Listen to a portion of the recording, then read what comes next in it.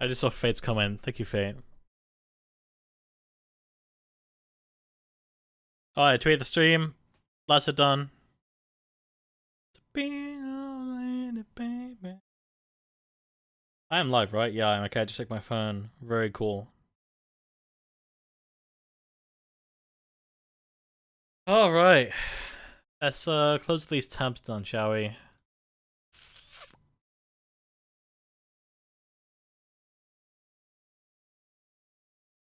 All to you. Alright. Let's get Chatterino up and everything. You can't believe.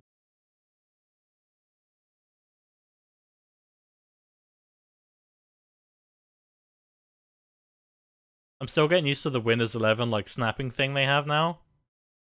It's like a bit all over the place. There we go.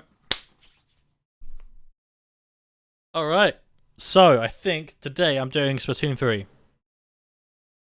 I believe that is the plan for what is happening today. Oh, I have the Elgato off. I should turn that on. There it is.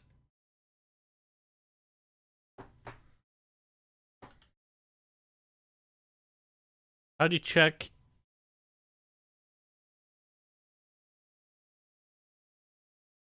How do you check when the Sunday 25th, that's today, at 5 PM PT. Oh, we've got loads of time. What time is it now, PT time? Hi, Josh. Josh, I'm doing Splatoon today. I don't know if you'll be able to join me because I'm on Team Fun. I don't think I've even set it. But that's what I'm doing today. You're on Fun? I will be. I don't know if I've actually said it yet, but that's the plan. I've heard Fun isn't doing very well. But if I was trapped on an island, I wouldn't bring gear and I wouldn't bring grub. I'd bring Fun because I'd want to kill myself and I'd want those last 3 hours to be fun. I just realized you can see everything in my drawer. Ugh.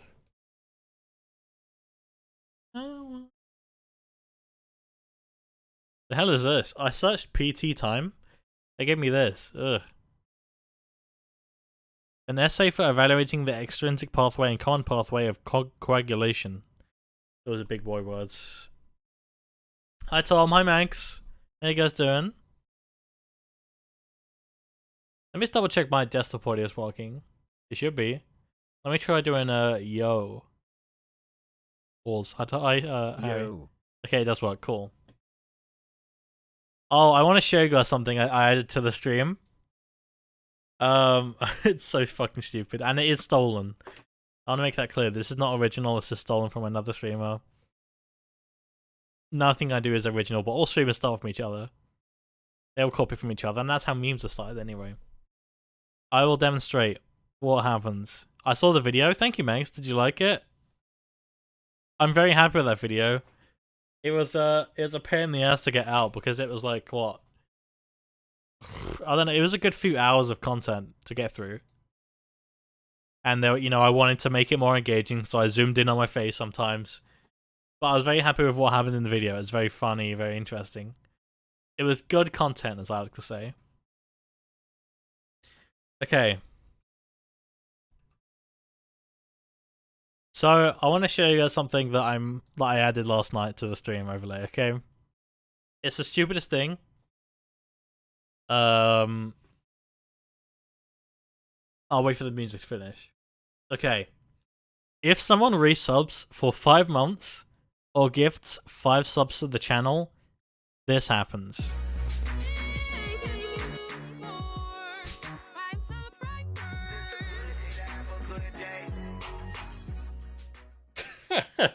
I love that kid. I love how his mouth moves so much. He's like, thank you for that. I love it so much. Please no. If no one gifts 5 subs or subs for 5 months, then it won't happen. But yeah, that's a thing I added. I'm very proud of it. I'm Marcel. Oh my god, that emote's so cute. I miss the NPC still, to this day. Oh, I just saw your quote tweet. Uh-oh. Make this man suffer, he deserves it, not the suffer. I mean, my granddad really enjoyed the video. Yeah, so I didn't see your response in the Discord. Oh, you didn't reply. Did anyone see that video? Context? Harry accidentally Chromecasted this video to the fucking living room TV, which I think is hilarious. How does the video start? I've already forgotten. Alright, should we test out this thing then? Oh my god, just the like imagining your granddad in front of the TV and just seeing this pop up. Oh my god, that's funny. I really hope no one actually saw that. Just wanted to use that emote. Honestly, I respect it. How you doing, Marcel? What's new? What kind of code-related projects have you been working on lately? Hey, look, Max just said he's playing Twitch. Hey, it's me. I'm famous. I don't know if it actually did because I cancelled it quite quick. Yeah, I'm not gonna lie. I would be like shitting myself big time. I'm sure the TV definitely had like a panic. Yeah. I've Chromecasted stuff to like the TV behind me and also like the Samsung living room one. And it just like goes black for a few seconds, then it loads the YouTube for like 20 seconds, and then it gets in. Nath, have you ever seen Scott There Was This video on Club Nintendo? I think so, yeah. I can't remember it. But I think so, yeah. I actually have something from Club Nintendo. Let me flex real quick. On the upgraded gamer shelf is this boy. Oh, isn't that cool? Go to the screen. Oh my god, why is the lighting so? Hold on. Let me fix the connect real quick. That's a bit better. That is the Wii Golden Wheel from Mario Kart Wii. It is a Club Nintendo exclusive. It has been opened. It's not brand new. I will show you it very quickly.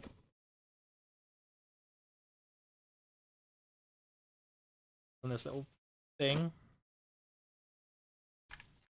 and it also has like a cute little stand, like a cardboard stand that you can that is cool as hell. It also has like a little cardboard stand that you can fold and then it stands up on its own, which I think would be really cool as like a decoration somewhere.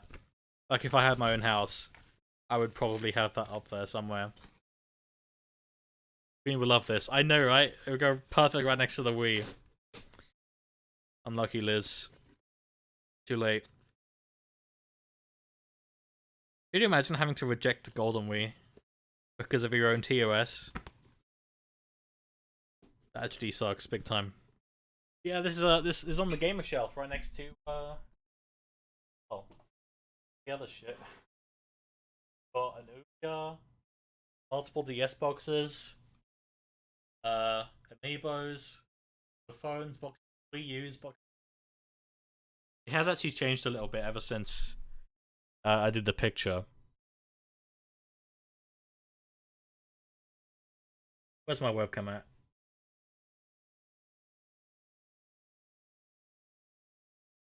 Oh. Okay, you're not gonna be able to see very well because I'm on a very short webcam cable, but I put a Wii box over there. That's the black Wii I have. At one time, I modded and everything. And above it is the Wii U box. And then we've got the Ouya, we've got the Golden Wii Wheel up there as well. I put the 95 degrees poster over there because we have DS's over on this part now. Very happy with this. Very cool. Yeah, got the Ouya up there, DSi, 2DS XL. Good shit. Who knows what's going up there next? I would like one of those, like Mario Kart Live home circuit things. I hope they're still being made, because I want one new. I wouldn't get much use out of it because my room is very small. I'm sure most people just got it for Christmas one year and then never used it. Oh, okay, they're still sending it. The Mario one is £5 more expensive. Get £7 off your first Amazon pickup order. How do you pick something up from Amazon? What? But yeah, if that Mario Kart thing goes under like 60 quid, I might pick it up one day. Fly to Jeff Bezos, dude. He like hand delivers it from his jumbo jet. Oh no, that's the opposite. Maybe he'd fly you out to his warehouse in his jumbo jet. I don't fucking know. Anyway, yeah. So thanks for tuning today. In the meantime, I do want to stick on Just Chatting for a little bit longer. I'm still pissed off about that that IQ thing on Friday. And the fact that the stream went down like 4 times, it was not good. It was not a good stream. But you know, you win some, you lose some, don't you? There's a YouTube video I wanted to watch about Sidemen. I don't know if you guys saw. Hi Abo. Yep, there it is. There's the ads. I get to talk shit about Abo for the next 30 seconds. Woo!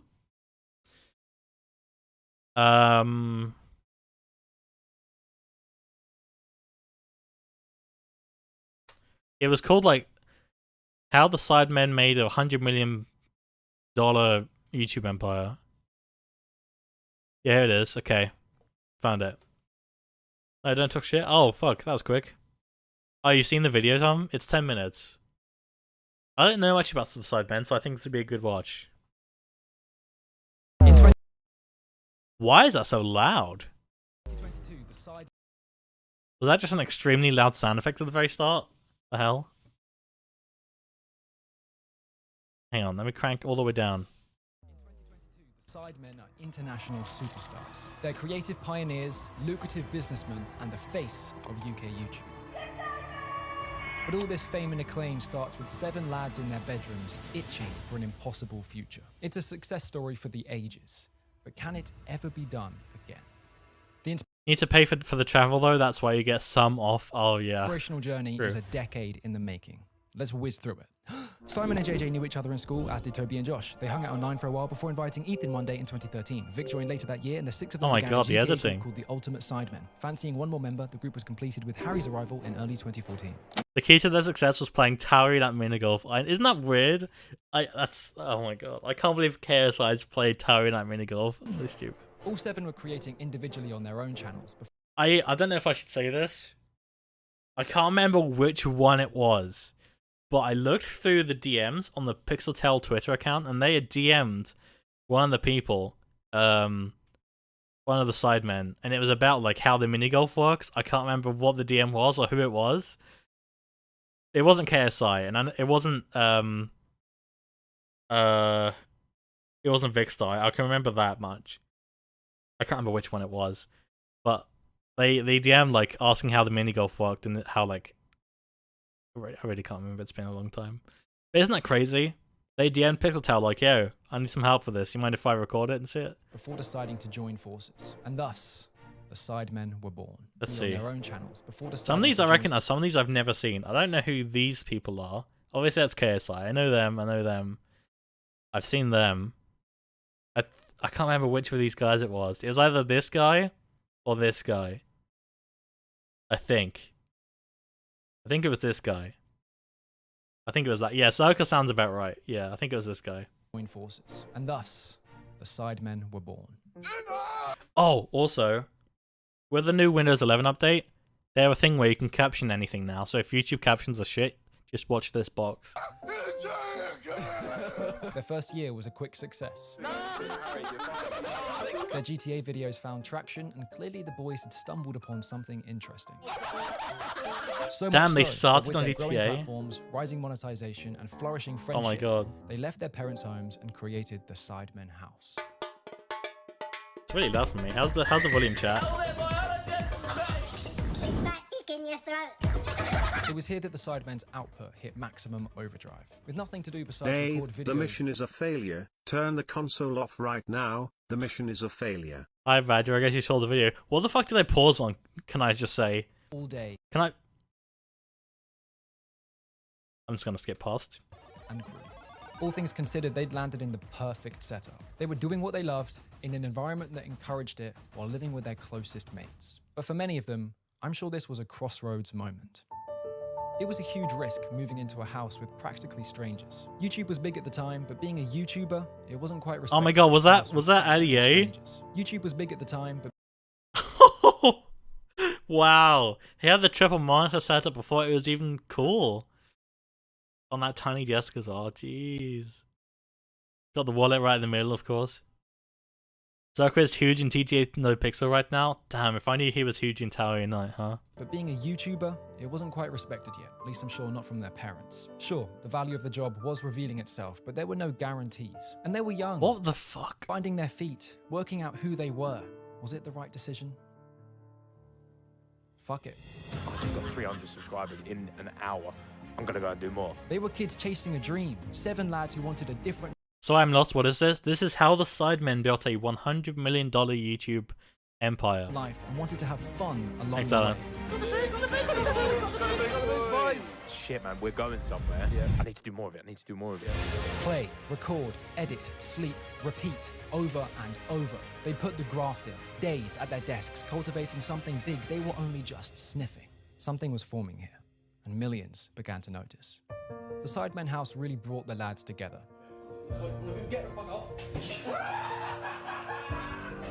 You can tell it's an expensive house because they have an island in the kitchen. No expensive UK houses have this. Screw it, no UK houses have this at all.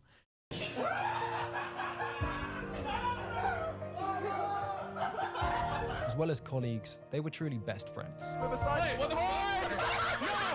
They were each integral parts of the group. But a side effect of broadcasting your lives like the boys were is something interesting. Who is that guy? I've never seen him in my life. I don't know who the hell that is. We felt like a member too. It was intimate. When fans today say they grew up with the Sidemen, What the fuck happened to KSI's shoulders there, bro? What the hell? this is where it began. Can you come see this real quick?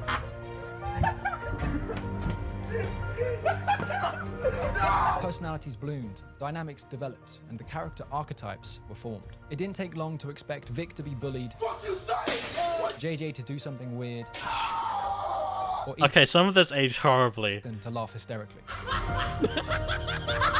They'd gone Or Ethanol to then to laugh hysterically. Thanks, Microsoft, for the auto caption. from one-man shows to a sitcom cast, and fans were ready to binge. To remain in a reformed European Union, We have a disaster called The Big Lie. Champions of the world. The mid-2010s were the golden era of YouTube vlogging. Despite coming True. from backgrounds in gaming, the Sidemen were finding great success in their real-life content. Of course, YouTube was bustling with this stuff back then. Hello everyone, today I'm joined with all these YouTubers. We've got Oh my god, who was that guy in the middle? I know his face, but I've never watched his videos in my life. Of course, YouTube was bustling with this stuff back then. hello everyone. There were so many of these just random, like, British YouTubers that popped up. Off the back of, like, Dan Is Not On Fire, he was, like, the big one. But there was also, like, Sam Pepper and all these other ones, right? Does anyone know his name? I have no clue. Everyone, today I'm joined with all these YouTubers. We've got Joe Sog? Sounds familiar, but is he still relevant today? What's he doing? Zoe, Che, Casper, wherever he's, well there you are, and Alfie. Casper Lee, that's another one. Yeah. No idea who anyone else is. Oh, the guy on the right behind my ugly face. This dude on the right was huge. I'm sure he fell off big time. No idea who that guy is. I mean, he's wearing Beats. Says a lot, doesn't it? Joe Sugg and his True, creator true, friends Harry. reigned the platform for years. But many of these guys are nowhere to be seen in 2022. Asked No. why, Joe Sugg said, My audience have all grown up, or the audience I had back then, they're all now in their 20s. The stuff that I knew how to make back then is not what they want to consume now as content. which means That's true. I mean, you got to like evolve with your content. You can't just do the same thing over and over and over. one thing. Got to learn and improve and evolve as your audience learns and improves and evolves. They didn't adapt well enough. Yep. Not like the side. Thank you. Yo, for Doc Historic, following. thank This you. isn't Nate. Oh my god. That ticker's about to update. We're at 1498, I think. To the Sidemen. There it is. 2016 was Oh my god, thank you so much. Where did you find the stream? Welcome in, Dark Historic. a pivotal year for the Sidemen. It was time to And Manx. Oh my Christ. There it is. I know that as soon as this gets to 1500, you guys are all gonna unfollow and think, haha, I'm so funny, I'm so wacky and quirky. So I'm gonna screenshot it, so fuck all of you. expand. But yeah, we're one off, holy shit. Today could be the day we hit 1500. Things. Their shared channel was born just in time for their first charity football match. An embrace here from Oh, they did another one today, or yesterday, didn't the they? Sidemen. Or Saturday. What day is it? Yeah, yesterday. 100 grand, you guys Hi, Faye. made for the charities, which is fantastic. They tightened up their branding, hired the right people, and a decision was made to slowly phase out their gaming content in favor of their newer project, Sidemen Sunday. Sideman Sunday? These videos I like how the auto captions like understand Sidemen as a word. I also like how 2 came up in the auto captions. Tuck's looking at DMs. Wait, what? every Sunday started modestly, with standard trends and ideas. It didn't take long, however, for Oh, it didn't come up that time. The yo's didn't come up. Whoops. those ideas to expand alongside a growing budget. These videos were the Maybe I need to pause it and then you do the yo's. I think I've already done my yo, haven't I? Yeah, I've done my yo.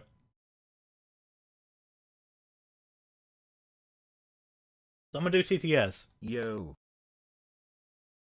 So, where's TTS? Sug on my balls. Yes, it kind of works. Yeah, so TTS has a cooldown, so I can't.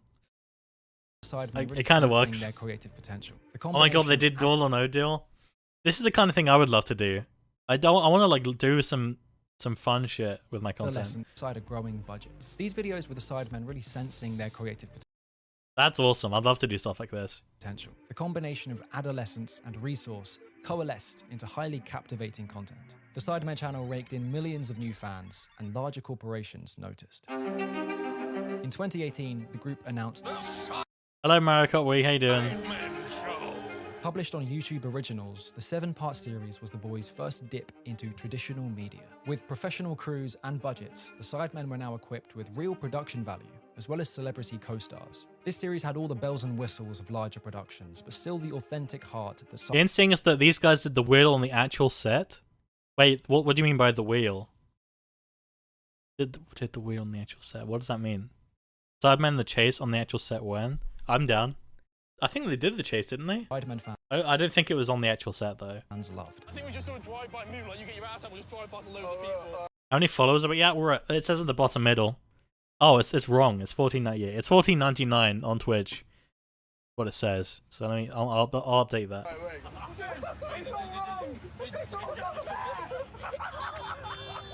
Despite all this, the boys never tried to repeat it, but they did catch a taste for that production value. Wanting to take matters into their own hands, but knowing they'll need help, they laid their eyes on talent manager Tanya Pyle, who helped put the What's up, Tanya? YouTube original series together.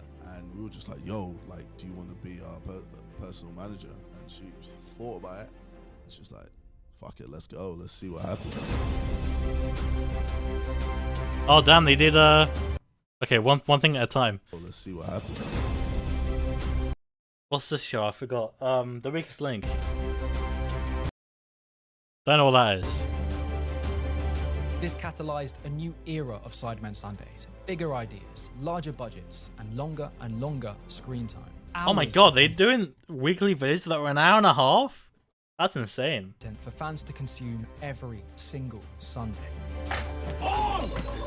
It became an instrumental part of a fan's week. They were huge videos, but more importantly, Oh, there you go. That's the chase one.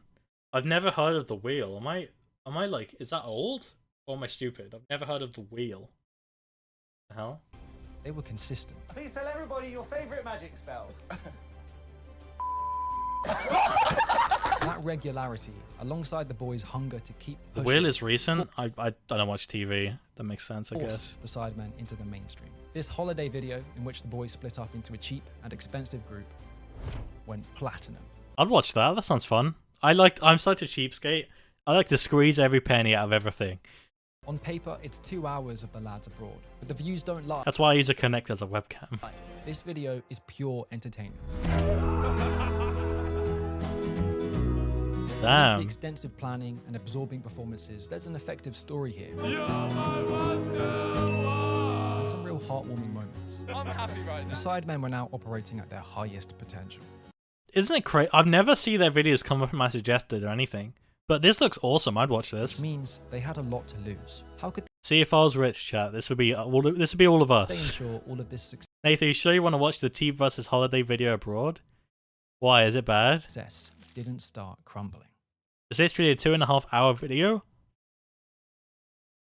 I guess I'll spread it across a week. Jesus Christ. The Sidemen are made up of more fame, money, and influence than they ever expected. They'd gone from gaming after school to having the world at their fingertips. Was that? Oh my god, that was one of the old, like, They'd gone from gaming after Harpage school capture cards, wasn't it? Yes, there it is. There's the harp. Oh my god. This is what people had to record, like, PlayStation 3 stuff before Elgato came along. You had this. Oh my god, I remember wanting one of these. to having the world at their fingertips. It's a power shift sure to go to the heads of Wait a second. Official Mario Kart? Have you just made a new account, Manx? We did it! 1500! Let's go! We had to make all spiders there. I'm screenshotting it. We fucking did it. Which means I have to do a 24-hour stream. Oh my god. We did it. This is not me. I don't believe you, Max. We did it, chat. 1500, baby! I mean, I'm sure that I don't believe... How old is that account? Hold on. I'm checking.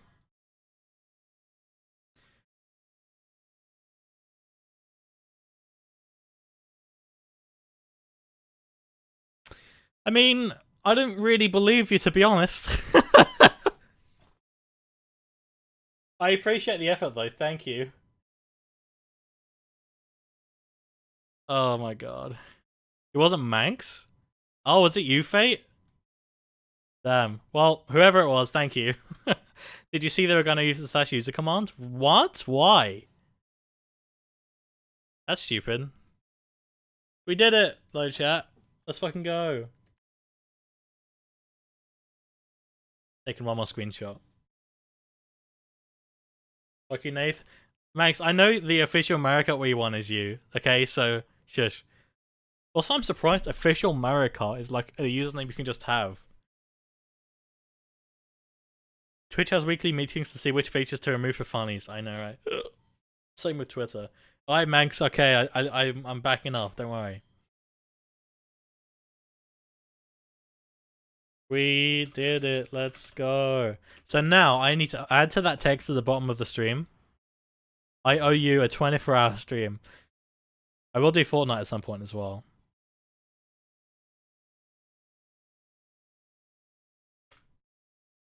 I will do both of them.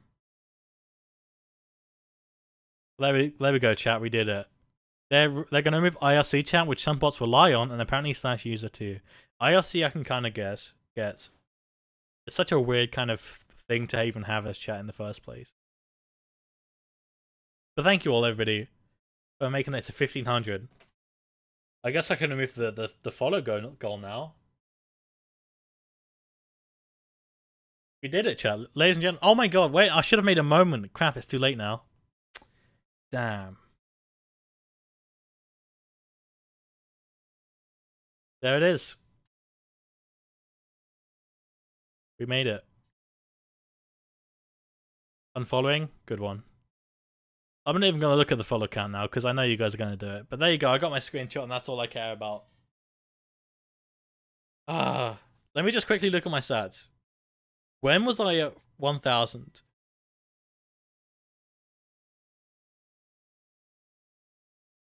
Wow. 15th of January 2021 is when I was at 1,045. And to be fair, this is back when I used to farm followers for, like, you know, the printer. And so that's why it's like going up a lot here and then it's been kind of flat ever since. Let me take all of these other things off. This is that time I got botted and I hit 2,400. But there you go. It's been smooth sailing ever since and we eventually got there. Ah, it feels good. So what do you do for 2K? Gonna be a while. It's also low-key kind of crazy how even in 2017 I had 500. A 48-hour stream. I could do like a Like a limitless subathon, I guess. Play 2K as in the basketball game? No. Sports games are shit. They're $60 a year. Not worth. Alright. Should we carry on? 2K for 2K. Oh, I get it, but no. Alright, here we go. Never forgot their roots. A system had to be put in place to keep each other grounded. Right, you sacrifice personal goals and achievements also for a group in achievement. And it's not because it's just like brand achievements, is we're friends, right? The Sidemen are pretty clear about who's in charge. No one. They knew from day one that keeping it democratic would eliminate egos. With no leader, everyone has equal priority and responsibility. I like that. There shouldn't be a team leader in groups like that. That's actually really good, because that's how problems start. I have a lot of respect for these guys now, holy shit. Sidemen Sunday You Watch was assigned to a specific member whose job it was to organize and oversee the whole project. Oh wow, I like that. That is really, really clever. Play a CSGO. Oh my god. If I get like if I get 2,000 by the end of the year, I'll do Valorant. How about that? Video is completed. It's tallied up on a spreadsheet next to the member who directed it. The goal is to rotate this assignment around, with responsibility being shared equally. But this is only half the system. How did the Sidemen eliminate? That is really cool. Everyone puts in equally. That's like that. Wow, I've not seen anything like that before. Eliminate tardiness. The card system is the group's way of ensuring accountability. And if you're 30 minutes late to a shoot, you get a yellow card. 2 lates and a red card. With the red card, a Sidemen Sunday you directed is now scrubbed off your tally. Why did they pick KSI for that? Why is this bad? Because now you're behind the rest of the group. And remember, the goal is for this tally to be equal amongst all of them. Next time a video is assigned, it has to go to you. If you have to sacrifice maybe like one thing that you can do at a later date for the benefit of 6 of your friends, you're gonna do it. If you get yellow cards, you have to put more work in then. The more you let the team down, the more work you do. This I would love to know people's points. If they made that public, that would be, I mean, it would be drama though, but it would be interesting to see. Like, it would be added pressure for them to not fuck up, you know. Added 32 minutes. Yeah, there it is. 10 more seconds on it, apparently. This yellow card system is completely legit, by the way. He's not making it up. Yeah, I believe it. Wait, that isn't that shit at an hour, not 30 minutes? I don't know. I can't remember. I think let me double check. Oh, there you go. Start delay is 30 minutes. So it's 30 minutes, then it'll play ads for 30 seconds, and then each hour after that, unless I run them manually, it will play ads. If I run them manually, it will like extend how long it, like the gap between the ads, which is why I do it when I like go AFK or there's a downtime, you know? This decision might be the key factor why the group is still so strong today. The group takes priority, and they've all recognized this. Their longevity is a result of discipline and selflessness. But it would be... I was gonna say, they've done so well. I don't know how long the Sidemen have gone for, but they seem to be going from strength to strength. And you see so many of these content groups just completely like dissolve after 1, 2, 3, 5, 10 years. 10 years is genuinely incredible. But I want to be able to make custom ads just so I can be like, haha, Abba, you have ads. What we could do, next time Abba gets gifted a sub, I could make an ad that just says that. And I'll play that, and I'll play the actual ads at the same time. That would be funny. Like, imagine if I actually had, like, ad breaks. Like, actual ad breaks. That I just ran. And it's like, me shitting my merch, or me shutting the Patreon, or whatever else anyone else can advertise. Whatever. Or if I just redeem a 30-second ad break. True, Badger. Although you can't do it immediately after they auto-run, I don't think. There is a timer when you run ads.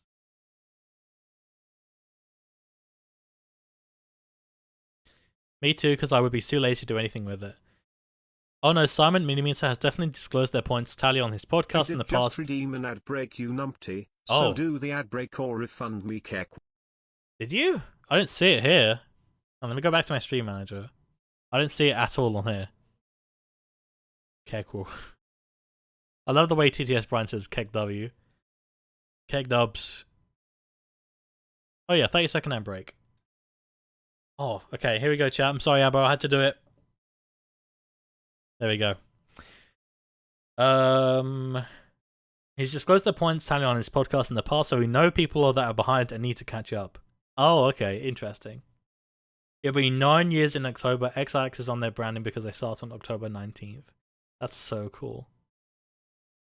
A lot of respect, genuinely. If I had a 95 Degrees content house, I mean, to be fair, I'd be the only content creator unless we got Tom and Anna and Astral and Fate. But yeah, Radis is still somewhat going strong. I think it's different though because they just play games together like online, right? These guys are like IRL, big budget, like they're doing stadium events and shit. You know, it's a bit different. But I see what you mean. Criminal to leave their team out of this. For It's a good thing I don't get ads. I know because you subbed, Manx. years, the Sidemen boys were jack of all trades. You have to be when starting YouTube. Oh my god, these shitty like wooden table setups. There's no way he has 4 monitors plugged into a PC in 2012. One has to be for like the Xbox, right? This meant knowledge of sound, camera, marketing, distribution, design, and editing. But there's a Oh my god, old ass Sony Vegas, bro. Jesus Christ, I'm so glad no one uses this shit anymore. I mean, Premiere is not great either, but oh my god, look how ugly that is. there's a crucial stage in every Oh my god, Mr. Beast. I watched Mr. Beast back in these days. creative. He used to like bully kids with like shitty Minecraft intros. I really miss old Vegas. I didn't use it much. I never used Vegas much, to be honest. I tried it once and it was alright. It was good for like effects. But like other than that, the UI was just painful to look at. I hate you so much, Lamau. I hate you too, Abo. Yeah, the online. Hey, I have a shitty wooden table. Do you? Yeah, but it doesn't look like that though, does it? I still use Vegas Pro 14. I mean, if you have Vegas and you're used to it, then it's fine. But in terms of like UI at least, then Premiere is much better. I can't say much about Premiere being good though, because it's a Adobe software and Adobe software is just dog shit all around. No, not like that. Yeah, exactly. They still game a lot though, but the gaming stuff is now like second channel content rather than main channel. Yeah, because it's a bit more of a niche audience. It makes sense. Simon, Vic, and Josh still stream regularly too, so they definitely haven't left their gaming behind completely. Should I get them on the AFK podcast? This is a weird question, but I'm making content for documentary style YouTube channel. If you had to pick one decade from the 20th century, from 1900 to 1999, which one would you say was the creepiest or most disturbing, but not anything with Cold War and stuff? Oh god, okay. I don't know much about history, to be honest. The 80s was interesting. The 90s was a bit strange, because like pop culture just kind of exploded. Everything was just weird and wacky and interesting. 80s, I don't know. I don't know much about history. I was born in 2000, so 80s was cool though. It had a nice aesthetic, didn't it? I use Blender for video editing. I've heard people do that, and I want to give that a go, but I just don't have time. What was the other one? DaVinci Resolve. I used that for one of the videos. I think I used that for the Connect video on the YouTube channel, and it worked pretty well. It was very like it auto saved, and I didn't have to worry about it crashing and killing my GPU. But I don't know if I have the time to relearn everything, you know? I use Vegas 16. I personally think it's better than the Adobe programs. Fair enough. I can't speak much for Vegas. I haven't used Vegas nearly enough. I used to use Camtasia Studio 7. That was how I kind of got started. Back in like the 2012s to 2015s. And then from 2016, 18-ish, then onwards, it was Premiere. The real question is, would you be open to watch one of our videos after the video from Dodford? Is this guy? Oh, it is. I don't know. Maybe if you DM it to me on Discord, if you join the Discord, you can DM it. I might give it a go. But I don't want to watch something that I don't know, you know? It's hard to explain. Did I miss anything? It's still like a wooden desk table thing. I mean, yeah, mine's basically just like wood. But it's IKEA. It's like an IKEA thing, so it's a bit nicer. It's white. I think it looks a lot more modern. director's growth where they have to leave that control behind. We have a couple people that are so essential to the whole operation now because they've come in and they've just put us first on a daily basis. And today, they have an expert team of specialists that help bring their dreams to reality. Dozens of employees that help on thumbnails all the way up to building businesses. They've recruited powerful people with talent. There you go, that's and more like it. thumbnails all the way up to building businesses. They've recruited. There's your Premiere. You know, you've got the nice colored layers, everything neatly organized. You have video in one layer, audio tracked in one layer. Everything's nice and grey, doesn't burn your retinas out.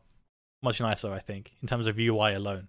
In terms of how like solid and how stable the software is, I mean, I've heard nightmare stuff about Vegas, but Premiere is not great either.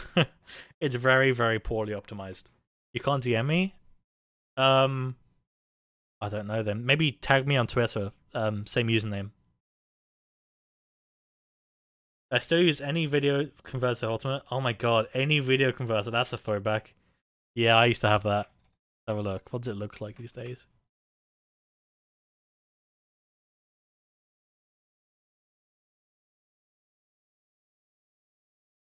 Oh my god, it hasn't changed much actually. All the ones I recognize. I remember ones like this. Oh. Downloading shit like this on download.com, which is owned by CNET. Yeah, this is it. Any video converter, this is the one. Because my old cameras used to record in some weird formats, so I'd always be looking for like video converter software. Oh shit. Stuff like that just reminds me how easy we have it now. Back when like, I mean, the PSP had its own format, but like all the cameras had these shitty like AVI or recruited powerful. I can't remember what they were, but they all had their shitty video formats, and now we just have MP4s straight from a phone. People with talent. I cannot DM you as long as I'm not friends with you on Discord. You should be able to. Have you tried? I have it open for everyone, I think. And drive that helps. You can DM me on Twitter though. That's another thing. Complete the Sidemen puzzle, and in doing so, the group's job titles have evolved. I think the one thing that's very different about being a video creator is that to do it as a job, you have to become a distributor. As they've aged, qualities in management, supervision. I wish we would hear some elaboration because I want to know what they mean by that.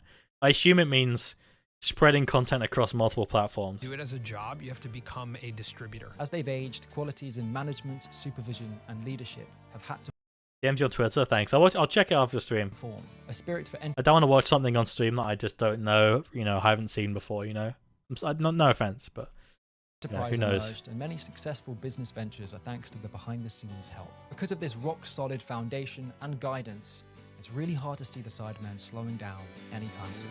You guys really could do Sidemen forever and have it maintain your lifestyle forever. I'm sure the Sidemen look back on their journey as a bit of a fever dream. They've accomplished so much, and every step is still there to be watched. Thank you, man. Just 10 years ago, they were kids playing FIFA in their bedrooms. They didn't know their place in the world. I wonder what that poster is behind him. That looks cool. Do you fill that in with stuff? What was destined for them. They just had the balls to imagine. It took creative thinking, an endless drive, and a whole lot of responsibility, but the Sidemen paved their own path. That's the biggest takeaway from me. The fact that they all take responsibility and they all have, it keeps them invested and it keeps them wanting to continue. That's really good. I like that. And as impossible as it seems now, I'm sure back then they felt the same way. YouTube today might seem like an impenetrable fortress, like the stars are already established, but the world latched onto the Sidemen for who they were. You don't. But yeah, because it was 2012. It was a different time. Yeah, I'm a Sidemen expert. Fire away. I forgot what I said. Need $1 million or a dedicated team. What did I say? I forgot. They all lot of response now and who they were. You don't need $1 million or a dedicated team. Audiences want one thing. Well, yeah, you didn't need that back in 2012. No one had that shit. You had like YouTube. What was that thing? You had like Freedom, and you had like Full Screen, and all those like MCNs. I think they were called. That's you. And they didn't even do anything. Ultimately, the Sidemen proved one thing: that anything is possible if you just believe in it and do the fucking work. Yeah. That was a good ass video. Like editing wise, that was awesome. I had no idea that they had that whole point system, and now I have a lot of respect for them now. I guess I don't see them come up because they have a very like UK specific audience. I don't think they stretch outside the UK much. Like I don't see them come up on my Twitter or anything. I for example, I watch like most of the US streamers like from OTK and shit. Now check out this interesting website that allows you to see all radio stations around the globe on the globe. I've seen it. And plus it'll be copyrighted music. I have seen it. It's very cool. Damn, has this guy done like anything else? Damn, 500k in 9 days. That's all by my popular, shall we? How the Corridor crew protected the reaction genre. I've not heard of them. What every YouTuber should learn from Always Sunny.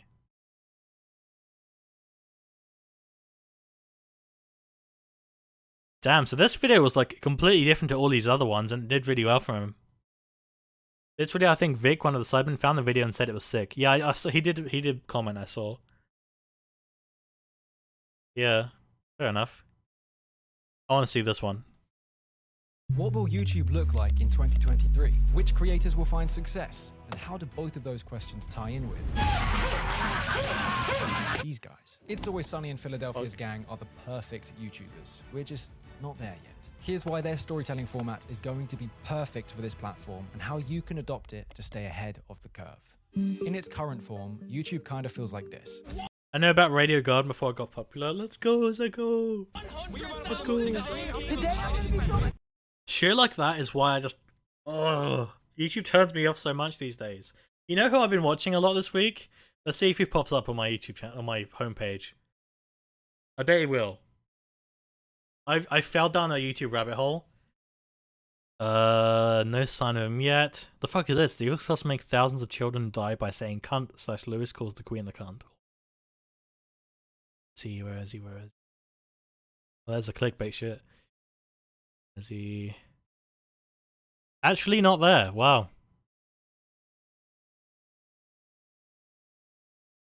Yeah, not there at all. Okay, YouTube hasn't learned yet. But this week, I've been addicted to one YouTube channel simply because of his voice, pretty much. And that channel has been Big Clive. Big Clive is like an electrician, and he takes apart shitty, cheap products, and he like talks about like the circuitry and just right now I'm seeing one I like the look of. He takes like he breaks apart circuitry and he kind of talks about like these devices and how they work, and it doesn't sound very interesting on paper, but his voice is very like relaxing, and I could honestly listen to his voice all day. Literally, I'll put one of these on in the background and I'll like clean my shelf or like, you know, brush my teeth or clean my room or, you know, get something done, do some exercise, anything. I've had a lot of Jay Schlatt recommended to me lately. Oh, interesting. Yeah, I do like me some Jay Schlatt. He has some very unique content. He's like his own little... He's kind of established his like his character so well that no one else is anywhere close. Very inspiring. He's like found his niche and he's done it really well. Which is great for like TikTok. And YouTube, I guess. He's just such a unique character. On a video with our 336k views, 43% are watching the full video even though the video is about 15 minutes. Wait, are you talking about your video? Literally the only station I listened to before the rise of Radio Garden was in Reykjavik, Iceland, and it only played 80s music and I love it. Ooh. Wait, so Dark, you have a video with 336k? That's crazy. Might have to give it a go. I'll do it maybe tomorrow. I don't know what I'm doing the next few days. Okay, anyway, back on track. It's intense. The platform's content is spectacle-driven, retention-focused, and does everything it can to abduct your attention. Yeah, I this is my fear of social media right now. I know I'm going to go on and on about this, but as someone who works in social media and is like that's pretty much the only thing I have experience in career-wise, and is completely affected by it, I am very worried about the future of social media because it's just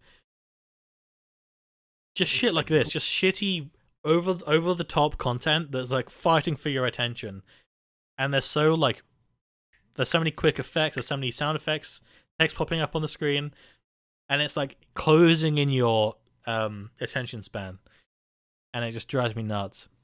This is what reality TV execs want. No, it's not. It's killing their entire business. They want to move over to this, if anything. Retention focused and does everything it can to abduct your attention.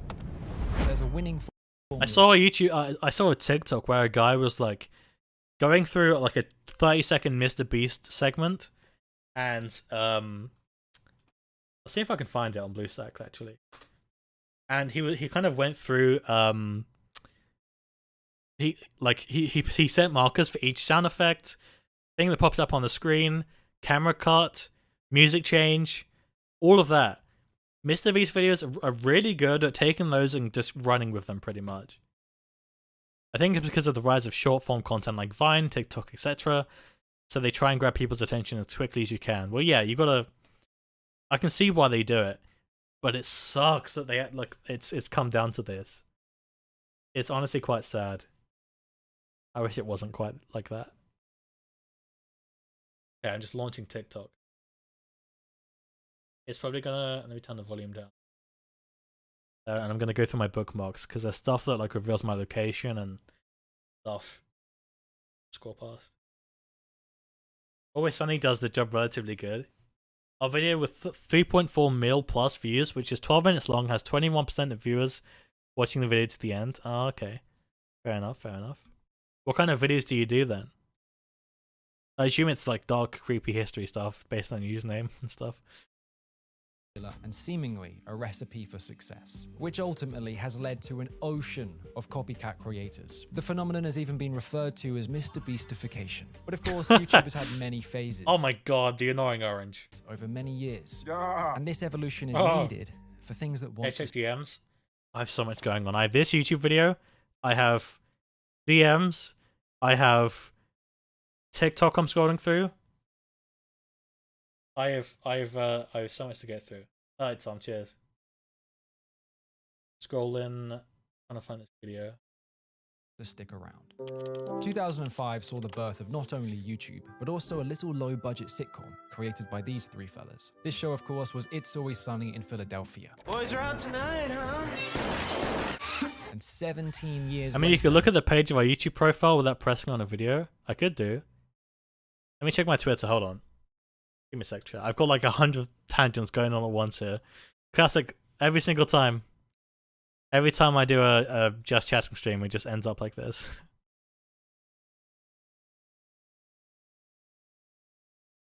One new request. Here we go. Oh yeah, I got it. Oh, my nose. Okay, it's loading up now. I'm also still scrolling through TikTok trying to find that one Mr. Beast video. Well, I have to get going. I'm guessing that's Mags. Bye, Mags. Have a good one, man.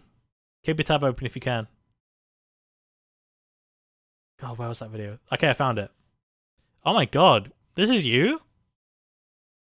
The Germanwings flight. Oh my god, I remember that. Wow. See, I thought it could have just been any, like, random guy who just dropped in and was like, hey, I made a Minecraft video with, like, 5 views. This isn't, like, a full-on thing. Why are you watching Twitch? What the hell? You should be making more of these videos. This is awesome. Damn. I didn't think, like, I would watch many of these. I do like this one, though. I like the look of that one. Let's have a look. What are your most popular videos? I'm also still scrolling through chat. This is literally what MTV and all the other youth channels are wanting to be true. World's Darkest Disasters, all based on true history stories. Yeah, I can see that. Jeez.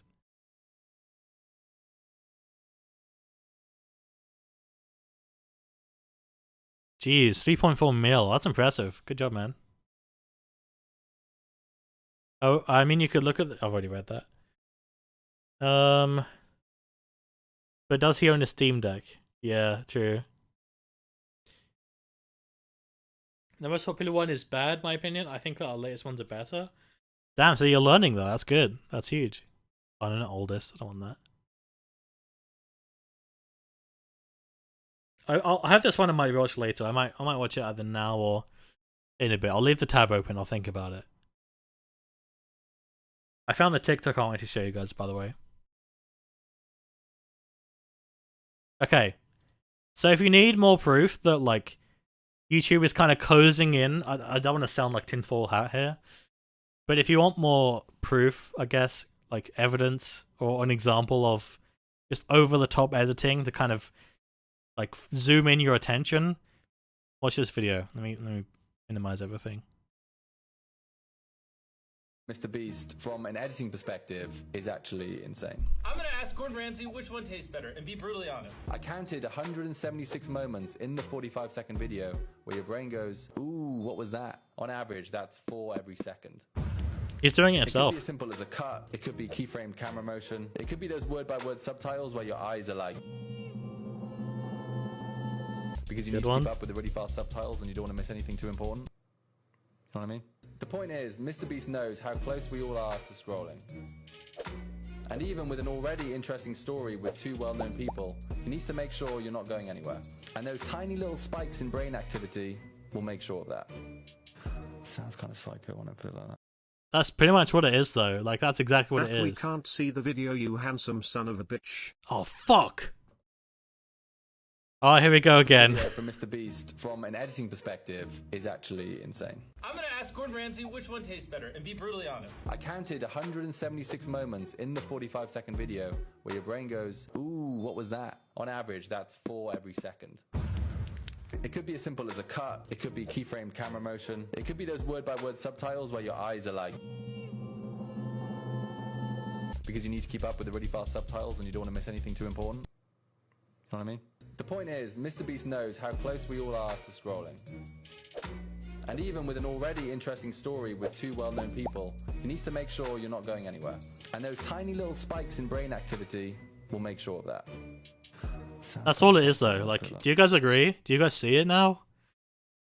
I don't want to go, like, I don't want to seem like, oh, it's ruining everyone and it's causing the society to... I don't think it's, like, that big of an issue. But in terms of, like, content creation and shit, it's just... Oh, man. I can't keep up with it anymore. It's too much. It's just... It looks like junk to me now.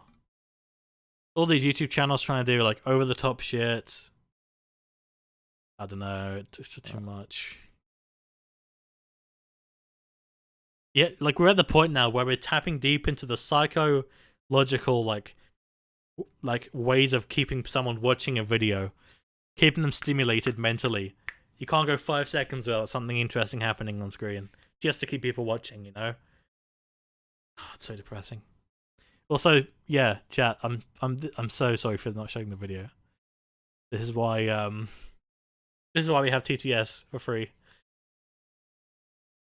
Wait a sec, you're running 181k YouTube channel and you're hanging with us? Hey, we're honored. Exactly, Badger. Like, I appreciate it, but damn. There's so many more productive things you could be doing. Isn't that because of how fast-paced a platform like TikTok is? Yeah, I mean, the guy said in the video, like, I can see why they do it. It's because, like, you have to keep that... Think about it this way, right? I can't explain this via MS Paint, but I'll try. Basically, there's like an attention meter, isn't there? With an arrow. And you got to keep that arrow all the way to the max as long as you can, even if it means like talking about a topic and then only actually giving the answer at the end. You got to keep people engaged and watching for as long as you can, because if that arrow goes to, like, let's say here's the cutoff point where someone will just swipe and go to the next video, which could be even better than yours and keep them more engaged. And it's just that cycle. That's why TikTok's so addictive. It's because you're so engaged, like, for the entire time, and there's so many things going on that make your mind go, oh my god, sound effect. Something's happening on screen. It's a cut. It's a jump cut. It's a sound effect. It's YouTube subtitles. That's what it is. And as soon as something doesn't stimulate your attention that much, let's say like you're reading a book and it only goes up to like here, we'll just put the book down and go back to TikTok. You know, that's the problem here.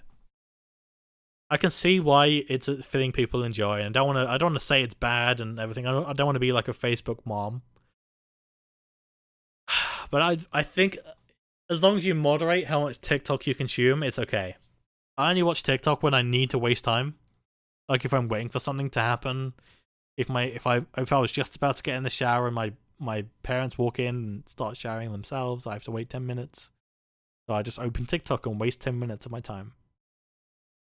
But I'm not constantly opening the app all the time. I think that's an issue. Reddit's rolled in a continuity answer. It's like, and if you wish to catch up on Southenders, go to CCB Stopper right now. What the fuck? Basically, TV is like the same thing in some. I can see where you're coming from. Yeah, kind of.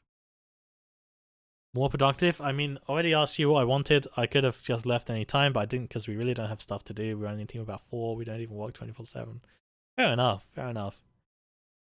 If I was like getting that kind of success and momentum on YouTube, you bet I would be live like 24/7, pumping out videos, hiring editors, hiring thumbnail artists, just going overboard if I had the money. If I had money now, I'd be hiring people to clip and edit and just put like my VODs into different platforms. Like I want to do TikToks and stuff, but putting stuff like converting a Twitch stream, cutting it down, making it vertical, and then putting extra stuff on there to make it a good TikTok that keeps people engaged is so draining for me. I would much rather just hire someone to do that for me. But I have no money. I have money? I know you do, Megs. We're just a small team out of 4 friends. Nice. I mean, keep it going. Clearly what you're doing is working, right? So that's awesome. That's also why I hate kids that nowadays use TikTok, because they're just short-minded. Try to explain them shit like our documentary videos. They only watch 2 minutes and then they get pissed because it's too long for them. Exactly. I've shown my little nephew. He's like 10. I've shown him like a game, and if it doesn't like hook him in the first 2 minutes, he's just bored. And it's really depressing. Let's like think about like the 10-year difference, right? When I was growing up, we have Flash games. Now you have YouTube videos, you have TikToks, you have Twitter, you have Snapchat, you have Instagram Reels, you have Instagram, you have YouTube Shorts, you have Twitch streams, and all of the apps and all of the content creators on each of those apps are like fighting it out for your attention. They call it the attention economy. Whether it's just a content creator or an ad or anything, the biggest thing they want isn't money, it's your attention. Because that'll keep you watching, and that'll get you more, watch time, and that'll get you promoted, and that'll get more people watching your ads. It's I do a lot of research into this kind of thing, and I watch into it a lot. I just bought studio headphones for 2.5k. Oh my god. I don't think I've earned 2.5k over 2 years from Twitch. I think it's I don't know if I should say. It's not 2.5k dollars. It's not close to that. I know I bought a new monitor from Samsung a few days ago. Ooh, nice. Okay, I think I'm done with my tangent. Can we carry on with the video now? I wish people commissioned me for some decent graphic stuff. I'd consider it, Alan, but I just don't have the money. I know that if I had money to throw around, I'd go to Fate. Fate's literally editing a video from a couple days ago for free. I was like, Fate, if you really want to edit this, you can, but I can't pay you. I don't have the money. And he was like, so where are the VODs? Like, even unprompted. He DM'd me after the stream saying, hey, where are the VODs? I was like, here they are. If you want to edit them, you can. I can't pay you though. I hope you're aware. I felt bad, but yeah.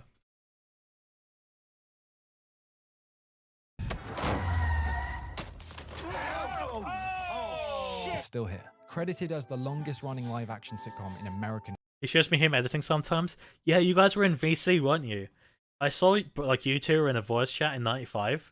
I was going to join. was I gonna say? I was gonna join, but like I had something to do, and I came back half an hour later, and you guys were gone. Oh, Prisoner, how you doing? I hope my Prime went through. I hope it did. I didn't get a notification for it. I think there might be a thing that comes up in chat that says like share. I can't remember how it works with Primes. I only get one a month. But thank you so much if you did sub. Thank you so much. Here's the monitor. Oh. Gaming 55 Odyssey Arc 4K UHD 165. This is gonna have a price tag, isn't it? Oh! No. Where are you getting this money from, Max? What the shit's going on here? Excuse me? You bought a 55-inch 4K 165Hz 1ms Quantum Mini LED curved gaming screen. What? Where are you getting this money from? What the fuck? Did you invest in fucking Bitcoin in 2005? I talked so loud I could hear my Google Home from the opposite side of the room talking to me. Look at what it comes with. Why is half the... I don't want to see all this shit. Go away. Oh, that's not an X I can click, for fuck's sake. You get 2! Yo! 2 monitors in the box. Oh, it's this one. I've seen this. Jesus Christ.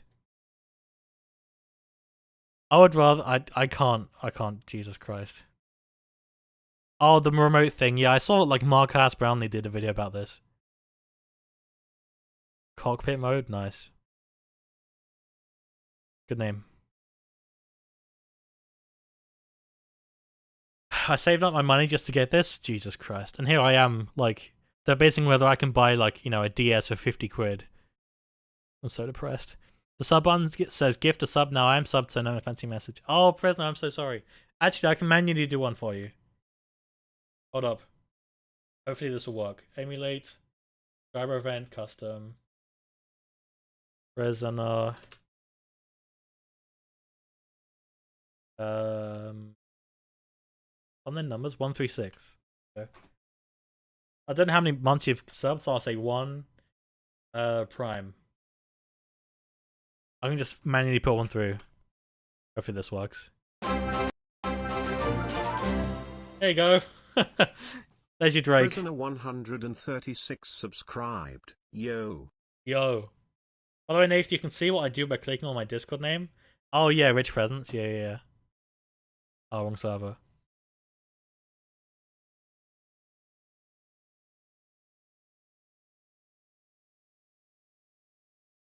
Oh, thanks for joining 95, by the way, Dark. I appreciate that.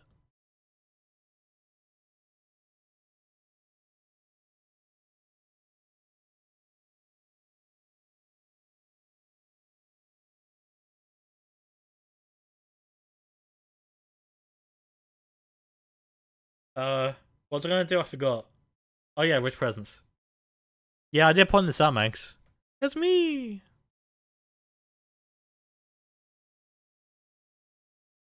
Thank you, Priz.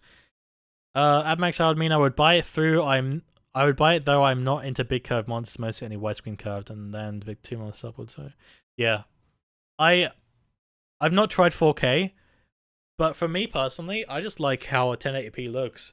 Most of the stuff I edit is in 1080p anyway, and I wouldn't want to have to like full screen something and make it look like shit. And also, you know, this is 55-inch. For context, okay. Ignore how dirty that top of the monitor is.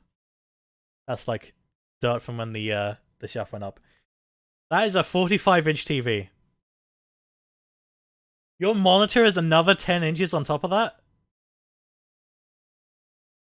And that's on your desk. You're sat up close to it like that. What? I can't even begin to, like, comprehend what that would be like. I have a friend called Aiden who has a monitor like that.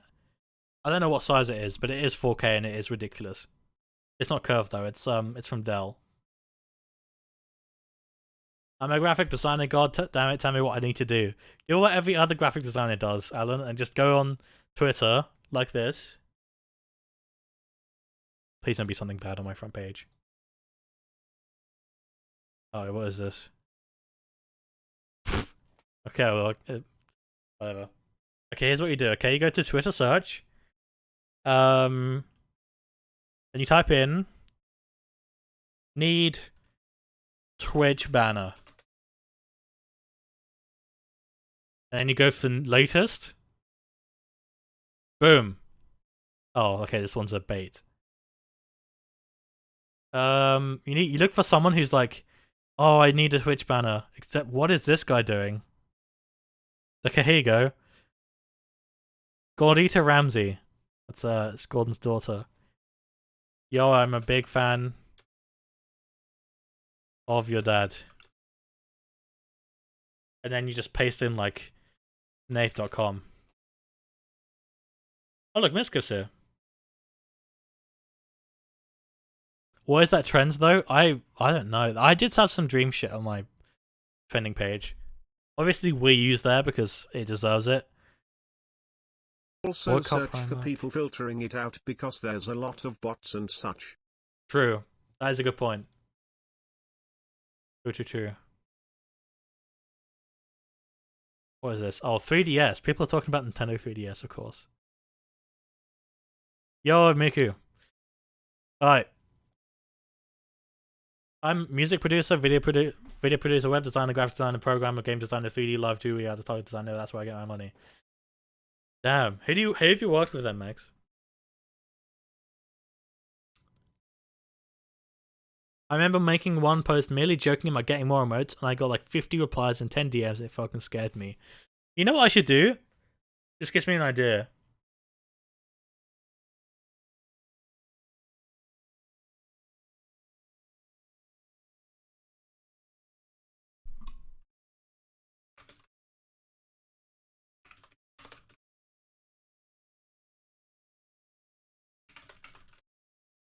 What else is there? And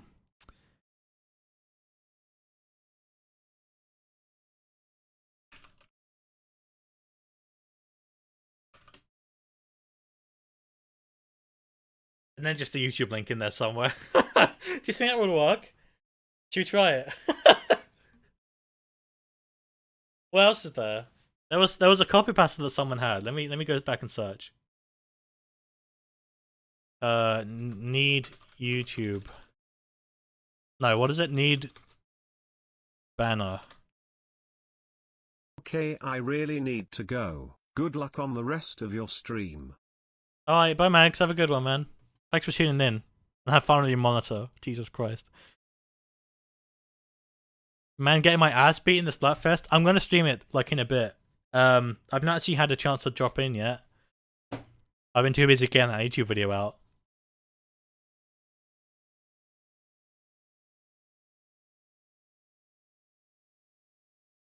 What else are people saying? What was the copy? What did I search before? Well, none of those.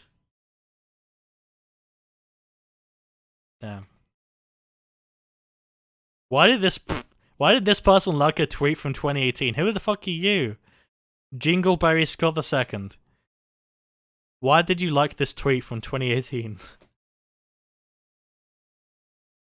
Also, did you notice the TTS came up on the thing at the bottom there? That's perfect. Anyway, should we go back to the video? We're only 1 minute in. Fuck's sake. In history, It's Always Sunny has avoided losing its touch or jumping the shark. In fact, many of the show's funniest and most iconic episodes come in its later seasons. But I'm not really a performer. I get a performance. We have 4 times Odyssey Gaming monitor, 8 times Odyssey Gaming monitor. Why?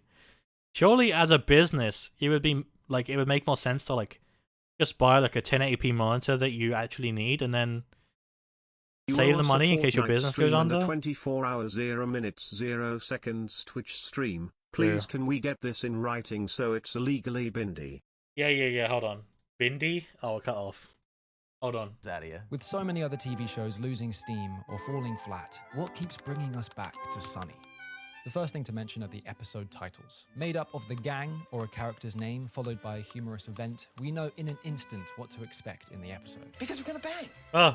But it's more than just an eye-catching description. The title cards are used as comedic effect, often juxtaposing the closing line of the cold open. I'm just palling around with the guys. How's anybody gonna get hurt? And it does not get old. Don't worry about us, Mac.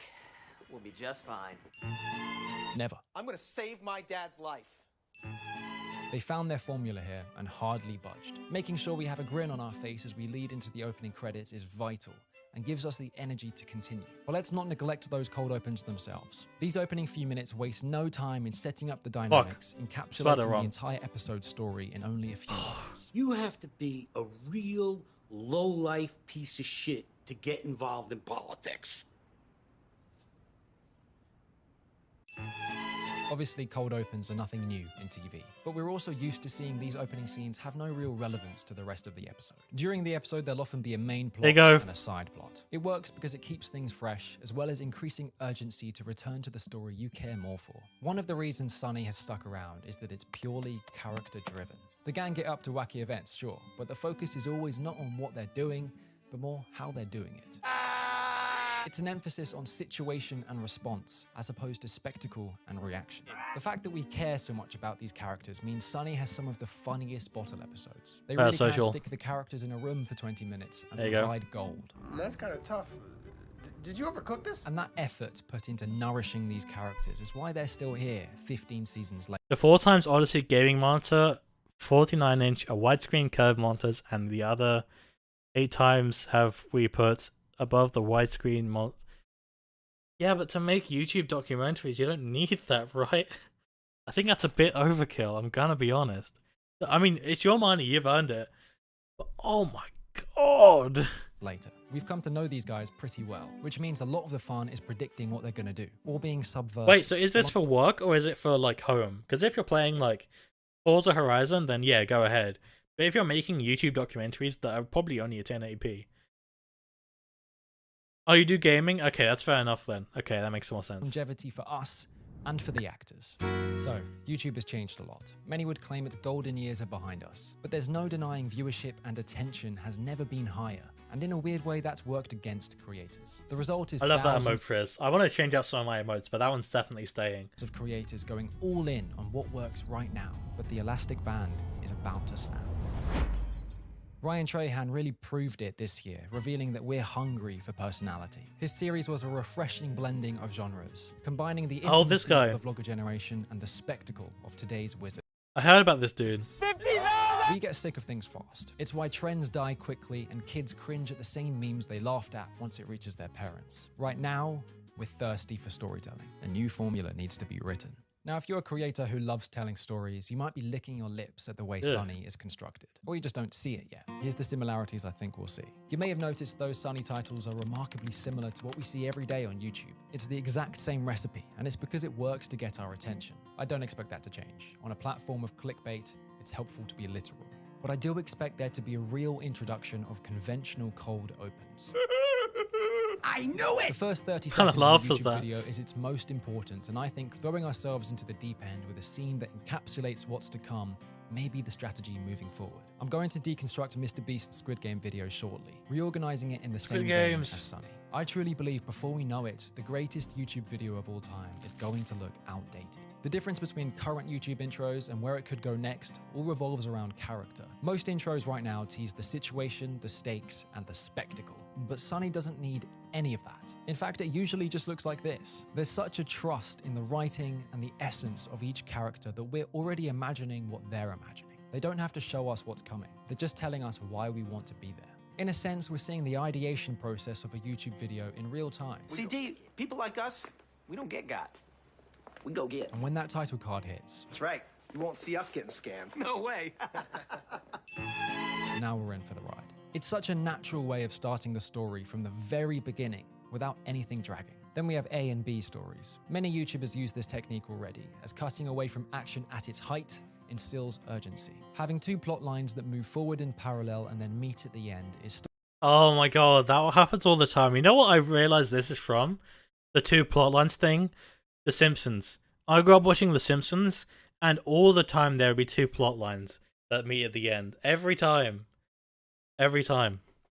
This calm person talking is a wild contrast to the rage I feel disconnected mid-battle. Oh, hopefully my smooth British voice is helping. Oh my god, I keep seeing Luigi. Wait, that's Luigi back there? Oh my god, it is. Yeah. Shit. Storytelling 101. But I still think it's I'm so scared for the Mario movie. in its infancy over here on YouTube. Let's play around with that little Squid Game video. I recreated every single set from Squid Game in Oh my god, calm down. You don't have to yell so loud. real life. And whichever one of these 456 people survives the longest wins 456 grand. The opening 10 seconds are great. All things considered, it's perfect for the way things are set up right now. We see the sets, the challenge, and most importantly, the reward. But where Jimmy departs from the original is that there's no time for establishing why we care about this. Of course, we all probably do because the production value is out of this world. But let me ask you a difficult question. Is that video remembered for anything else? I know Jimmy could make a similar impact without spending millions on it. The original walks us through the lives of each character, their desires and weaknesses, ultimately making their choices more impactful. So how do we translate this? This is Jimmy's channel, so maybe he'll focus on himself. What if the video began with just him walking through the empty sets, with more of a focus on what it took to get there? Oh god, what I happened? recreated every single set in Squid Game in real life, and later today, 456 people will compete for 456 grand. You're not yelling Millions of dollars, at months all. of work, and one big crazy idea. Today is the day we find out if it was all worth it. Let the games begin. This very slight change puts a whole new spin on the video. We're enthused to see the games, sets, and prize, but now we're also feeling Jimmy's anxiety about the whole thing. Was it worth the investment? Is everything going to work? Did he go one step too far? Personally, it would have been fascinating to see the kind of toll the video had on Jimmy while he was shooting it. He knew the video had potential to be groundbreaking and didn't want to crumble. There's so much drama there that we just didn't see. So when should we expect to see this shift on YouTube? Who knows? But where mainstream YouTube has mastered entertainment, I feel like we're drifting away from impact. And as a creator, your priority should be leaving a mark on your audience. And I know this character-focused way of thinking isn't the blueprint yet. But why wait? These are really solid videos, damn. So the skin on my elbow is like dried out completely, so I'm just patching that real quick. In a quick hot fix. Damn. Yeah, so my takeaway is it wasn't very clear. It wasn't very like he's improved. The Sidemen one is much clearer, but it's pretty much just like the same format but in a different way, and you care about the characters. I get what you mean. I get it. Damn, I guess I'll dump this guy's up. That is so loud. Why does that start off so loud? 5 crucial storytelling steps for your video.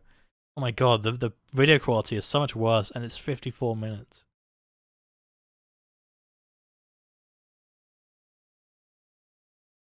The best content creators do this daily. Upload.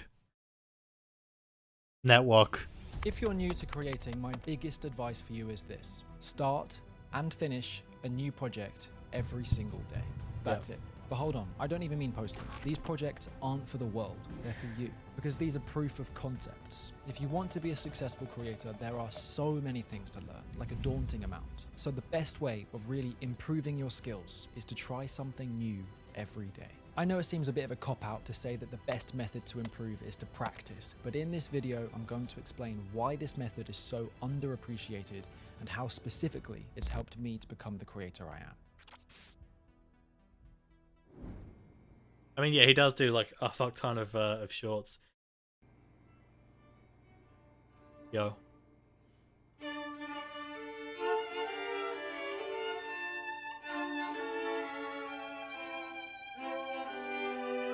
What the hell's going on?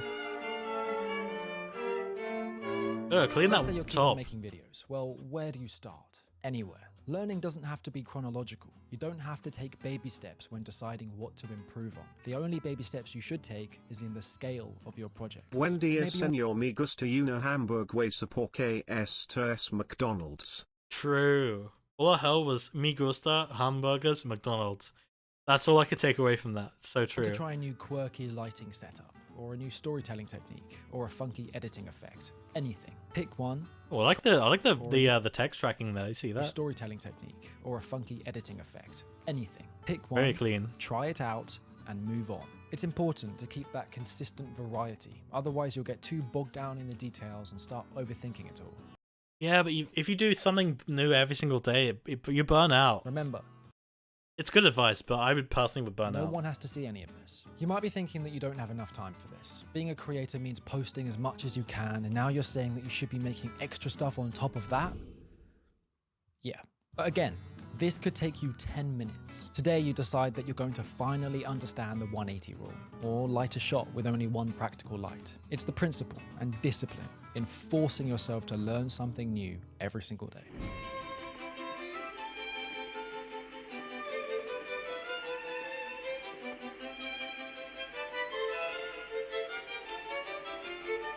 Parasocial.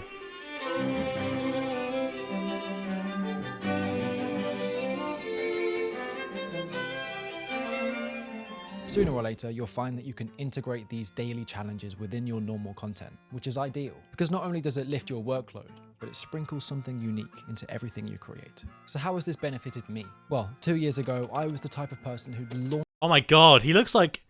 Wait a second. I wonder where he lives. Because those pictures looked exactly like my media class. I studied media in college, and it was almost exactly this kind of thing. Oh my god. We would go out with those exact Canon cameras, and mics just like that, and headphones just like that, and we'd shoot random shit. I was the type of... And we went back, and we edited them on those exact Macs with those exact keyboards and those exact mice, with those exact shitty-ass posters on the walls. This is what I did at college for 2 years. Person who'd launch myself into these massively unrealistic projects, knowing deep down that I'd never even come close to finishing them. Trust me, I've got a graveyard of forgotten project files in a never-ending slumber. The result was, I was never fulfilled. I've always been a creative person, and many of you will vouch for this feeling, but that existence where you have the constant yearning to make things, but never the pride and resolution, it's uncomfortable.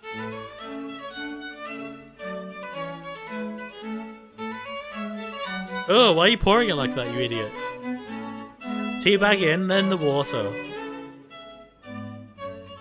Oh, it has holes in it.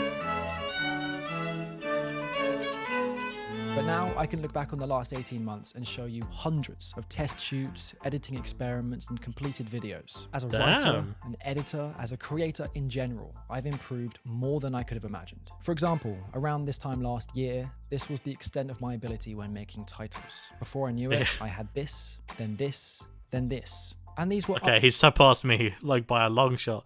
Meanwhile, I spent 2 years learning general IT and then 1 year learning about hardware and Arduinos and such. Yeah, I mean... Even if you don't set out to learn, like, something exactly, you're still learning things. Like, even if you find a new serial that you really like, you're still learning and making improvements to your life and overall just moving forward, right? People don't understand that.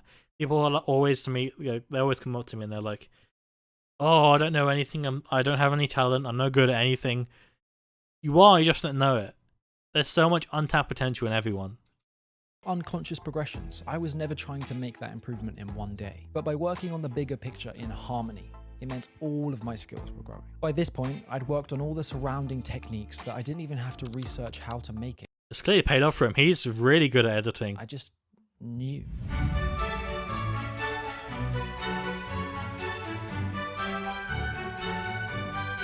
I don't know why these shots are in here other than continuity.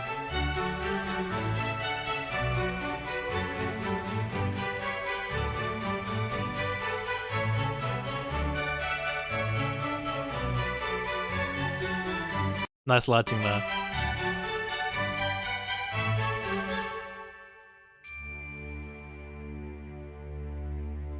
When you break it down and approach each step on its own, the idea of becoming a better creator is much less daunting. I could not be a bigger advocate for this. If anything, it's a fantastic way of tracking your progress and really seeing what you've become. Thanks for watching this, guys. Please do drop a like and a comment. I'd love to hear if you guys do fair enough. Similar. I can see it. I'm really sorry. I promise I'm not a stalker. What? What? I I mean, you could look at one of our videos. We do have some production value, so it's worth it. Yeah, fair enough. Fair enough. I see it. I mean, I'm learning all the time with streaming. You know what's crazy? I streamed for 1 year, and I didn't do anything like new or different or outside my usual. I can just go to this page, can't I? I streamed for 1 year from July 2020, or it was August, I guess, from here up until right here. This 1 year segment right here, I didn't do anything new. I just kind of stuck in my own lane. I went live. I had like a 10-15 minute intro screen. I didn't do anything unique. I just went live and I'm like, oh, here I am playing Minecraft with all my friends, not even talking to chat. Then I kind of got brave enough to make just chatting content and you know, do some unique things. I kind of felt like I had a big enough of a platform to kind of move forward with my content and take it different places. And that was right here. And ever since, it's been just going upwards. I'm very proud of myself for that.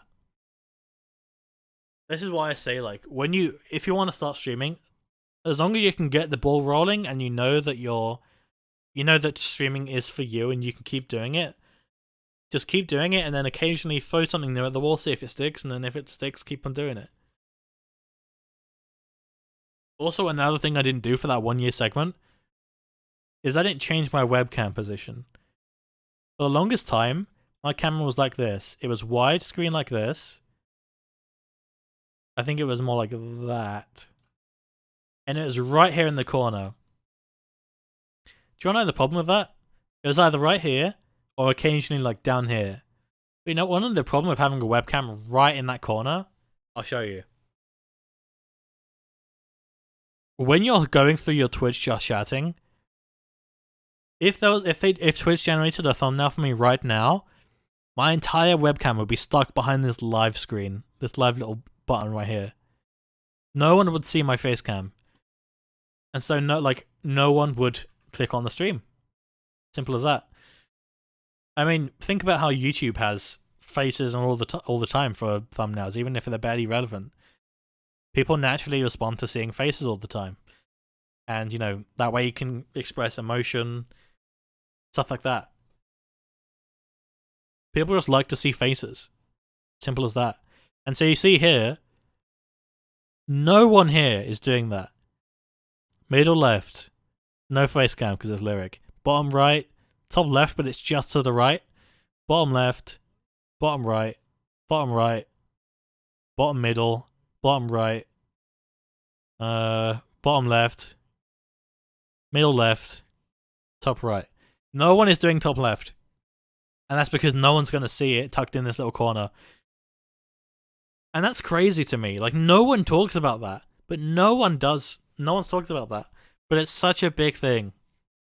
My face cam was tucked in this teeny tiny little corner where no one could see it. So no one would click on my stream because no one cares about no face cam streams. Unless you're Lyric. In which case, good job, man.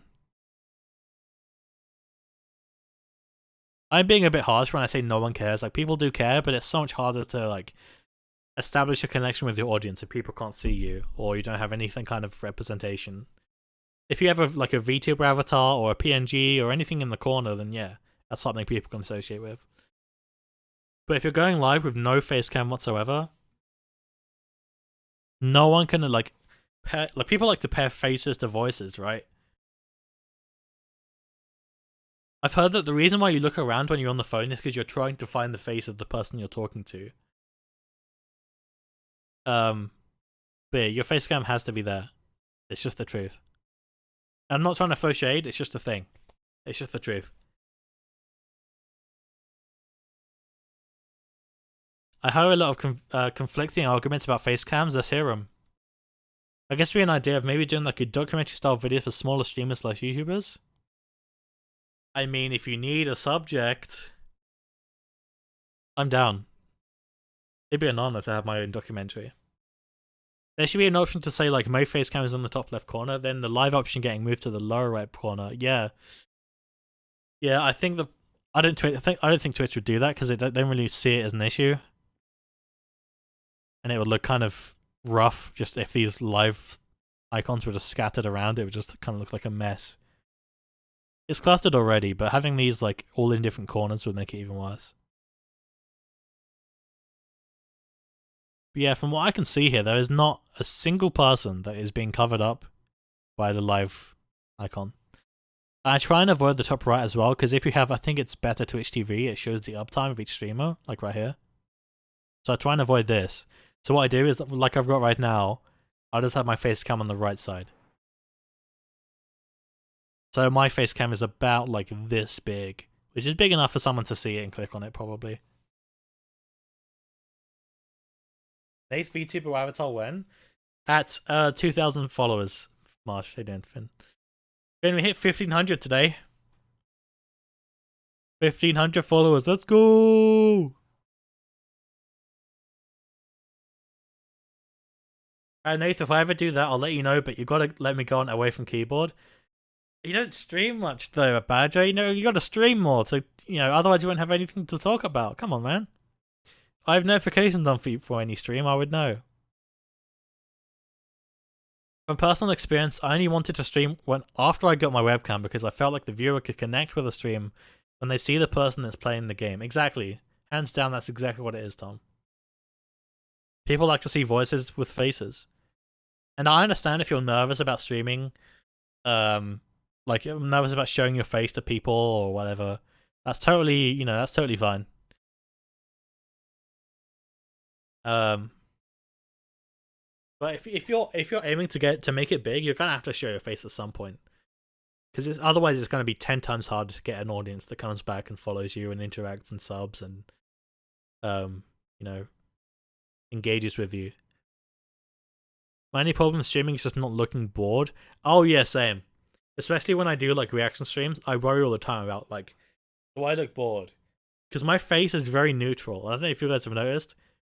My face doesn't move around a much. It just kind of sits here. Like my face is always neutral, But I don't think it would matter much with thumbnails. I mean, even for like Hassan, his face cam is covering up the entire, like literally a quarter of the screen exactly, and you can hardly even see his face. So it doesn't really matter, does it? The facial expression doesn't matter much. By the way, chat, song requests are on, so if you want to request a song from Spotify, you can hit the channel point button down here, scroll down to the Spotify icon, here it is, and then you can either type in a song name, or you can paste in a link and it'll cue it. Oh fuck. Can't remember how it's spelled. Might just be called Hamster Dance, I can't remember. I fucked up. But yeah, it's a thing. You can do the Soyjack face if you try. Hold on.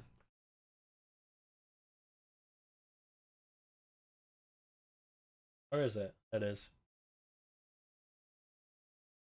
Okay, I'm gonna open like Paint so you can get a good template. Oh, here you go. Ready? Oh, I need to like crop and everything. Okay, so I need to point like this direction, right? Ugh. Oh god, the blurring on the green screen is horrible, but whatever. Ready? There you go. Hope we got the screenshot. I'm not doing it again.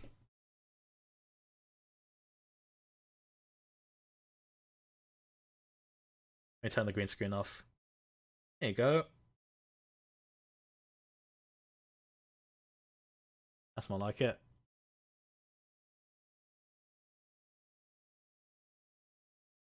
But yeah, I like talking about streams and stuff. I just like seeing the culture of it and everything. I like seeing how things change on the platform. Like, I'm glad they finally banned gambling, because I know some of you have heard about like the streamer called Slicker, who like basically had a lot of connections with big streamers and asked them, "Hey, can I have some money? I promise I'll pay you back, like more than you gave me." And he never did, because he spent it all on gambling and then never won anything back. He lost all of it. Wait, Sir Nando was always right. He might not have gotten GTA 6 before everyone else, but he was right. GTA 6 existed. Yeah, he was playing it the whole time. Nate, you better be there on Tuesday when I stream FIFA on opening day. I will try to be. Do you know what time you'll go live? I'll like make a mental note of it. Because I might be live myself, but I'll try and keep a tab open for you. How about that? I can't promise I'll be active in chat, but I'll keep a tab open. DM. Let's refresh and see what these people are doing now. 7 PM? Okay, I'll try and remember, Tom. Do you guys have any questions about like streaming or content creation? I would love to answer them, or try to, or give my take. Alright, let me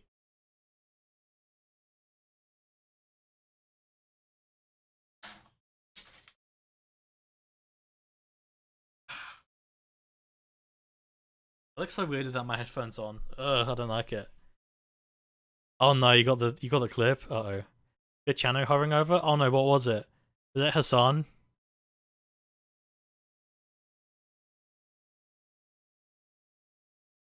Okay, so I need to point like this direction, right? Ugh. God, they look horrible, especially with the beard. Ugh. The beard needs to go. It's too much. I hate it. You're hovering on top of your tabs? About the middle. Oh. Should we give this a go? I am curious. We don't have anything else to do. This video is made possible by Morning Brew. Okay, so before we start, what do you do? Do you do like the research, the editing, the voiceover? What role do you play, Doc? It's March. Are you like the producer, or what do you do? I'm curious. This video is made possible by Morning Brew. It's March 24th, 2015. A typical day at the Marseille Air Traffic. I do research and sometimes editing. I write the script. Oh, okay, cool. Control Center. At 9 hours, 29 minutes and 40 seconds, the controller on duty establishes a radio connection with Germanwings Flight 9525, flying from Barcelona to Düsseldorf. Following a standard procedure, the captain is given clearance to fly directly to the Irmar waypoint. The Airbus A320-211's pilot confirms the controller's instructions by reading back the clearance. His aircraft is successfully directed. Less than a minute later, the controller notices that Flight 9525 has changed the selected altitude from 38,000 feet to 100 feet. Yikes. The autopilot mode is set to descend, and the auto thrust to idle. The plane is slowing down and descending. Marseille Control Center tries to contact Flight 9520. Really that boring? Wait, no. I tend to fidget a lot, and there's the really dried skin on my arm. And I'm putting like moisturizing cream on it. 25, but no one responds. I figured now would be a good The time. controller keeps trying as the plane keeps descending. Something's You look so bored. I'm not. It's just my face. As I said earlier, my face doesn't move much. Definitely wrong. The French air defense system also tries to contact the Germanwings crew, but with no success. At the Orange Caritat Air Base, a military Mirage jet takes off to intercept the airplane. The aircraft is now at an altitude below 10,000 feet and still descending. Then, 11 minutes after the last radio contact, Flight 9525 disappears from radar. Germanwings Flight... Nave has the male equivalent of a resting bitch face. You can have a... It's not... I don't think it's a gendered term. 95... I hope you appreciate the low quality meme I just sent. Oh no. You just opened like MS Paint. Oh yeah, you literally did. Oh, you stretched it. Oh god, I look even worse. Graphic design is your passion. Where did my Chrome go? Oh, it's just okay. 25 Thank you, Finn. crashes That's great. into the side of a mountain, Masterpiece. killing everyone on board. It's a full-scale tragedy, and no one's quite sure what happened. Was it hijacked? Did it break down and crash? No. It was a small but essential oversight of those responsible that resulted in one of the greatest aircraft disasters ever. Earlier that morning, Germanwings' Airbus A320... You can't make high quality memes, just make it as low quality as possible. I agree. 211. Just embrace... I mean, that's what I do with my streams. I don't have the tools or the equipment to make a high quality stream, so I just stream myself vacuuming or something stupid like that and see how it goes. And passed a regular pre-flight check at its port of departure, the Barcelona El Prat Airport. The flight was scheduled for 8:35 a.m., but the plane sat at the gate with a delay. Finally, after a quick boarding procedure, the pilot rolled the aircraft toward the runway. Behind the controls was 34-year-old Captain Patrick Sondenheimer, an experienced pilot with 10 years of flying experience and 6,000 flight hours. His co-pilot, 27-year-old Andreas Lubitz, who had joined the company 18 months before, had far less experience, with only 630 flight hours. The same crew made the outbound flight that day, taking off from Dusseldorf at 6:01 a.m. and landing in Barcelona at 7:57 a.m. After apologizing for the delay, We personally don't really like the latest video. We mostly like the Alpine Railway video because it's yet the best video we've made. Okay, I chose this one because it's something I would click on myself, but we can watch that one as well. Captain Sondenheimer promised the Flight 9525 passengers that he would do his best to make up for the lost time. At 9 a.m. Greenwich time, Airbus A320-211, registered as Delta Alpha India Papa X-Ray, took off from the runway and rose over the city of Barcelona. Oh, it's your 10 captions on. After taking the course toward the north, Captain Sondenheimer Oh, cool, you put actual captions in, nice. set the autopilot to climb in navigate mode. At 9:27 a.m., the plane reached the cruise altitude of 38,000 feet. With only an hour and a half to landing, Sondenheimer told his first officer to prepare the landing gear and check the Dusseldorf airport and weather information. An hour and a half? Lubitz Really? replied with a short but somewhat mysterious response. Hopefully, we'll see. A minute later, the crew established contact with the Marseille en route control center and received the flight route over France. It was 9:30 a.m. The plane was on its course, so Sondenheimer handed over the controls and the radio communication to Lubitz. He left the cockpit for the restroom. Less than half a minute later, Lubitz changed the selected altitude at the flight control unit from the current 38,000 feet to 100 feet, the lowest possible. The plane began descending, but neither the passengers nor any of the crew, including the pilot, noticed it. In Marseille, however, the controller did. He called Lubitz in but received no response. A minute later, Captain Sondenheimer was returning from the restroom, and as he tried to enter the cockpit, he found the door locked. Yes, I remember this. The captain knocked, but also got no response from inside. He attempted to enter the emergency access code at the door panel, but it was disabled. The co-pilot had switched on the cockpit door lock on the cockpit pedestal to prevent access. The feature was installed to prevent hijackers from entering the flight cabin. Captain Sondenheimer tried to contact Lubitz over the intercom, but with no success. All that time, Marseille Center continued attempts to establish a radio connection with the crew. Lubitz was silent. But the dude just decided to make this plane descend, and he's just sat there in dead silence as the plane descends, and there's someone banging on the door trying to get in. What? Why? But the controller could clearly hear his breathing. He was conscious, calm, and in complete control of the plane. Once the captain realized the plane was descending, he started banging on the door, yelling at Lubitz to open it. With silence inside, Captain Sondenheimer tried to break in using an axe. He smashed the door as hard as he could, but could not break it. What is this reconstruction? Is this like... What are you watching in the background here? My man was knowing that he was killing people. Yeah, I wonder why he did it. What was his motive? I guess we'll find out. After 9/11, that's Nat Geo? Oh, okay. All planes were required to install shock-proof cockpit doors. There was no way to enter the flight cabin unless it was unlocked from the inside.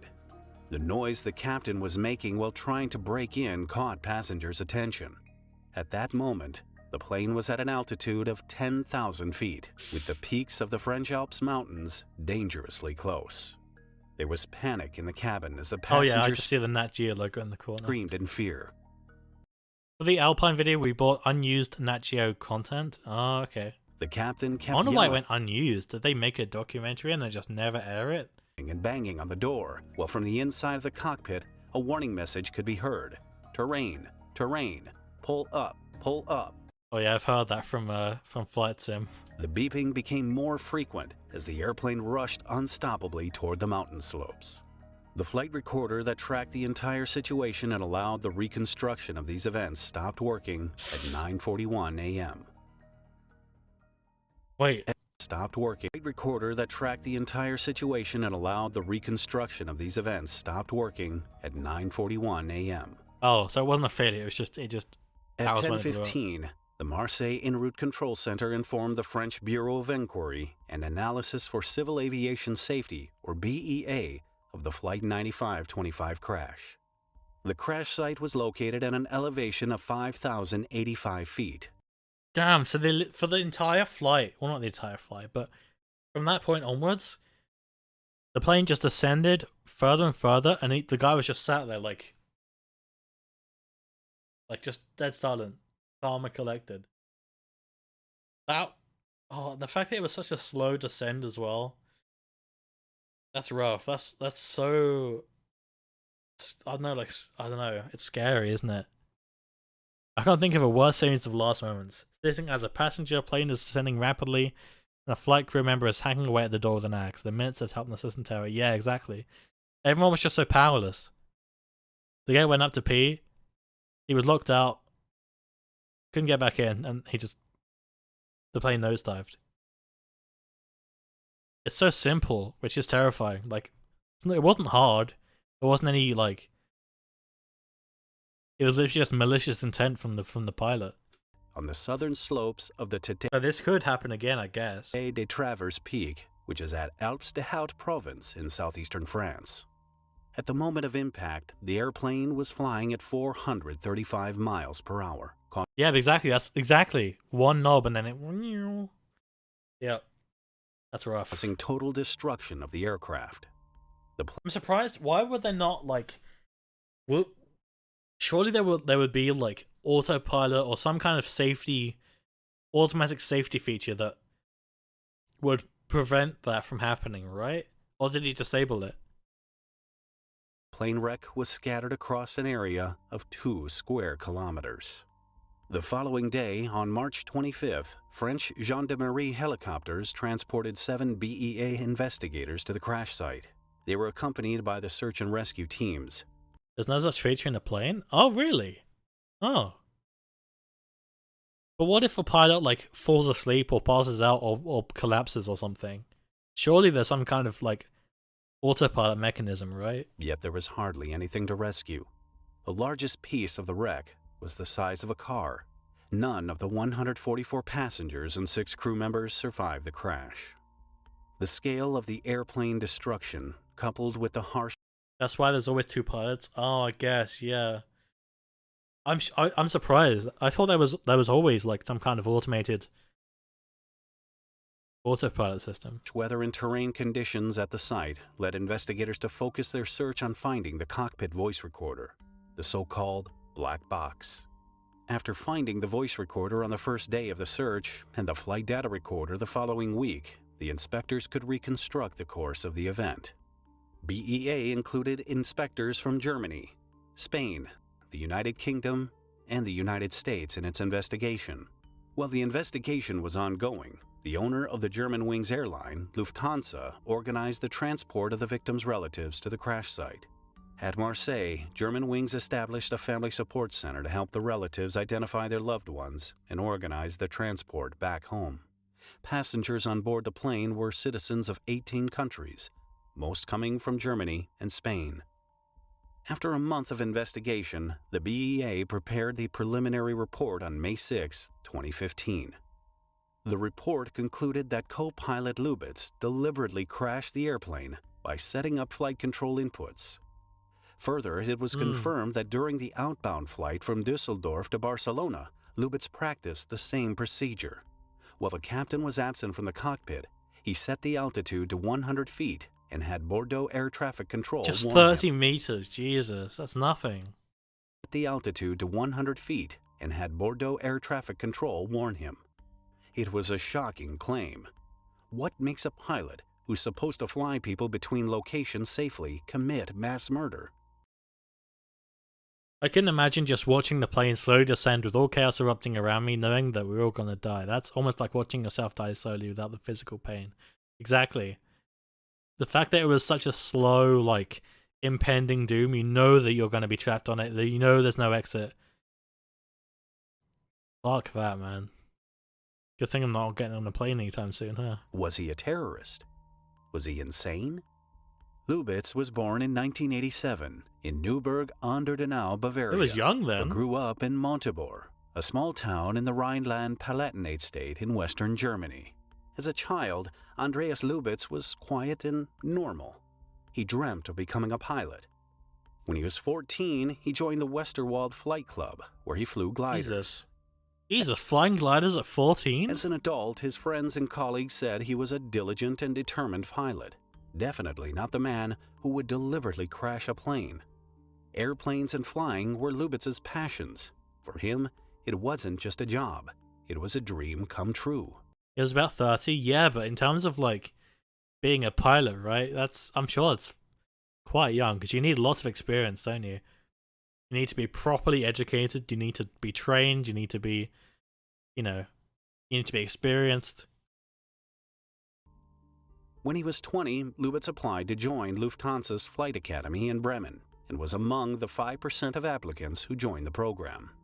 During the course at the Bremen Academy, Lubitz took a short pause in his training, after which he moved to Lufthansa's training center in Arizona in the United States. Here, he gained 100 hours of flight training. In 2011, Lubitz returned to Germany to continue his training in flying jets. His first job was at Lufthansa as a flight attendant, a standard path for everyone becoming a pilot. After finishing his training at the academy in 2013, Lubitz joined Germanwings and quickly became the first officer. As a co-pilot, Lubitz co-piloted short flights across Western Europe. That same year, he moved into a luxury apartment in Dusseldorf with his girlfriend. In 2015, his life was going on a steady path. Nothing was implying he had any sort of problems. That was until German police inspectors searched his flat in a family home in Montebor after the crash. Looking through Lubitz's personal documents and computer revealed that he had kept a terrible secret from everyone. Investigators found several torn-up sick notes that indicated Lubitz had a serious health issue that should have prevented him from flying an airplane. Oh god, I had no idea. I remember it being on the news, but I don't remember any of the investigation after it. It's really hard to prevent shit like this when it happens too, since as they went over, a lot of safety features from 9/11 that were installed prevent getting control back essentially when the pilot knows all the features. Yeah, exactly. Thankfully, like pilot, stuff like this, pilots turning rogue, I guess, doesn't happen very often.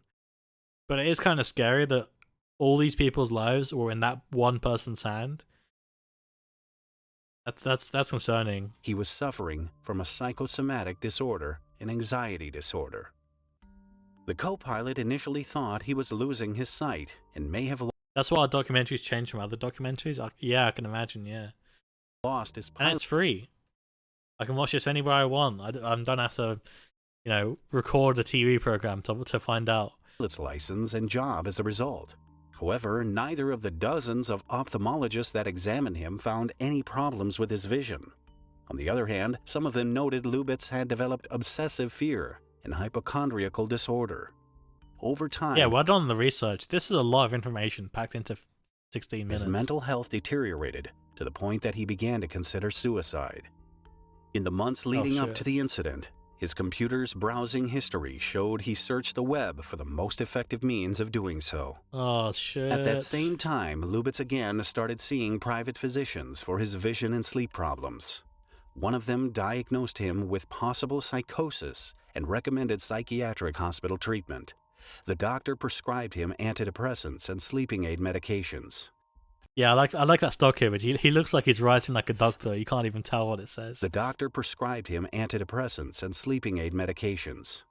Lubitz was issued a sick note for 19 days. That was on March 12, 2015, 12 days before the accident. Wait, so if he was given a sick note, did he just not use it? Sick note, and many others he received before, were never forwarded to his employer. Oh. On top of that, none of the doctors informed Germanwings of Lubitz's aggravated mental condition. Shit. So instead of going to his job about it, I guess it's because it was his passion growing up. He was probably scared of losing his job, but he was depressed. So I guess he just carried on as normal. And then this happened. He was just like, honestly, fuck this. And he just wanted to kill himself while he was flying a plane, but also killing all those innocent people. Yeah, he would have made sure it never reached them. Yeah, that makes sense, yeah. Knowing this, one might wonder how a man with a psychosomatic disorder could fly an airplane. Was it possible that his superiors oversaw it? It was a surprise to his employers when Andreas Lubitz's mental illness was discovered. According to Lufthansa CEO Carsten Spohr, the company was unaware of any problems and had never been informed about them. When he was hired, Lubitz passed a psychological test and never showed signs of distress during flight. That's a good point. Surely they would have done tests like that to make sure that you know, he was okay mentally and stuff like that, right? That's a really good point. Spohr said, quote, he was 100% set to fly without restrictions. His flight performance was perfect. There was nothing to worry about. To be fair, yeah, he had all those hours as well. Indeed, Lufthansa was never informed by Lubitz's physicians about his health issues. Despite the law allowing them to report the patient's status to the authorities if it endangered other people's lives, they chose to adhere to the confidentiality policy. Another problem was that European pilots were required to pass a psychiatric screening only at the beginning of their training. After that, annual medical inspections did not include thorough psychiatric tests. As far as Lufthansa was concerned, they couldn't have exactly known Lubitz was incapable of flying an airplane. Or perhaps they could have. As mentioned, Lubitz joined the Lufthansa Pilot Academy in Brennen in 2007. However, just after a few months of training, he dropped out and returned home. Why? Because he was diagnosed with a severe depressive episode followed by suicidal thoughts. After being treated with powerful antidepressants, Lubitz's psychiatrist recommended to German aviation officials that he resume his training in July of 2009. According to him, quote, Mr. Lubitz completely recovered. There is not any residuum remained. The treatment has been finished. What he kept secret was that Lubitz continued using his medication until October. Aviation officials allowed Lubitz to continue the program, but amended him to a specific regular examination. If the pilot showed a need for psychiatric treatment, he would have been grounded. In 2010, when Andreas Lubitz applied to a training program in Arizona, he lied about his previous psychological problems. The U.S. Federal Aviation Administration caught the lie and forced Lubitz to admit he had a history of depression. In the end, he was granted to attend the program and earn his pilot's license. This was all noted in Lubitz's personal record. Lufthansa officials had the means to know he had a history of mental problems. Sir, your employee crashed a plane. Why won't you take questions? Additionally, they had to know and they were obligated to ensure he was fit to fly. It would have been possible to prevent the tragedy on Flight 9525 if officials had paid attention. In retribution, Lufthansa agreed to pay the families of victims 75,000 euros each, or $90,000, plus 10,000 euros to every close relative of a victim as compensation for their pain and suffering. That sounds like a lot, but also not much if you think about it. 90 grand is sizable, but that in exchange for someone like your loved one dying, I don't know. Maybe like move the comma forward a bit. Of a victim as compensation for their pain and suffering. Add another zero. Unfortunately, neither the Lufthansa nor Arizona Flight School was held legally accountable for the disaster.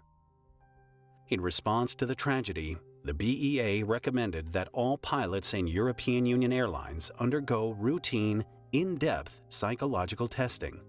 Meanwhile, the European Aviation Safety Agency recommended airliners adopt a rule of always having 2 crew members in the cockpit for the entire flight duration. So what happens if someone needs to pee then? Does like a hostess come in To your girlfriend, 90k. To your parents, to... Oh, wait, it's 90k each? Oh. Right, okay, that's... Jesus, how much did that come to in total, then? If there were hundreds of people on the flight. Good lord. They pee before or after? What if it's like a 24-hour flight or whatever? However, a year after the tragedy, the recommendation was withdrawn. Lufthansa and Germanwings aborted the policy in 2017.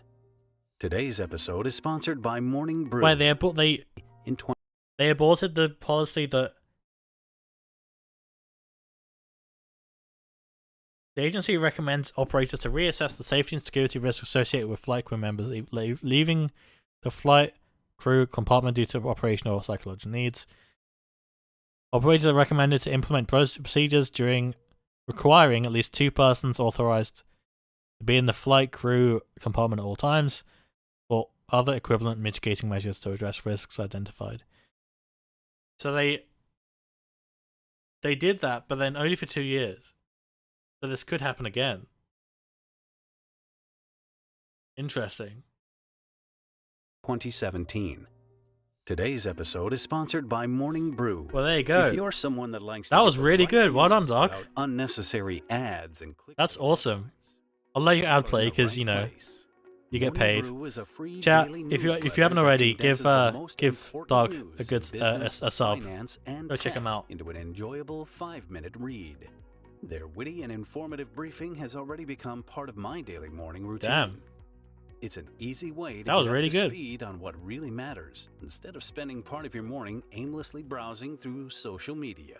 For me, that's checking the latest business news and so keeping true, up Josh. with interesting So true. new developments in tech. I'm so hungry right now. AI-generated art. I really But want there's chicken also from my the local tour chicken to place so headlines, bad. Finance, international news, and so much more to make your mornings smarter. Okay, so sign up for free. Doc, what was the video you want us to watch? morningbrewdaily.com/darkhistory. Like, if you could pick any of your videos, what should we watch?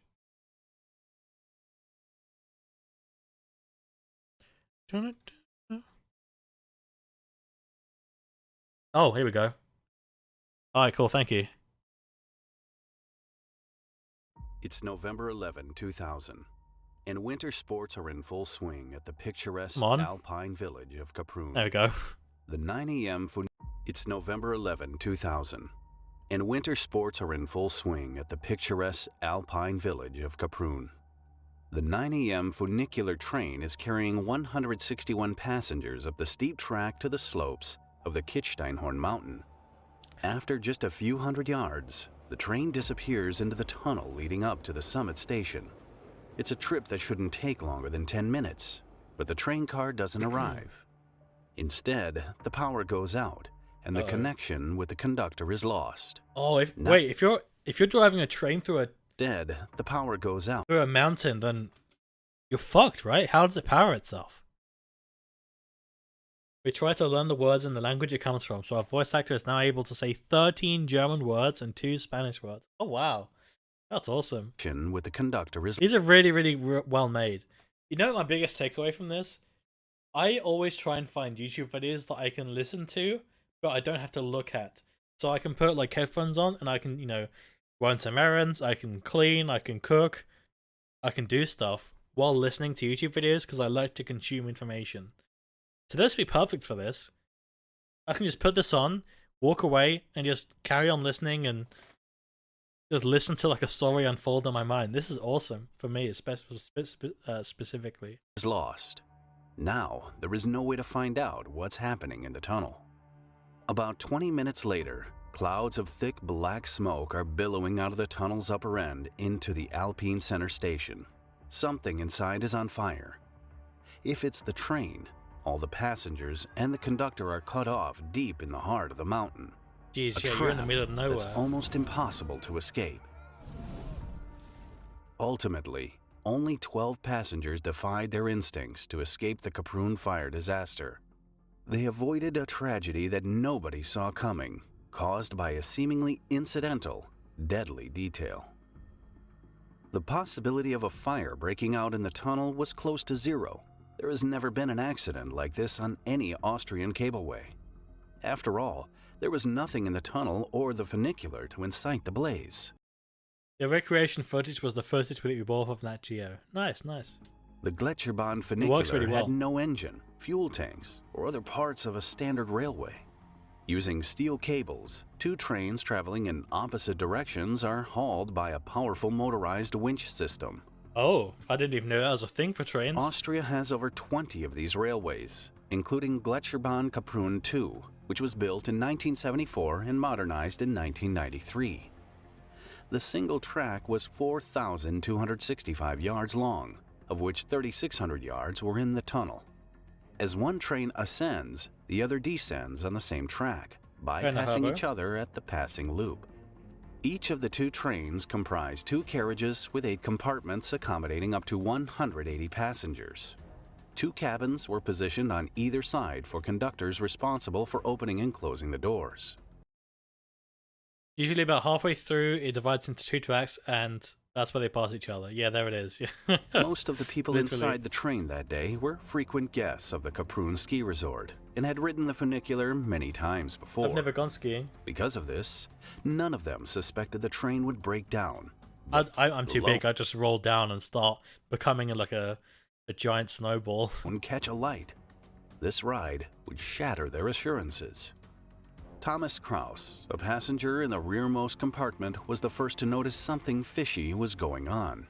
After only 65 feet up the track, he saw the control dashboard smoking in the empty conductor's cabin behind him. As the train kept ascending, the smoke became more intense. It then appeared in the passenger compartment, making people nervous. As the train entered the tunnel, the anxiety in the compartment turned into a panic. Is there not like an emergency button? Usually when you're on like an elevator or escalator or anything like that, this is the button you can smash and it just starts everything, right? We use the word like fishy like the cool kids. I know. Yeah. A fire was about to break out. Caught by hysteria, the passengers started banging on the compartment walls. There was no way to alert the conductor in the cabin on the other end of the train. Really? Even like here in London, there's like buttons everywhere in case something goes wrong. Like even if you're in the tube, on like the those famous London trains, there's like a little like inside the cabin. There's a little flap you can open, and then you push the button, and I don't know what it does, but I assume it alerts the driver that something's going on. The funicular was not equipped with fire alarms, intercom systems, or emergency brakes. Unfortunately, there was no way the conductor could have heard these calls for help. That's a massive oversight. So if that train was just going, this train doesn't have an engine, it shouldn't burn. Yeah, but it still needs, it still needs safety functions. One passenger tried to use his mobile phone to call the service station, but there was no signal inside the tunnel. Yeah, because you're in... The train kept going up the tracks and deeper into the unlit tunnel. As feared, the fire broke out and spread across the vacant conductor's cabin at the back. Fuck that. Then, 4 minutes after leaving the station and 650 yards inside the tunnel, the train suddenly stopped. The passengers presumed the conductor was aware of the fire, thinking he had stopped the train to evacuate, but this was not the case. The doors wouldn't open. Still unaware of the blaze, the conductor was confused about the train coming to a halt. He didn't do it, nor did his colleagues at the Alpine Center on the summit. The spreading fire burned the lines of the hydraulic brake system, which engaged the brakes automatically. Paradoxically, the system designed to prevent disasters had put the passengers into a deadly trap. Jesus. They were inside the burning train in the middle of a 3,600 yards long tunnel. With the doors still closed and smoke taking over, passengers inside the rearmost compartment started to look for a way out. Like, this is another one of those things where, like, you're fucked and there's nothing you can do about it. Fuck that. I mean, as you would see later on, it burns because of something else, so does it get worse? Where I am, the sort of yellow button things connected onto the sides of our trains, and there's an emergency switch thing above every door that passengers can manually break and open the door. Yeah, even our buses have like a little flap you can open. You can like emergency open or close the door. There's a lot of safety stuff here in the UK, and that's why I like living here. Like our plug sockets are like one of the most safe ones out there, because they have 3 switches, and there's no like in America, if you take like a fork or a knife, you can just poke anything in, and into like a, an extension strip and electrocution. Whereas in the UK, there's no like exposed live wires because each one has little doors that open up. That's why there's 3 prongs. The first one opens the doors, and the 2 ones on the bottom actually have the electric. And then each 99% of the time, each of the like plugs on the extension cable, have like their own like power switches. There's safety everywhere here, and it's awesome. Despite all the effort, there was no way to open the doors. Erwin Getz, a builder, started hitting windows with his ski pole in an attempt to break them.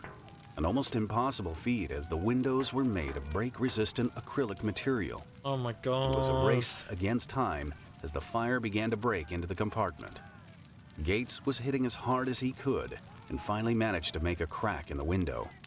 The relief lasted only for a second, as Gates discovered another layer of acrylic glass behind the broken one. Fuck that. The fight continued. Several passengers had already passed out after inhaling toxic smoke. Jesus, this is bad. Eventually, the window broke, and people started to escape the burning train. After 4 minutes, the conductor finally realized what had happened and contacted the service station for help. He was instructed to open all doors immediately and let the passengers escape. After the message, the connection was lost. Further complicating matters. Jesus, this is like everything that could have possibly gone wrong went wrong. The hydraulic system for opening the doors also failed. Oh my god. As much as the conductor kept trying, the doors would not open.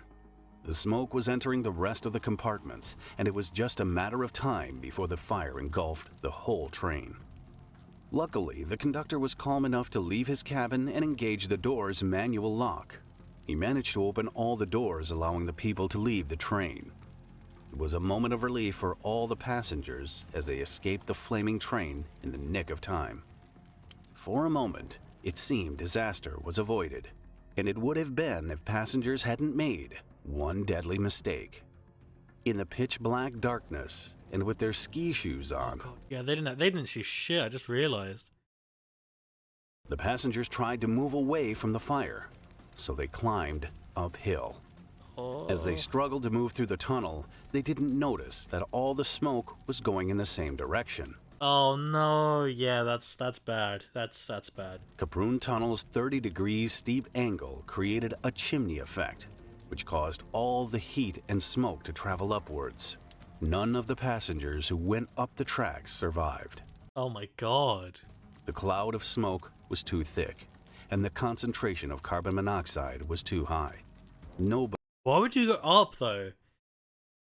I'm sorry, but that's stupid. Why would you go up? Nobody could reach the end of the tunnel. It's like an uphill climb. You almost died from being burned alive, and you're going up a mountain? That was almost. Surely the most logical thing would be to leave, because even if you got to the top, how would you get back down again? The trains aren't working. 3,000 yards away. They're all in a panic. They're absolutely not going to think right. I guess. Just watching this makes me feel even more pain, because they could have had a good ending. The majority suffocated within 50 feet of the train. Only a group of 12 passengers from the rearmost compartment managed to escape the inferno. It was a stroke of sheer luck that among them was volunteer firefighter Thorsten Gradler, who had enough experience to know they had to go down past the fire.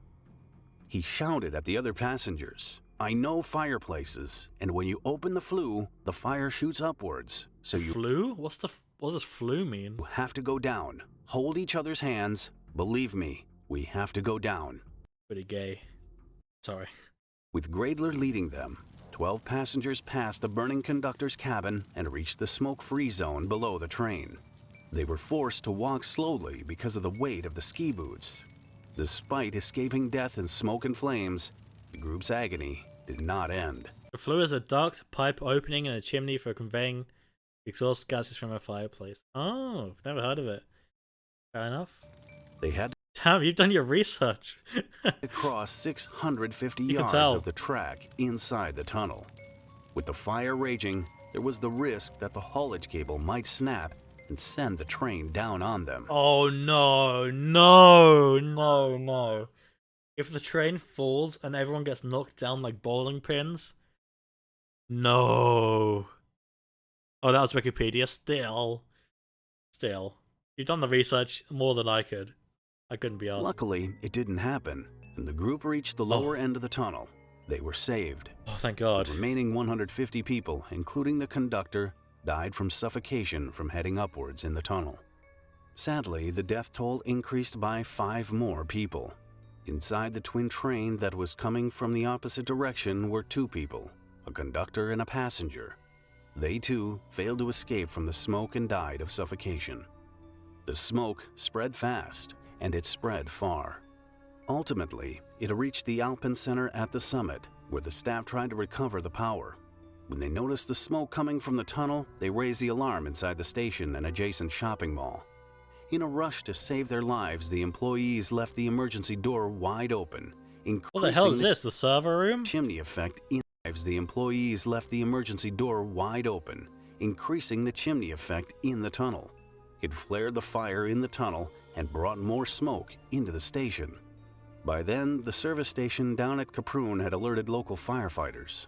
In half an hour, 500 firefighters, 22 helicopters, and 100 rescue vehicles arrived at the scene.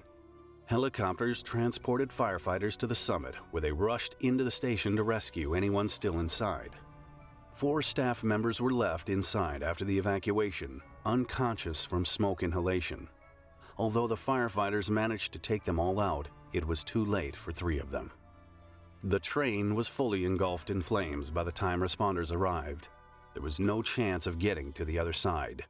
The firefighters abandoned the rescue effort due to the risk of the haulage cable snapping and sending the train back down the track. Wait, so it did happen? Hold on. There was no chance of getting to the other side.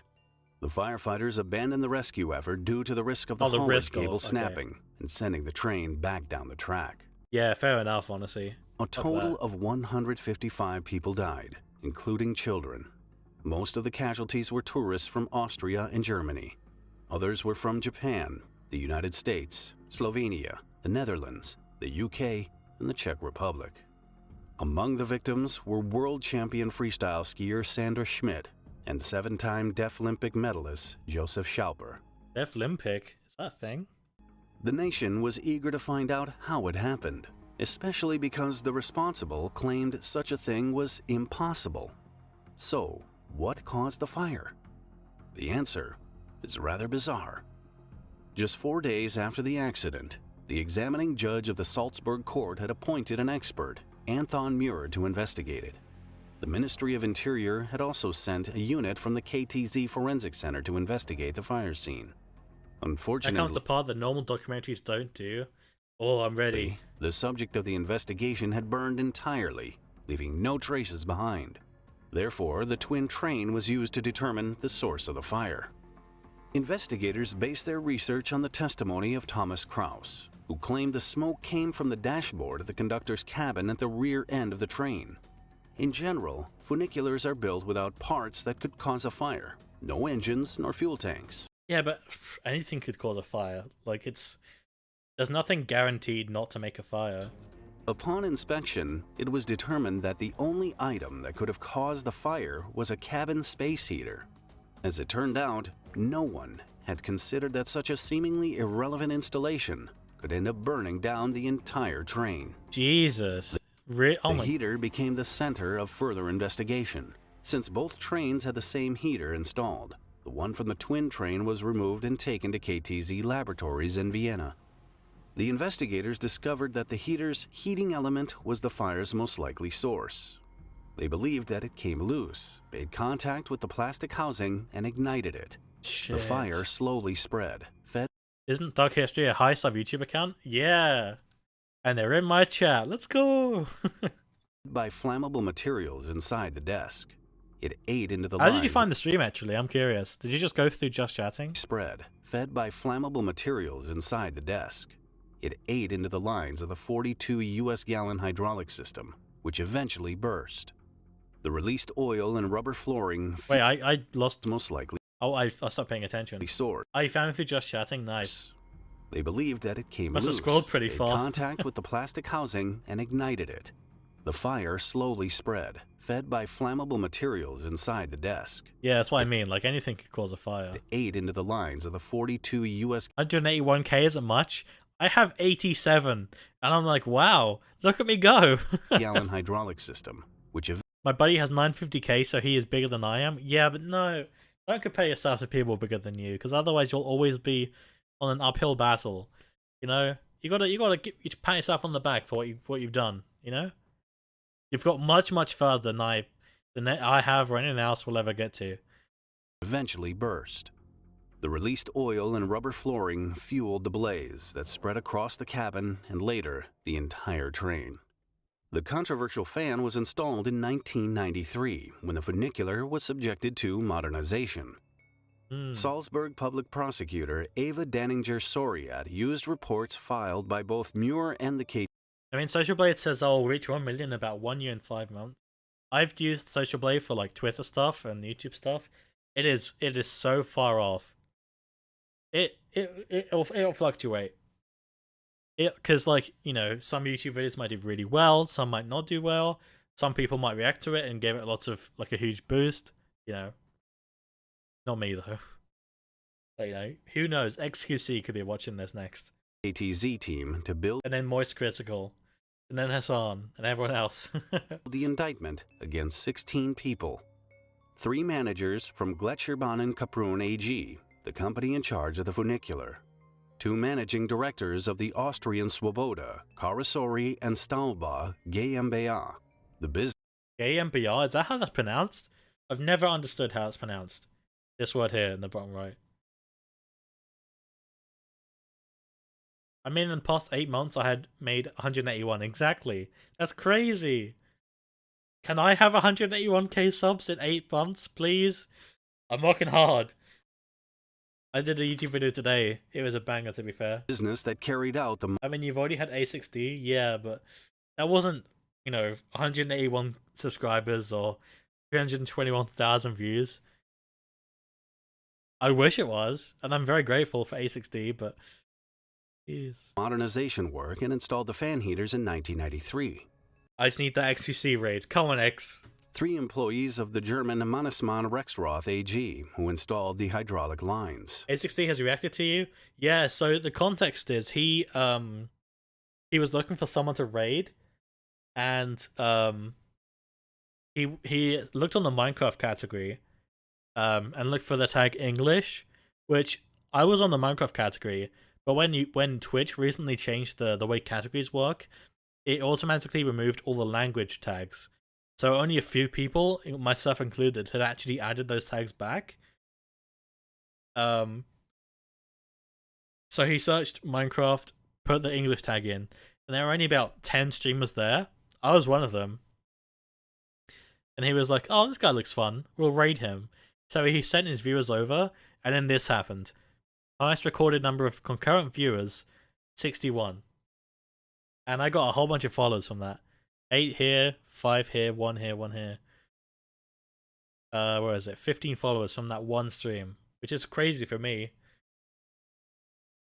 I mean, a Minecraft YouTuber wouldn't react to me, but I guess it would be nice. Yeah. Yeah. I mean, the thing is, with Just Chatting streamers, myself included, we're all looking for content. We don't know what to do. We're stuck on Just Chatting because it applies to such a big audience. We're always trying to find interesting things to watch or talk about or do. I mean, look, half these people are reacting to content right now. Oh god, most of these aren't even English. That's crazy.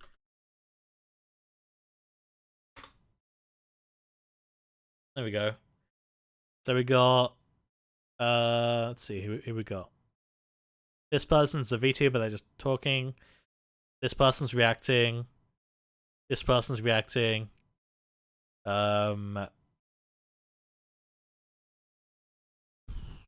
This person's reacting, bro. Looks of it. Yeah, React Andy. This person's reacting.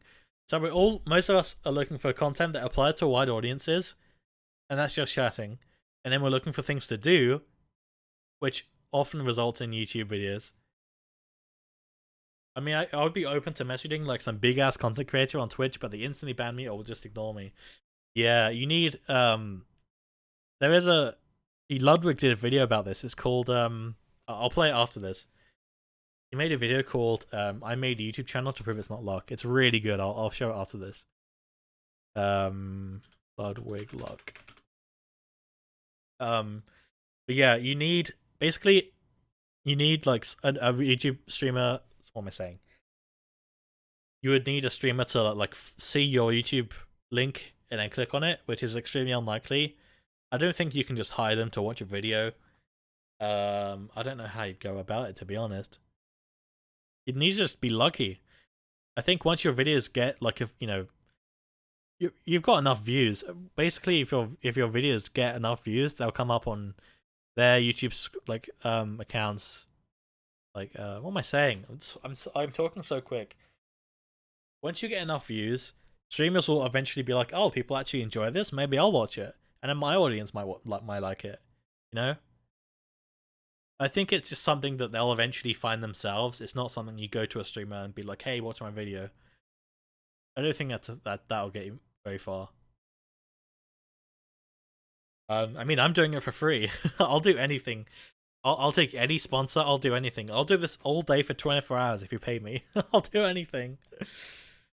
Gotta go visit my grandpa. See you, Nath. Bye, Abo. I also watched some of the videos, Doc. I found that stuff really interesting, so well done. Yeah, this is really good. I saw that. Oh yeah, it's a really good video. But I'm not really open to pay $5 to have a chance of being fucking banned. Yeah, I totally agree. Was a sad promo, yeah. Ludwig saw that video. He messaged me on Twitter the other day, but unfollowed me since. Oh really? That's weird. Damn. Well, I can tell you this, Doc. I would never do that. Okay, even if you're not paying me for like a sponsored segment, I don't unfollow anyone unless they, I don't know, they post content I don't care about, but I care about this. I'll treat you nice, okay? 3 officials from the Ministry of Transport who had issued the railway operating license. 2 inspectors from the TÜV Technical Inspection Association who approved the train. And 2 technicians and a builder who installed the emergency... I mean, I got the 20 follower on Twitter. Wait, 20 or 20? Oh, let's have a look. Oh, there's no link. Dark, you gotta put a link to your Twitter. Wait, you DM'd me. I can just find it that way. Hold on. Oh, I'm not gonna tweet that. Hold on.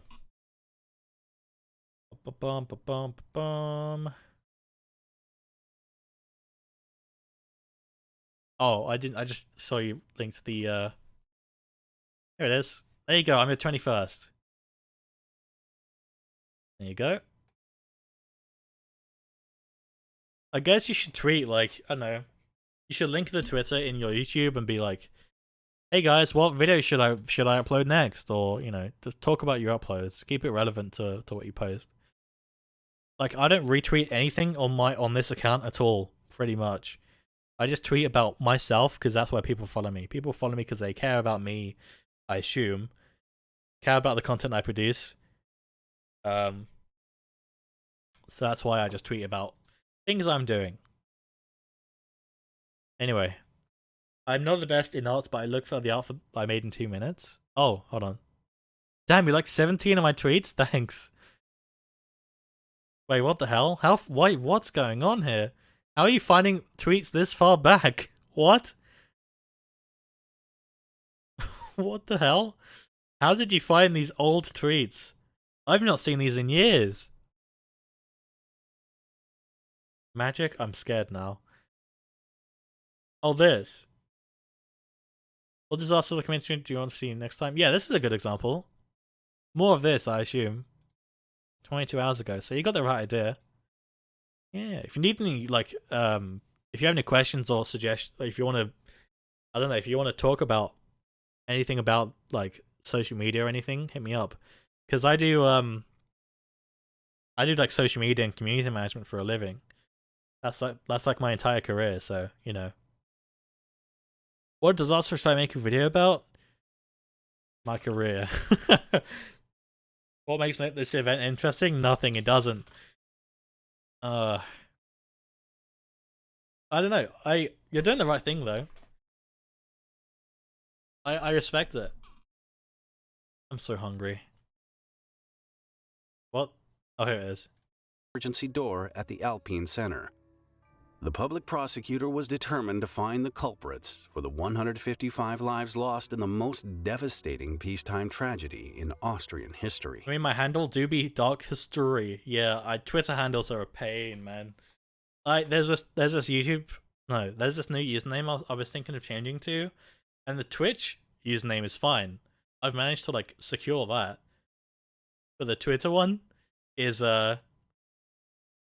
it's taken by an account that hasn't been active in a year, and Twitter never flushes out the old accounts that are inactive, so we're just kind of stuck here, you know. Tell you what, I have an ad scheduled to play in 1 minute, so I'm just gonna run it now, and I'm gonna go and get something to eat real quick. I'll be like 1 minute, chat. See you in a sec. Put some music on as well.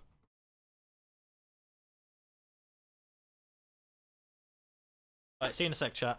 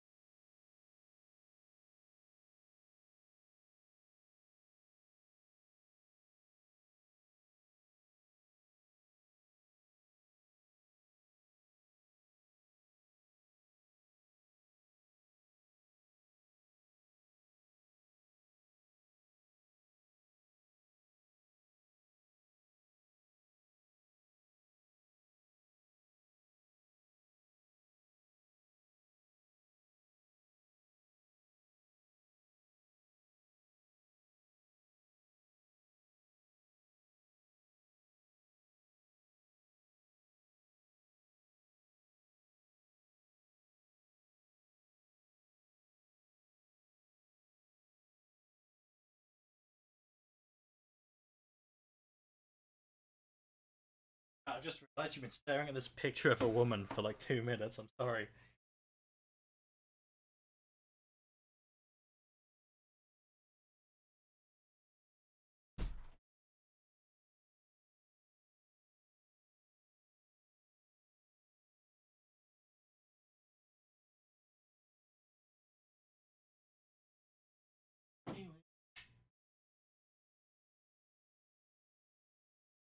Alright, I'm back. This is the dark history of Twitter.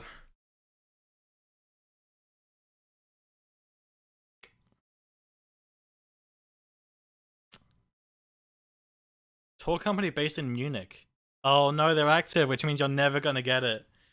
Oh, that's rough.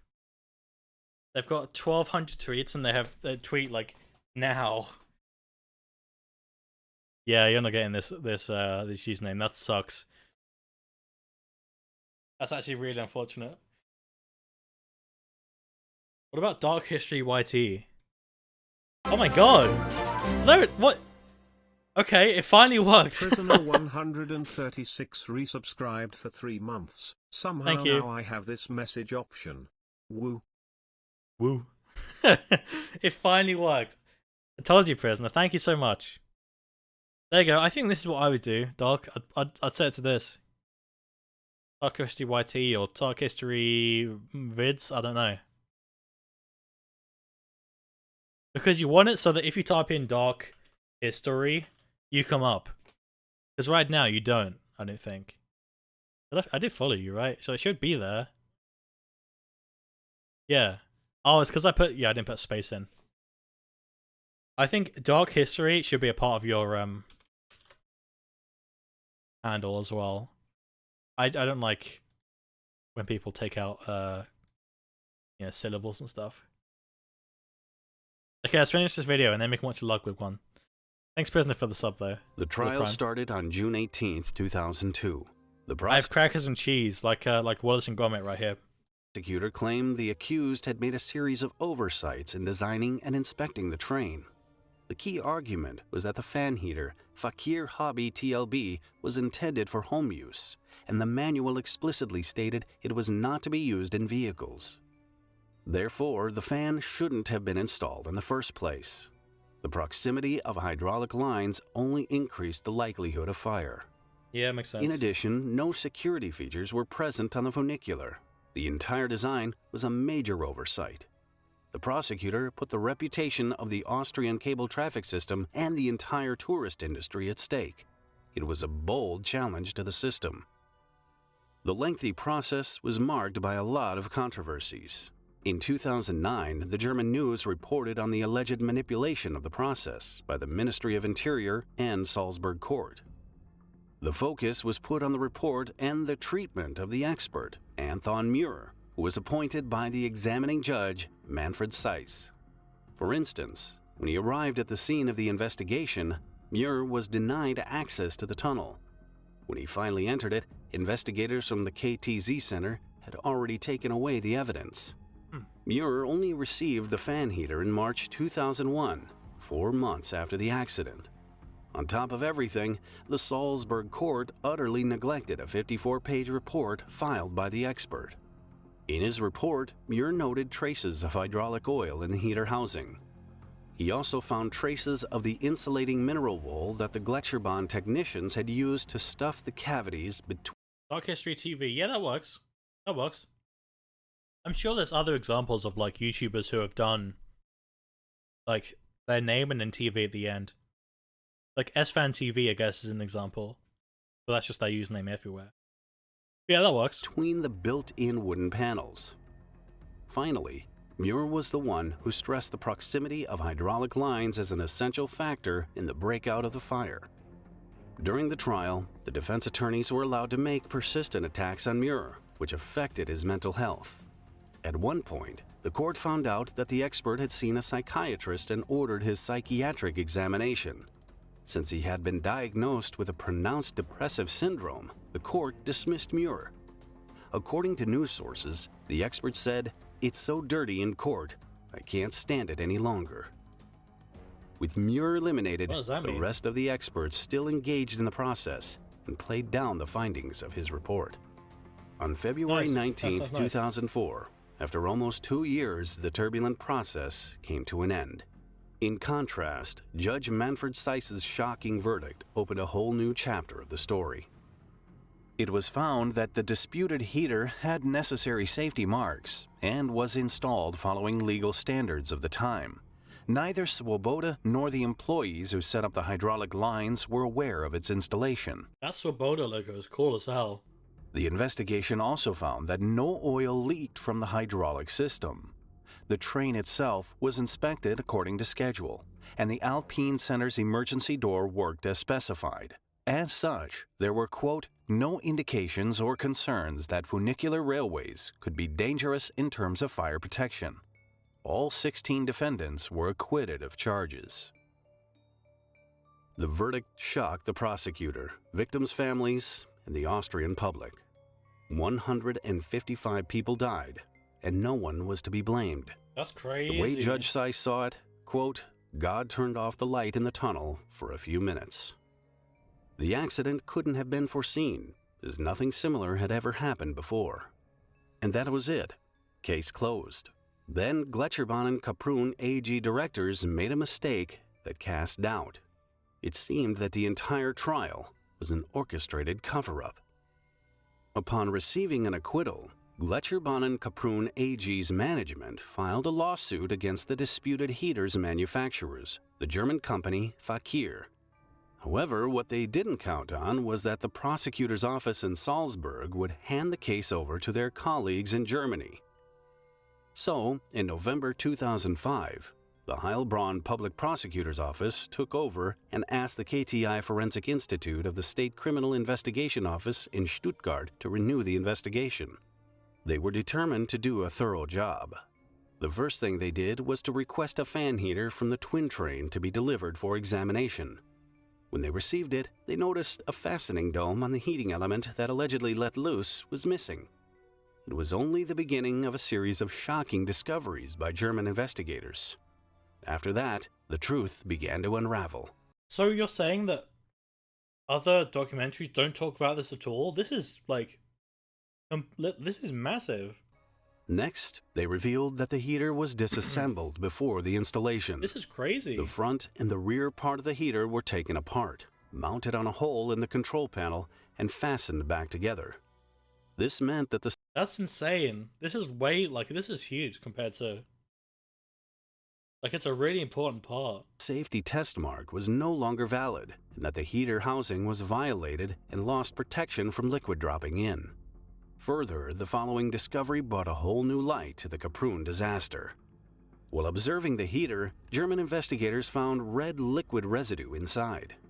In the Salzburg court verdict, the judge assumed this was only a reddish condensation. However, the investigators wanted to make more than just an assumption. So they sent a sample of the liquid to the laboratory. The result? The red liquid was hydraulic oil, highly flammable hydraulic oil, that has been banned in aircraft construction for years due to the risk of fire. This clue led to a conclusion that the hydraulic lines were leaking and that the flammable oil was dripping inside the heater housing. Wow. There's your verdict. The point that he got depressive and that got added a scoop up so that his shit wasn't bad anymore. Okay, I see. It then came in contact with the heating element and started a fire. But what about the report claiming the heating element let loose and set the plastic rear wall of the heater on fire?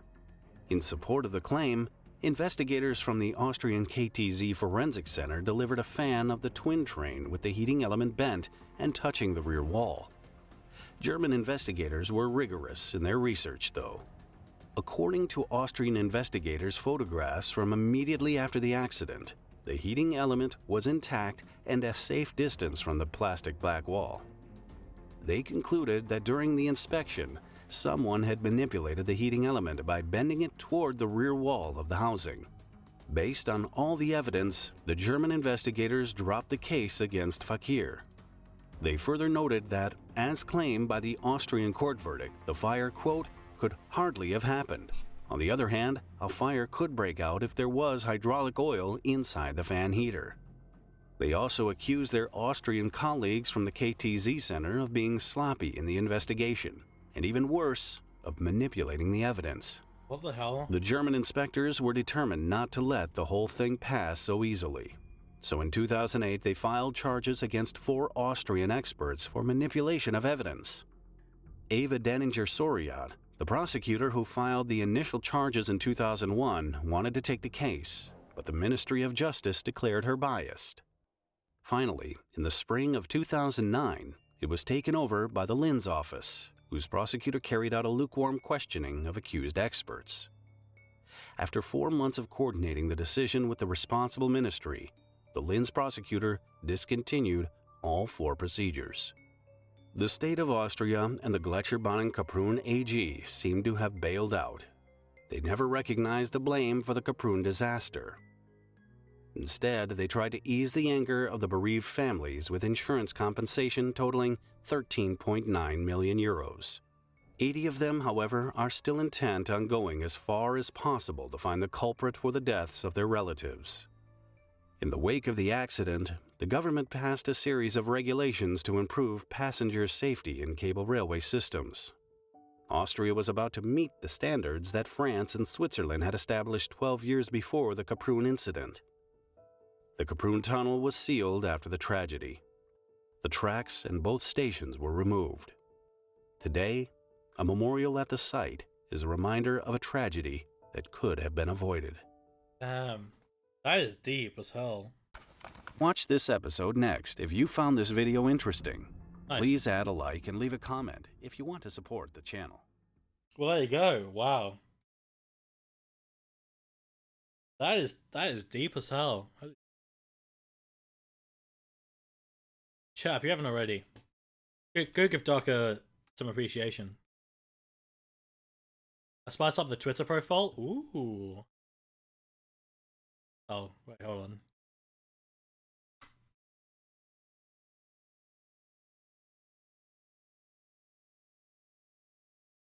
Nice. US and UK and soon even Denmark? I can't remember if D is Germany or Denmark. I think it might be Deutschland. Isn't Denmark DK? I can't remember. That's Donkey Kong. Nice. Yeah, it's Germany. Okay, fair enough. Oh, soon 200k. Wait, what are you on now? 181. Ooh. Yeah, DK is Denmark. Well, damn, you have the NAIF seal of approval. Those are really, really well made and well researched videos. Like, I don't even know where I'd begin, honestly. That's awesome.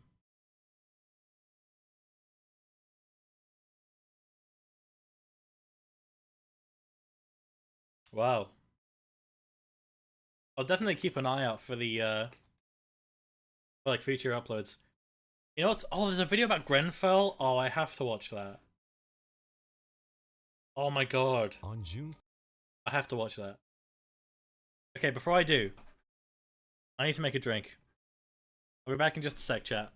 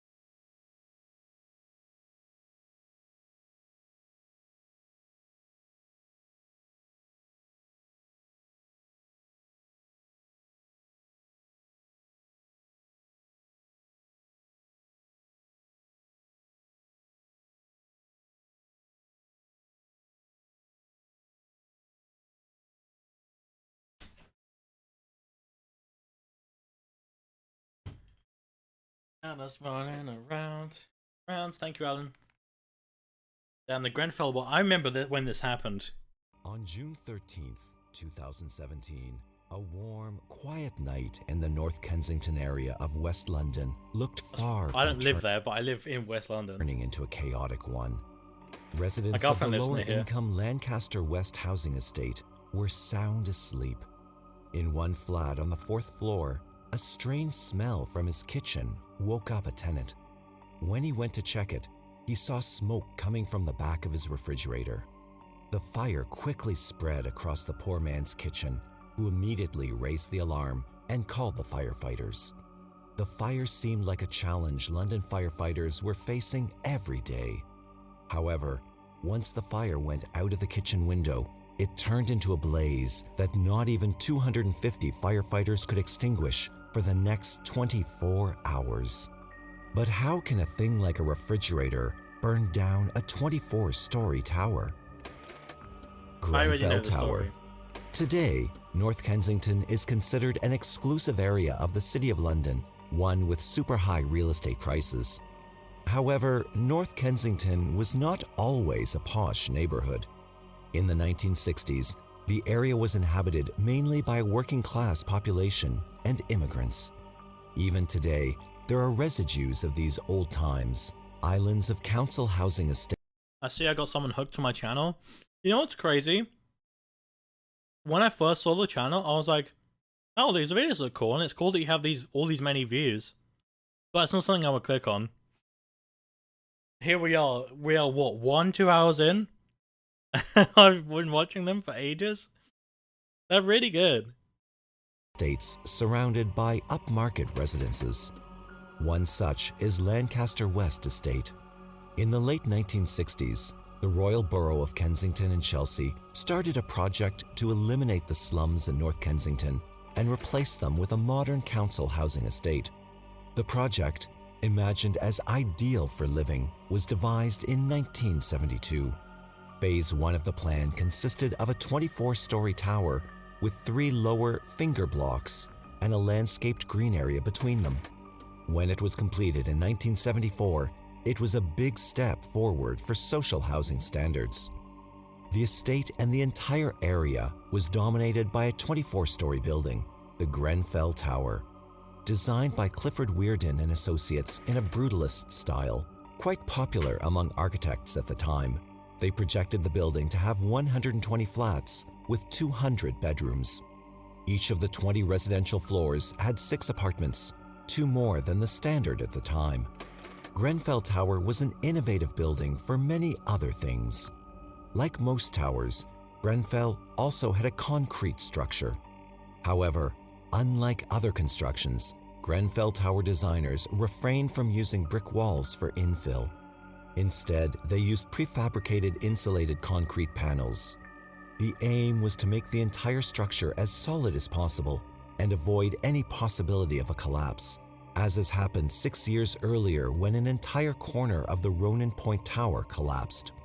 When finished, Grenfell Tower constructors claimed that the building would last for another 100 years. For the next 40 years, the Grenfell Tower went from the area's landmark to an old and ugly pile of concrete.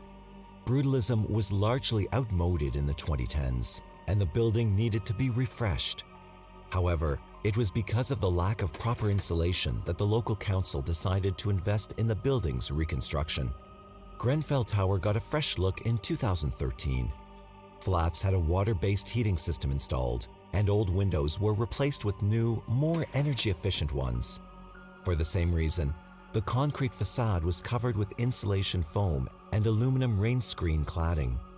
Not only did the cladding improve the efficiency of energy consumption, but it gave the building a modern, more appealing look. It seemed like the council did an outstanding job with the renovation. In terms of looks, I mean. As living conditions improved, the entire estate became more alluring. Not everyone, however, was satisfied with how the council was taking care of the building. Some tenants accused the council of failing to observe several safety issues, primarily those regarding fire safety installations. The building, they said, was highly vulnerable to fire. It was as if they foresaw the events of June 17th, 2017. The fire. The operator of the London Fire Brigade received a call that day at 54 minutes after midnight. Behelu Kabede, a tenant from flat number 16 on the 4th floor, called the firefighters reporting the fire in his kitchen. 5 minutes later, 4 fire engines arrived at the scene. The firefighters who entered the flat located— That's me talking, not the guy from before? Wait, you're doing the voiceover on this? It sounds like the same guy. the source of the fire 7 minutes after they entered. Is it bad that I can't tell the difference? By that time, the fire from the kitchen had spread through the window. You have a really good voice for voiceovers though, if this is you. And into the rain screen cladding. To everyone's surprise, the fire quickly spread upwards. Fucking hell, look at that. And across the building's eastern side, where the kitchen window was positioned. In less than 30 minutes, the fire reached the top floor of the tower. The flames reached the northern side at 1:42 a.m. and continued to spread along the facade, both upwards and to the side. 10 minutes later, the fire reached the southern side of the building. The entire building was about to be caught on fire. As they approached Grenfell Tower, London firefighters noticed a glimmering light on the 4th floor. Nothing special, one of them noted. A little more than an hour later, at 2:06 a.m., they declared the fire a major incident. Still, the firefighters advised tenants not to leave their apartments. The Grenfell Tower had a stay-put policy in case of fire. As strange as it sounds, the policy was a standard procedure in all buildings similar to Grenfell Tower. In case of fire in one apartment, the construction of the building, namely its thick concrete walls, would provide security for tenants in other apartments. The fire could last for hours in the apartment.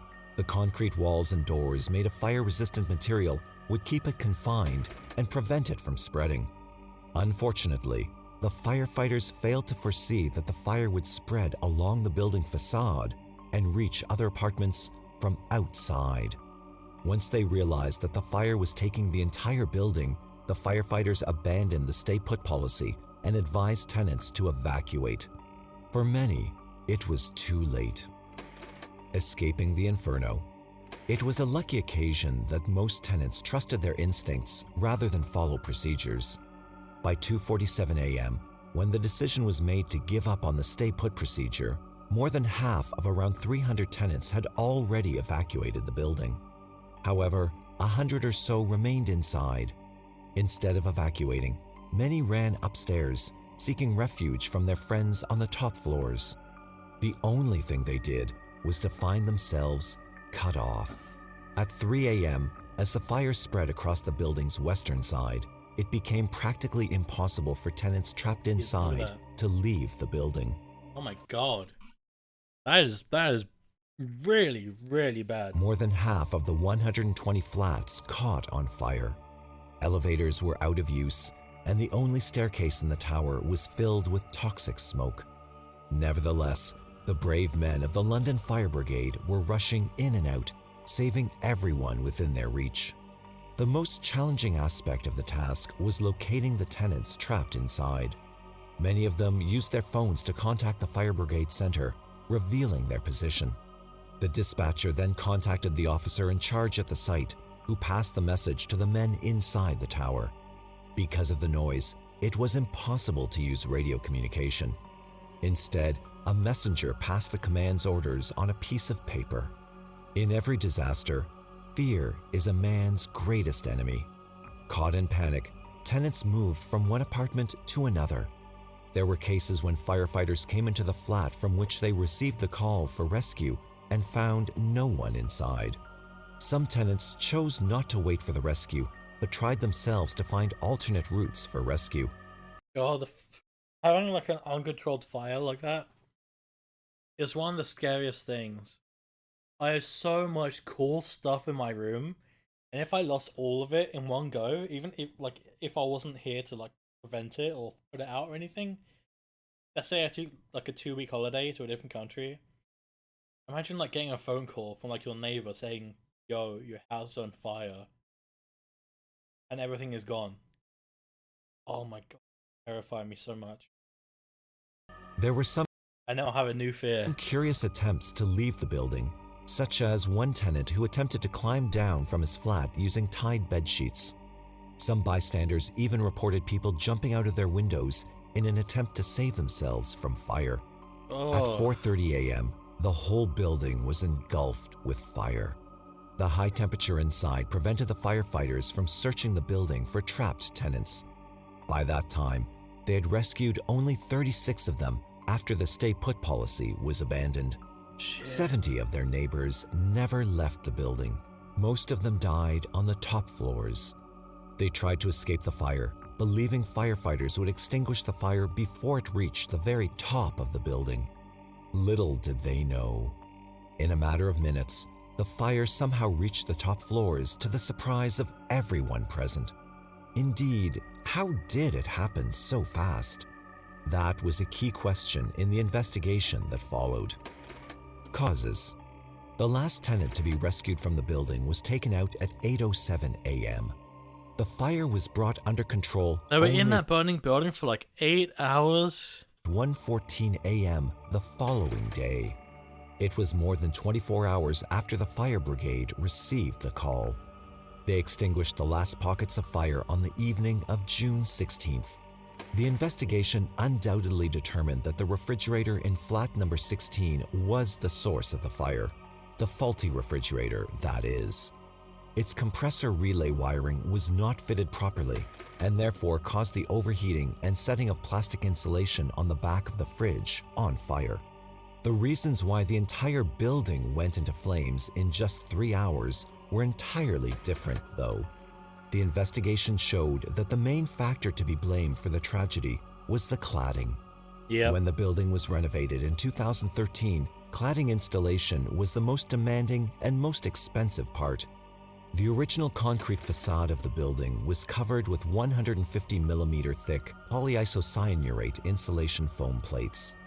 Over the installation, rain screen aluminum sandwich panels. Jesus, good job on saying polyisocyanurate. Whatever that was. Like, I'm surprised even the captions got that. Thick polyisocyanurate Polyisocyanurate. That is just an achievement saying that alone. Insulation foam plates. Over the installation, rain screen aluminum sandwich panels with polyethylene cores were fitted. Between the insulation and the aluminum panels, there was a 50mm ventilation gap. All these features proved to be problematic and a crucial reason why the fire spread so quickly. Polyisocyanurate insulation is made of extremely flammable material. When ignited, it burns rapidly and releases toxic gases. When used in tall buildings such as Grenfell Tower, the manufacturer-provided guide recommended the insulation be used in combination with special non-combustible rain screen panels and vertical and horizontal fire breaks to meet fire safety standards. The aluminum rain screen panels fitted to Grenfell Tower were also anything but non-combustible. The aluminum plates were, but the panel core made of polyethylene was not. What's more, the material is highly flammable. These panels were not recommended for use on buildings taller than 10 meters. When Grenfell Tower caught on fire, aluminum rain screen cladding burned like a match. The last part of the deadly combination was a gap between the rain screen panels and the insulation foam. I was gonna say, maybe without the gap properly would be... installed fire breaks, it caused a chimney effect, pushing the fire to upper floors in no time. The question was, how did the local council fail to observe all these deficiencies? As always, it was all about the money. When the reconstruction started, the council was guided by the cost rather than quality. Better contractors and more appropriate cladding were refused only due to cost. What the council showed was the ultimate level of neglect toward the safety of Grenfell Tower tenants. Even when tenants complained about cladding and other fire safety irregularities, the council threatened them with legal action for defamation. Aftermath. The result was the Grenfell Tower fire, the worst residential fire disaster in the United Kingdom since World War II. 72 tenants lost their lives in the fire, the youngest being only 6 months old. The lucky 223 escaped the building before it was too late, but not without consequences. Both tenants and firefighters on duty were exposed to highly toxic gases that caused them health problems at later stages. Their mental health was also damaged, with many suffering from post-traumatic stress disorder. The final damage of the fire that includes various expenses from death and injury compensation to rebuilding costs rose to an incredible £1 billion. Oh my god, it will really? never be enough, though, to make up for losing innocent lives. Lives that could have been saved if only everyone were doing their job properly. Thank you for watching our video. If you like it, please remember to hit the like button. If you want to see more of us, go ahead and subscribe to our channel. See you next time, and You stay said this safe. was old, but it's only a year old, but it's really, really good still. I remember seeing Grenfell on the news, and the whole time people were talking about the cladding and how the local, like, government, I can't remember what the word is, like the council, I guess, were basically at fault for this. God. Yeah, that would be terrifying. To be honest, that is one of my biggest fears of living in an apartment building, losing everything due to someone else's mishap. Yep. Same. That is scary. And you know what's crazy? The building still looks like that. I've seen it IRL recently, like a few months ago when I went to see my girlfriend. It still looks like this. It's still just there, wrapped in whatever this is. I don't know why. I don't know if they're going to bring it down and build it back up. I really don't know. But yeah, that's really scary. I worked on an alt account on Twitter. Oh, really? Why?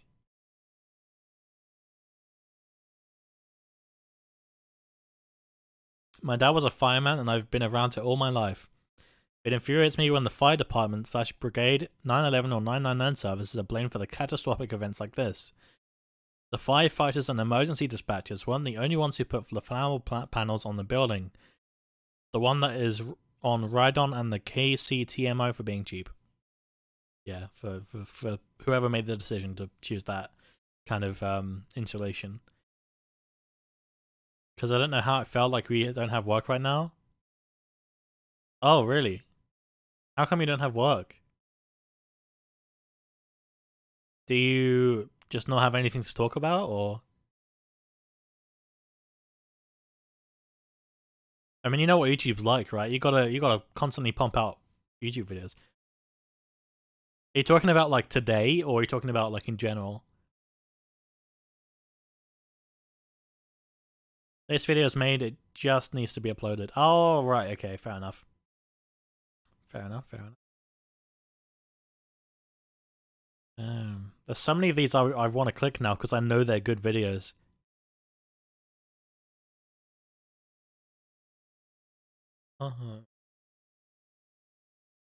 Okay. I think we should move on to something a bit more lighthearted. This video from Ludwig I want to show. Is success on YouTube mostly luck, or is it mostly skill? People always ask me, Ludwig, Mail Twitter, I'll link it. I'll follow you it. have to start your channel over, what would you do? I think they're mostly asking so they can just do that and hopefully get successful. But I was kind of wondering, what would I do? How would I get successful if I couldn't use my face, my voice, or any of my current following? Would I stick with 10 viewers? Would I get to 100? Would I get thousands of views? I don't know. So it's already got 3 followers. Is this you and me and the other one?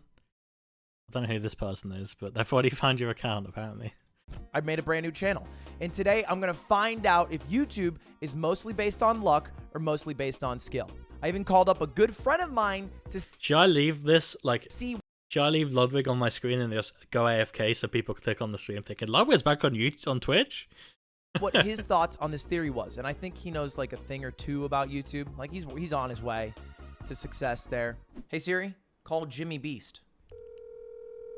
Yo, Jimmy. What up, dog? I have a question for you. Hey, man. I'm trying to do a YouTube video, and then the premise of the YouTube video is starting a brand new channel from scratch and trying to see if I can get views without my current name or branding at all. Okay. And I was wondering how much of YouTube you think is luck versus skill. It's 99% skill. If you knew what you're doing, you could do that 100%. All right. So if Mr. I mean, I know Beast what happens thinks in the video, but I don't know if it's 99% skill and not that luck based, then I should be able to get some amount of success. So I'm going to set a challenge. I'm going to give myself 24 hours to get at least 1,000 views. It's not hundreds of thousands and it's not millions, but I'm limited in what assets I can use. I can't use my own face and I can't use my own voice, but I still think I can get 1,000 views in less than a day. And you know what? If I don't, I'll delete my main channel. That's how confident I am. So here's what I did. Wait. I was zoned out. It's not millions, but I'm limited in what assets I can use. I can't use my own face and I can't use my own voice, but I still think I can get 1,000 views in less than a day. And you know, 1,000 in less than 1,000 isn't that hard. I mean, the first 5 videos that we uploaded has made us 20k subs. Damn. Damn.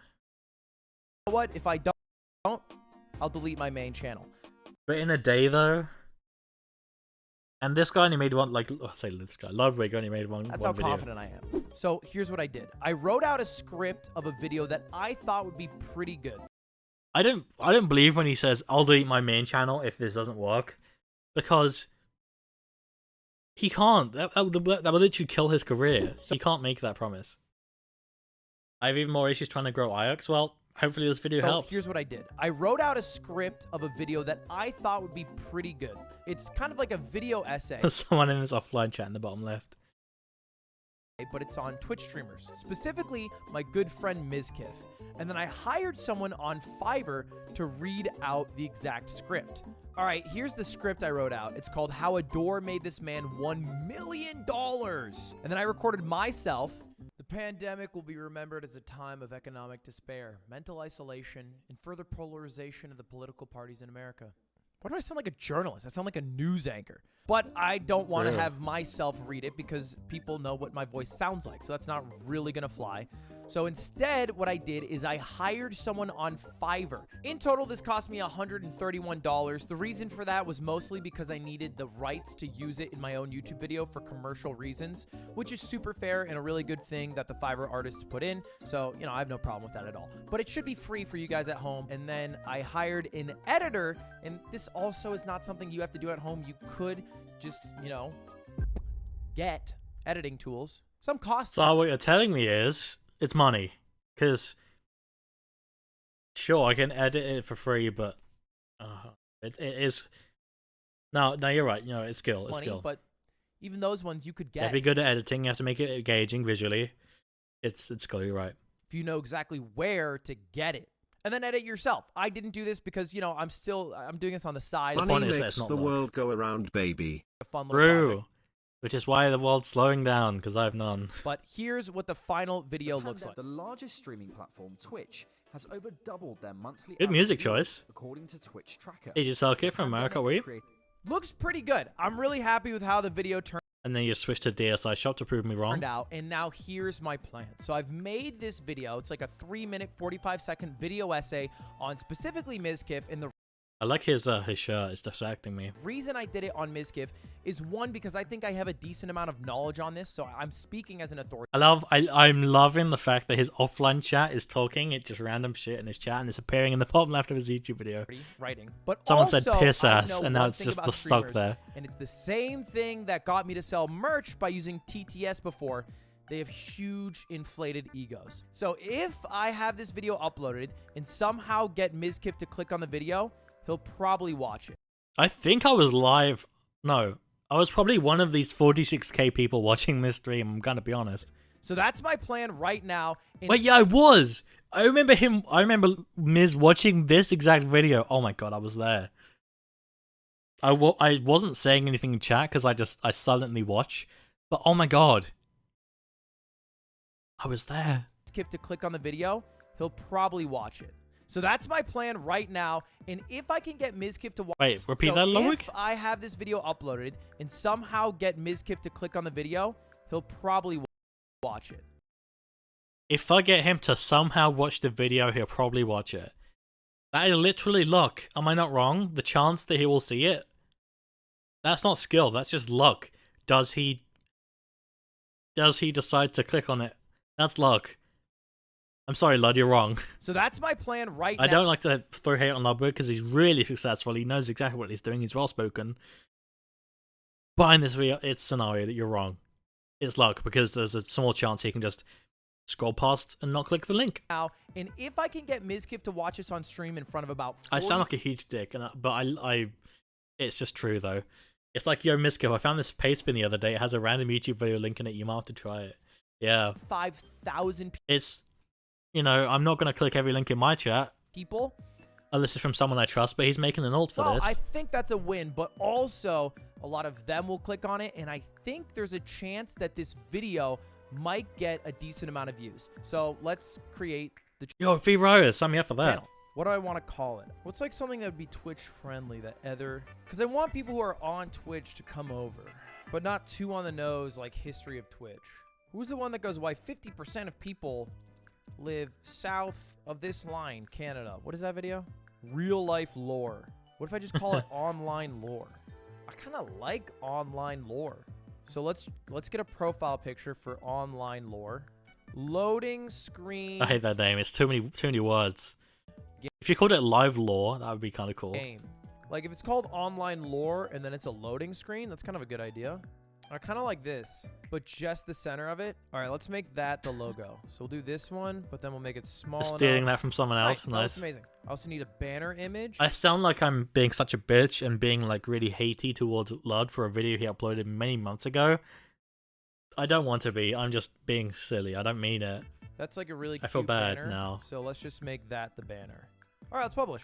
So here's what the channel looks like now. Online lore. It has this little logo. Looks like a profile icon that a kid would have. Yeah, It exactly. has the loading thing. I really like how it's looking branding-wise, but now we need to upload Leaked? our video. So let me get that pulled up. One quick key, by the way, if you guys are ever uploading videos, they'll use whatever the video's file name is for the algorithm. I've heard about this. I don't know what I should name my files, but that blows my In mind. some way. Use whatever the video's file name is for the algorithm in some ways. So basically, like as a keyword finder for the search engine, if you have some of the keywords inside of the file name as you're uploading it, I believe that YouTube will use that information. All right, let's up. That's insane. So I should call my YouTube videos "Dumb, Stupid Idiot from London watches YouTube content and claims it in his own, and he has no value to it, and he is not interesting at all. Click video, YouTube, like, comment, subscribe." That's what I'm gonna name my video from now on. It's like a kid would have stolen some random ass video. Yep. I was the exact same way when I was a kid in like IT class. Upload it. I just stole Kid assets. Twitch streamer, and the actual title for this is, I think I had one. How a door made this streamer $1 million. So now the only thing I have to worry about is the title and the thumbnail. I think the title, How a Door Made This Streamer $1 Million, is pretty catchy. It doesn't need to have Mizkif's name in it because a streamer touches more people. Like, even though Mizkif's a I love Nintendo music so much, it's distracting me. big streamer, most people who know about streaming don't know who Mizkif is, even with how big he is. And if you do know who Mizkif is, you'll see him in the thumbnail, so you'll click it anyway. I hope you enjoyed watching. If you liked the video, it'd mean the world if you subscribed or shared it with a friend. All right, let's just do that. Keep it simple. That's all good. That's all good. We'll start it out private, and then we'll hit save. So now what we need to do is we need to make a thumbnail. So I want a picture of Mizkif, but with the door in focus. Mizkif. Oh, so many bad ones. Also, wait, you know what I could use is his YouTube channel has the intro that he uses every time. Hey.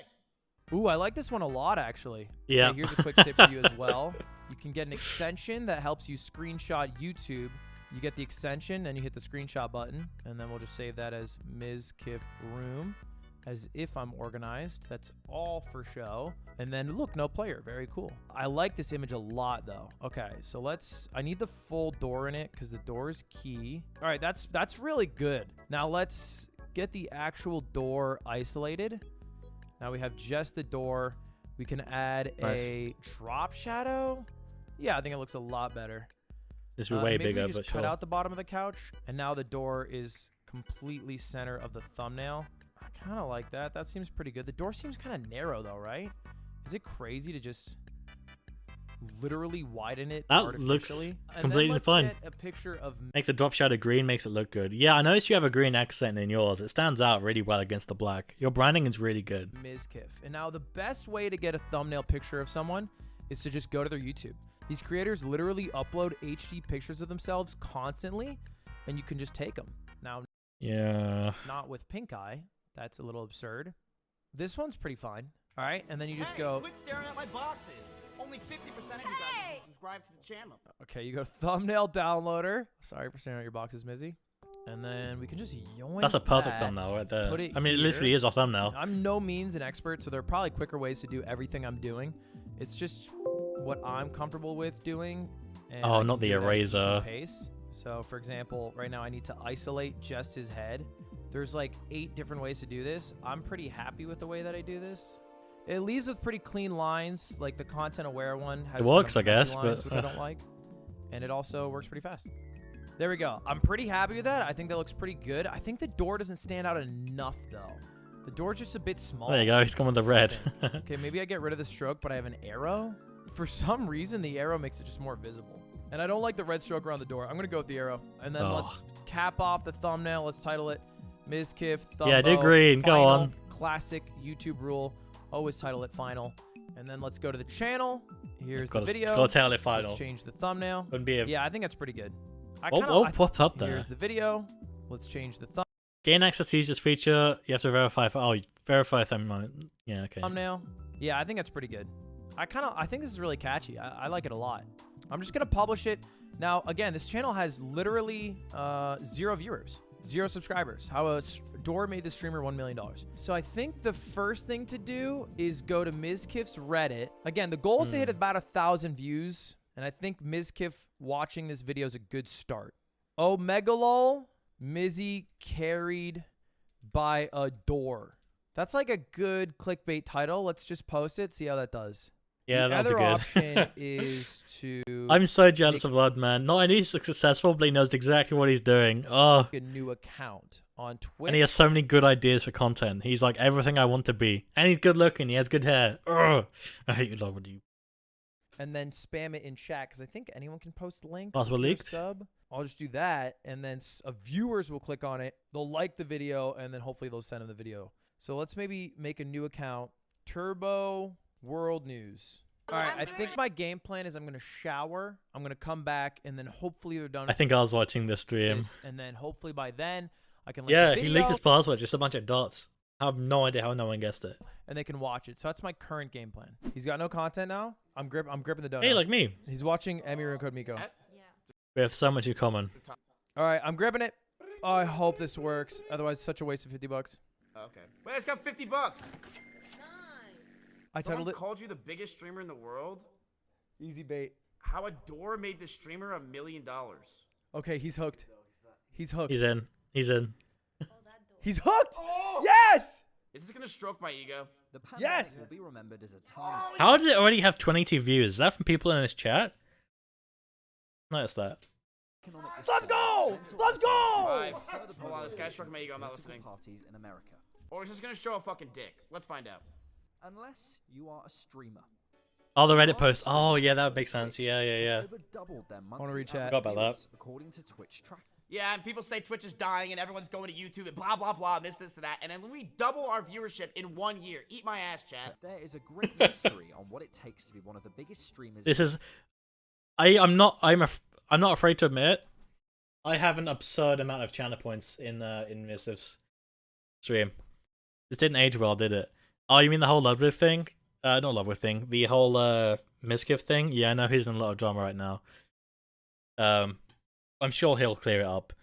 But, my god, I watch a lot of... The biggest thing about the Mizkif thing is that I have no one to steal my jokes from anymore. Look at this, I have 300k channel points. 313k.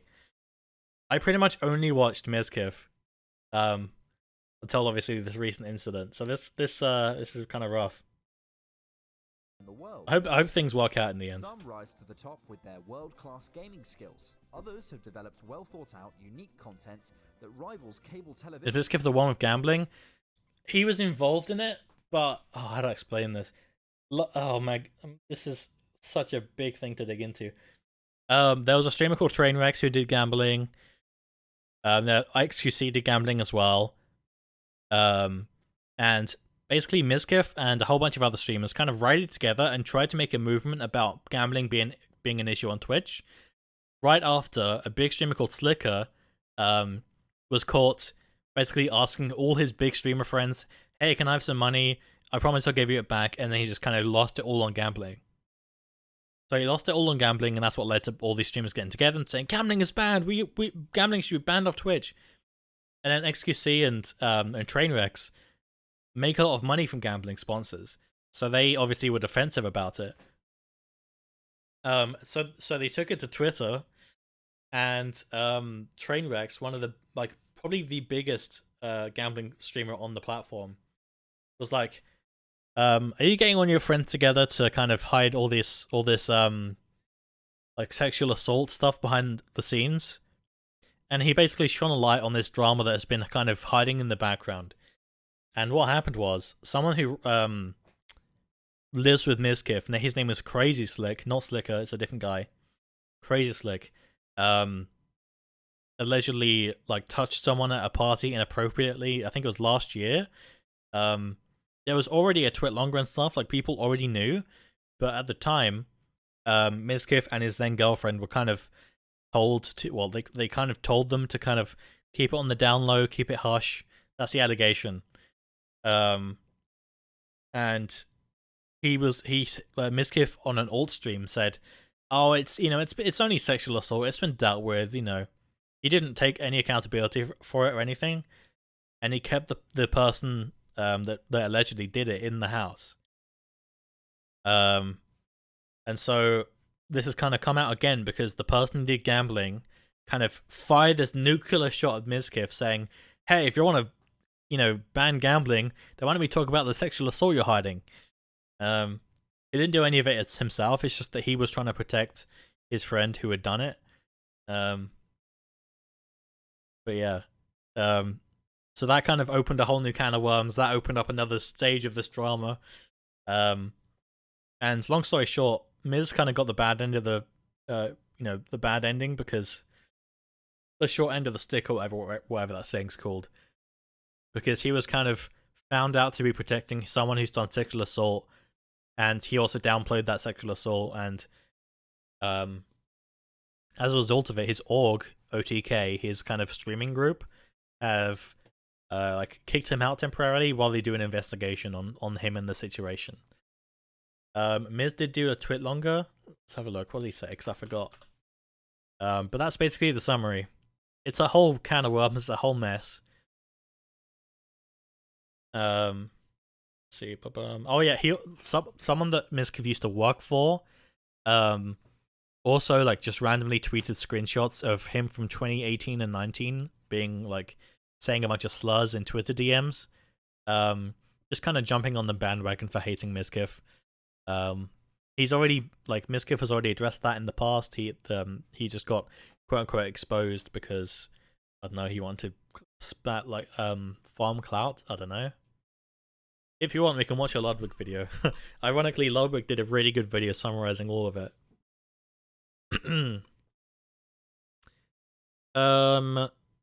So yeah, he said, after a little while, the Six misconduct came to light last year. I made some inexcusable statements on an alt stream after some chat messages got to me. To them and all those affected by sexual harassment, I'm sorry for those statements. It can never be considered small, and while my intention was to clarify a misleading chat message, I chose my words poorly, and my response came off as downplaying, which should never be downplayed. And then he addresses the slurs, and he's already addressed this on stream in the past. He's been very clear and transparent about that. Not that I'm saying it's okay, but he's admitted to it and he's talked about it. I'm sorry to everyone affected by the situation. I've been banned judgment calls based on what I was led to believe. I want to apologize to blank, blank, blank, blank, blank. I'll be taking a leave of absence and stepping away from org duties. So yeah, he basically apologized, and I'm kind of surprised he's not streamed yet. Maybe today's the day or tomorrow's the day. People love to hold on to the past, people can't change in 6 years. Exactly. I was a whole different person 6 years ago. I mean, 95 Degrees had only just started 6 years ago. But yeah, that whole thing is I would just kind of ignore. Here, let me I guess we'll finish this video and I can talk about the Mogul Mail video. I will say though, Ludwig's cameras, Ludwig's cam on that video, I don't know what the hell happened, but the colors are just all gone. So I'll show that after.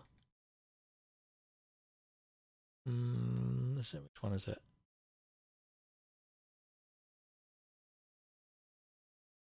Okay, yeah, I think I found that. Okay, cool. Even 2 years ago, I was different. I wasn't rich, but now I am. Damn. Can I have some? Can I invest in your company? And then there's Mizkif. Hi! He isn't particularly good at games. Jesus. I invest in Nintendo DS's. I don't know about you. I grew up with the DS. And this one right here was really bad on the Kinect. This is a very, very rare. It's called the Ambassador Edition. New 3DS. And it is basically this DS that was only sent out via what was it? Like an email only invitation program in like 2015 or something. And only a few of these exist in the wild, especially in this condition. And I bought this really cheap because I had price alerts on and everything. I did my research. I could sell this on eBay with the box and everything and probably make like twice the money back. But I don't want to because I love this thing. Anyway. And sometimes all he does is watch other people's content on his stream. But as a... There are 4 layers to people reacting. There's me, there's Ludwig, there's Mizkif, and there's Mizkif in the past. And then there's the stream in the middle. He's a top 50 streamer in the world, easily making over $1 million every year. The reason... Thank you for following. This isn't Nate. Hey, Will. Thanks for the follow, man. It shouldn't come as a surprise. Welcome. Cable television is A hook. I would crank up the volume more if I could, but I can't. How do you find the stream, dude? Since 2015, 20% of Americans have dropped the service, according to... Yeah, let me crank it on your side. There you go. It should be nice and loud for you now. That doesn't remove the influence of cable television shows. Look no further than streamers emulating or straight ripping off popular game shows for a younger Twitch audience. But Mizkif has taken something from sitcoms that make shows like Seinfeld, Friends, and Happy Days American staples. The sitcom entrance. When fan-favorite characters walk through one of these 3 doors, American audiences would go wild. If you replace the studio audience with a Twitch chat, Mizkif is doing the same thing. Dude, we need a fucking... Oh, we need a clap track or whatever the fuck it is. This is good. Oh, well, I'm not playing anything right now, so that wouldn't go through. But if you try using a link, it should work. If you like find the song on Spotify and paste in the link, when I'm playing music, only when I'm playing music, it should work. I'm not playing anything right now, so... Open door policy, meaning anyone can you should have been refunded, though. House, but walk right into his stream room while he's live. The door is more center frame than Mizkif. This has led literally to right now in the bottom left, you can see it right there. Door, with chat able to immediately react to who showed up. Oh, I thought that was Connery Spance. Collaboration is a staple of growth for any YouTuber or streamer, but the mystery of who will show up while Mizkif is live is what keeps the viewers excited. Bro, imagine Train just walk through my fucking door. That would be a dream. That'd be so fucking funny. Excited about the content. And although a lot of credit is deserved for the 36x80 star, Mizkif is... Ladies and gentlemen, an ad has just started. If you don't have a sub, now is the time. Or if you have Twitch Prime, you can sub as well for absolutely free. Also ready to deal with whoever walks through that door.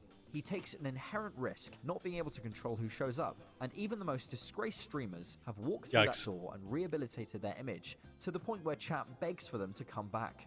Mizkif is one of the fastest growing streamers on the platform, and has catapulted himself from Ice Poseidon's cameraman to one of the biggest creators in the world, all thanks to a door. Alright, here's how I get views now.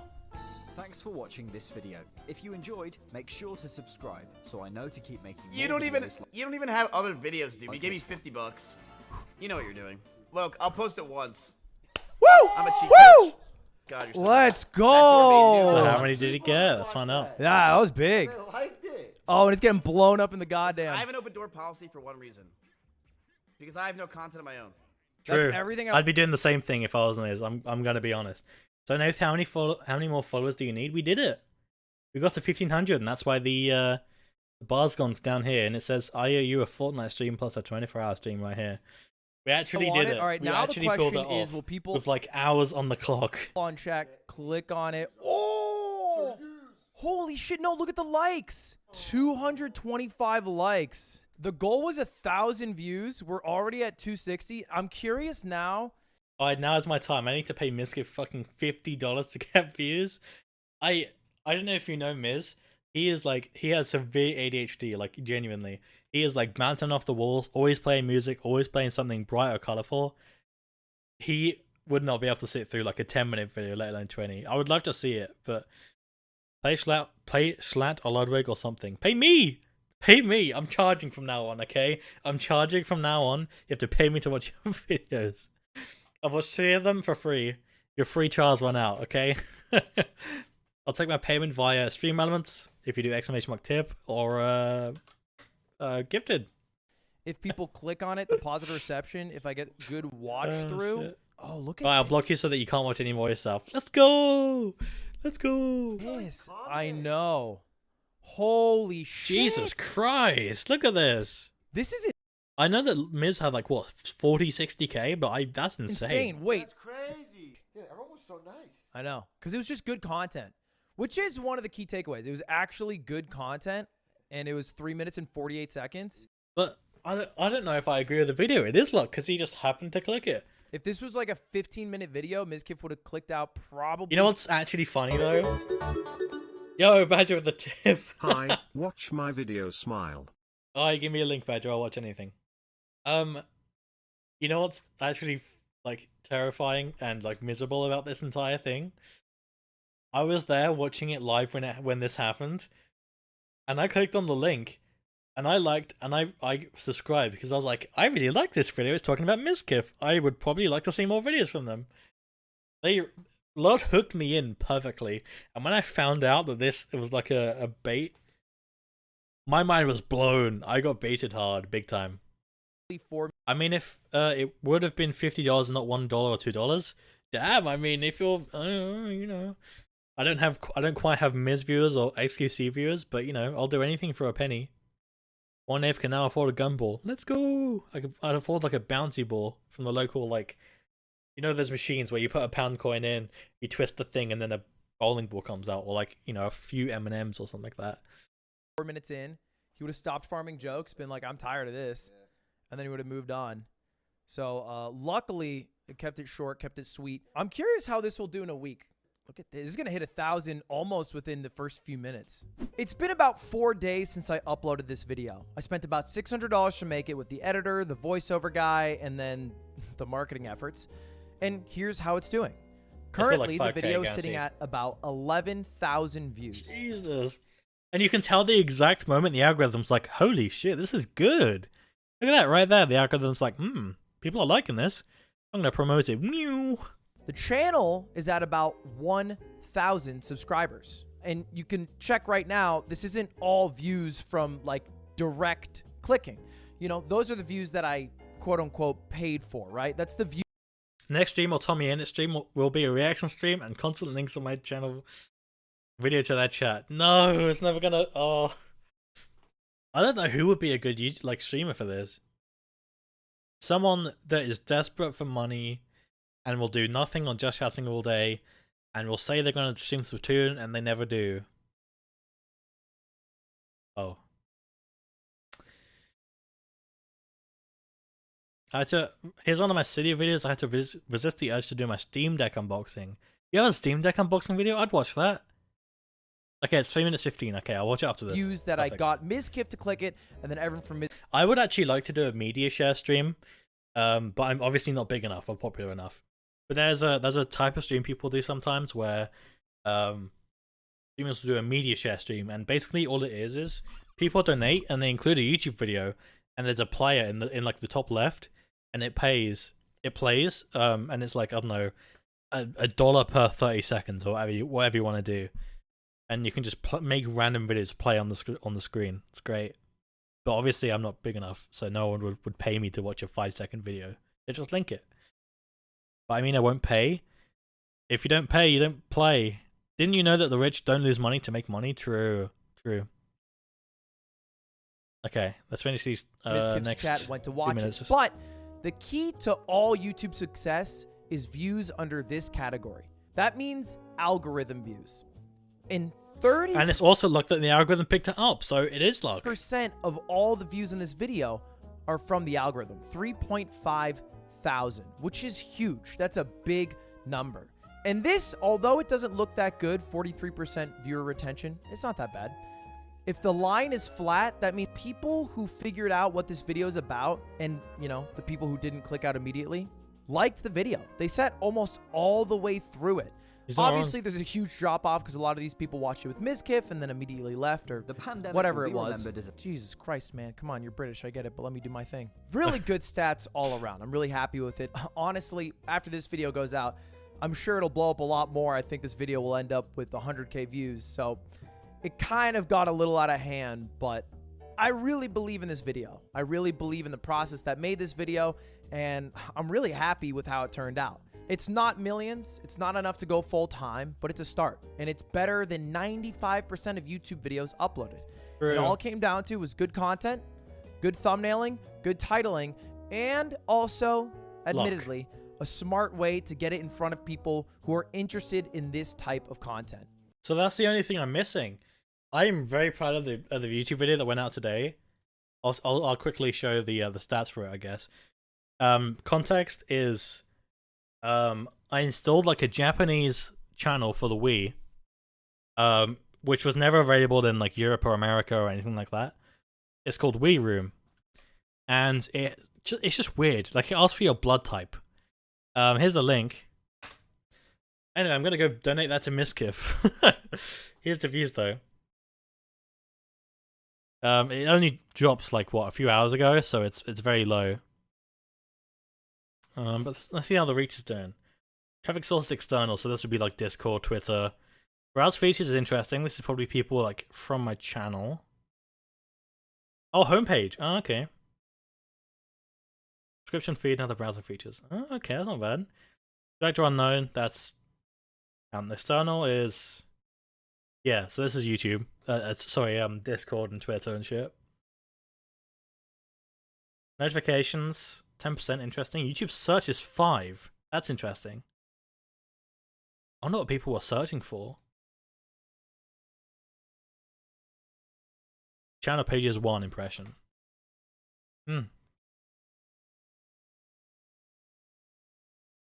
Let's look at a more viewed video so I can kind of see the numbers. What we got? Mr. Nathan Guy got 60, but that's not very old. The Backgrounds video did pretty well. That's have 75. You understand the balance here, Doc? I want 75 views. Oh, what? It says 66 now. Oh, that's because it was in the last 30 days, I guess. The hell? I swear it said something more.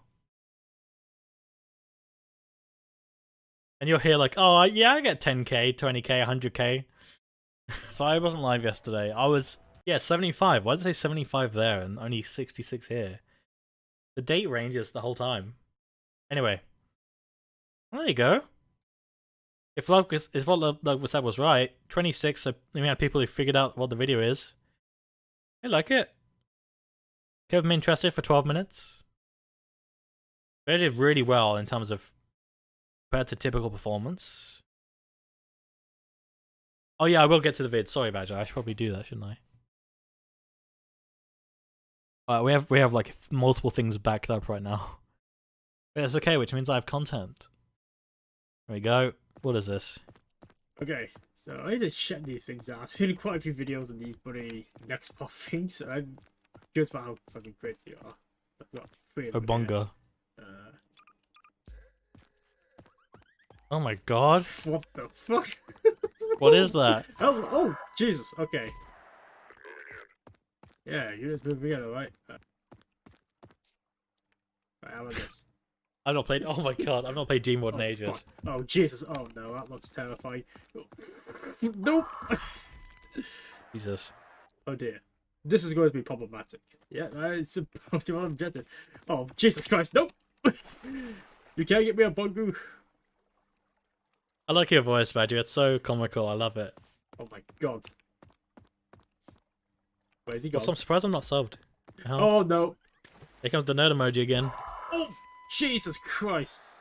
Alright, that's definitely something. Okay, what about this? Why does Gmod look better than I remember? Oh no. Oh god. No. I do like. Holy shit. There are some voices I don't like. I don't like up northern kind of accents other than Badger's. Like, I don't like the Birmingham accent because it reminds me of my ex. Other accents I don't like. I don't know. I do like voices, I guess. Yeah, big voice guy. Yeah, this is the Backgrounds. Oh my god, we have this in common. Oh no, no, no, no, nope. Nope. Get me over here! Oh, nope. You can't help me, Jack. What the hell? Oh no, no, no, no. I've just seen them. No, oh my god, no. Oh, you uploaded this today? Oh, you mean the Steam Deck? I'll go watch it. Nope. Off stream. Aha, you guys can You only pay me for this one. I appreciate they can jump. Oh my god. There was something terrifying about that. They just doing its thing. At Dark Historic, I gotta ask if you're not watching but just listening, right? How does that work? Like if you just have the stream open in a tab, not judging, just something that confuses me. Yeah, you can change the badge. I think. I don't know if I can do it in my own chat. What's that? Oh, do I have the thing?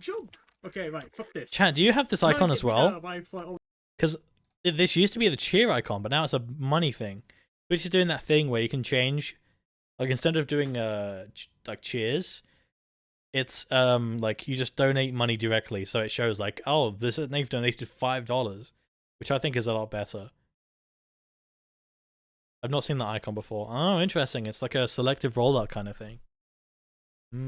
Anyway, yeah, you can just change your badge here. I can set it to that one if I want, and it's for like people who are like, you know, hard of vision, hard of hearing. They can just make themselves, you know, make it known that they can't hear. So that, you know, if the streamer's talking to them, they have to type through the chat and stuff. Oh, it's the skybox, surely. We're trying to catch up to YouTube. Yeah, I guess, yeah. Jesus Christ, okay, right. If Nate got those views, he would make more YouTube videos. I'm trying to do one a week. And I do have some additional ideas for videos. But it's really difficult trying to balance like Twitch content, YouTube content, and everything else. There's not enough time to go around, you know. But I know that YouTube is definitely like the way forward. Because the videos they're doing are right, and they're shareable. If you enjoy the video, you're going to share it to your friends, right? Whereas you can't really share a stream that you're enjoying to someone else. That's just not something you do. And you know, if you're like in Asia or somewhere, you know, if you work nights or you're, I don't know, just unable to watch my streams due to whatever reason, chances are you can still watch a YouTube video. That's why I do it. You know, just in case you want a quick taste of my streams and what they're like, just go to my channel and just see all these stupid videos I've worked on. How fast have I learned this? I'm really happy I'm doing that. I think it goes a long way. The not watching badge is due to a self thingy. That's why it says I'm not watching when I'm randomly watching. I'm pressing on the moderation icon next to the chat and I'm pressing the global badges. Yeah, I do most of the time just not watch a stream. Oh, really? I mean, you said you were doing Twitter earlier, so I assume I'm just in another tab, which is fair enough.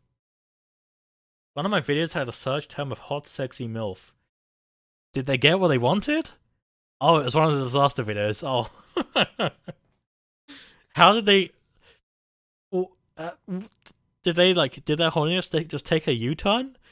What happened in their brain there? They came to YouTube looking for one thing and ended up watching something else. Fair enough. You still got the view at the end of the day. I think that's faster. To be fair, the backrooms is more of a popular topic. Yeah, that's kind of why I made it the topic of my YouTube video. No, because people know what the backrooms is. They'll be like, oh, you actually went to the backrooms? What does this guy have to say?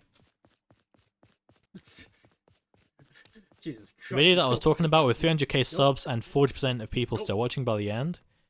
Oh my god! Like I said, out of all the videos, I went with something small and memey, and it's not long like an unboxing. Yeah, I appreciate that. If you only paid me £1 to watch the, I don't know, like a 10-minute video, I'd be asking for more. I'd be getting like 2 minutes in and be like, thumbs up. Where's the next cash? Come on, read it more. Jesus Christ. I'm shameless. This is not doing me any favors, the screen shaking. Yeah, why is the screen shaking so much there? Jesus.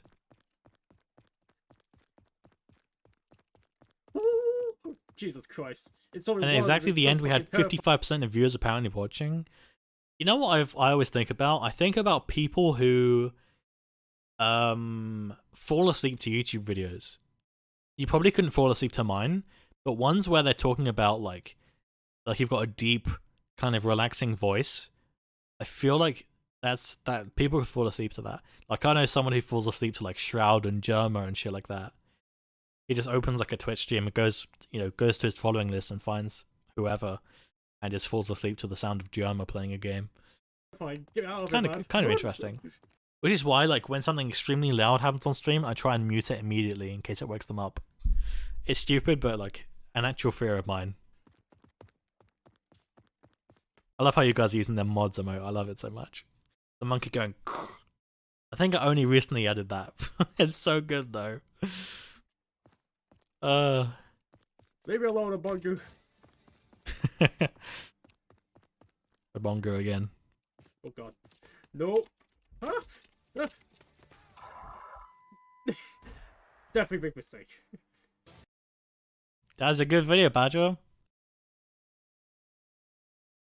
I just like your voice. It's funny.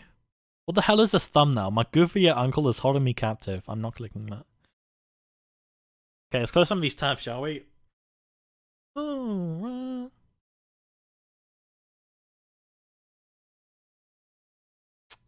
let's see. Mogul mail will keep.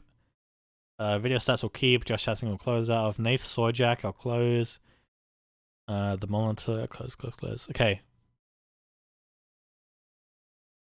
Alright, here we are. So here's the video analytics for the backgrounds video I did. If you want to see that, here's the link. Doesn't help. It does help, I mean. Doesn't hurt, that's what I meant to say. Basically, this is a story of how I went to go see my girlfriend and we went into London. And some weird stuff happened along the way. We meant to go to Build-A-Bear, and we did. But on the way home, some weird shit happened. I'll leave it as that, just so you're like, ooh, what happened? I'll click on the video. If you do, please watch it all the way through. Because that's what the algorithm really loves, when you watch all the way through and then click onto another video. Keeps you watching. I'm still catching up with chat, I'm sorry guys.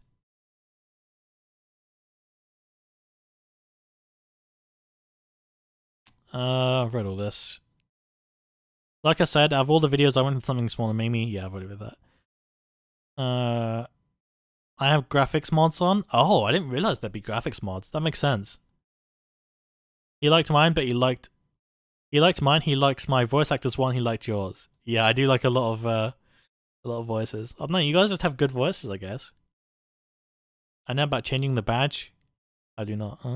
I do, but I popped out the chat. Twitch trying to catch up to YouTube. Already read that. Now I'm just remembering when you could get bits with ads in the US. Yeah, I've heard about that. I've never seen it. Never worked for me, I don't think. When pressing on about the cogwheels, yes, cogwheel. You can pop out, yeah. I really, really want to know why that's a monkey. Because I think it's like, I don't know. When a streamer yells mods, it's like, mods stop predictions, mods change the title, mods change the category. And it's like a monkey going, ooh, I want more food, you know? I think that's the joke. Yeah, while my screen was shaking so much and it looked better, probably all mods. I like he had a space between M and odd so it wouldn't come up with the emote. It's okay, you can say mods in lowercase and it won't come up. It's only when it's all caps. Yeah, I love 7TV. All my 7TV emotes are awesome. I've added so many and we're not stopping. My favorite is gameplay time.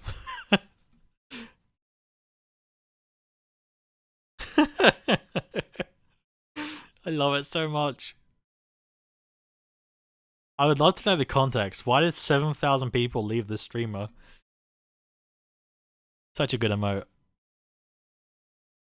It's so good. I want chat to spam that when I start playing a game from just chatting. I wish it went to 0. Yeah. Oh, here's one for you, Badger. Pet the mods. I think that's a new one I added. Suddenly I see. Oh, my lights are gone. Thanks, Steven. God, it looks really creepy in my room now. Should I quickly turn on the thing where you can, like, my Kinect sees night vision? Hold on. Oh, where is it? Infrared. Oh, I've gone. I'm somewhere else. Oh, God. My camera's off to the side. Oh, God, I've ruined everything. Okay. Well, I can see it. Hold on. There you go. You can see it now. Context. My Kinect. I'm using a Kinect as a webcam. And it does cool stuff like infrared, it does depth sensing, and it does color as well. There you go.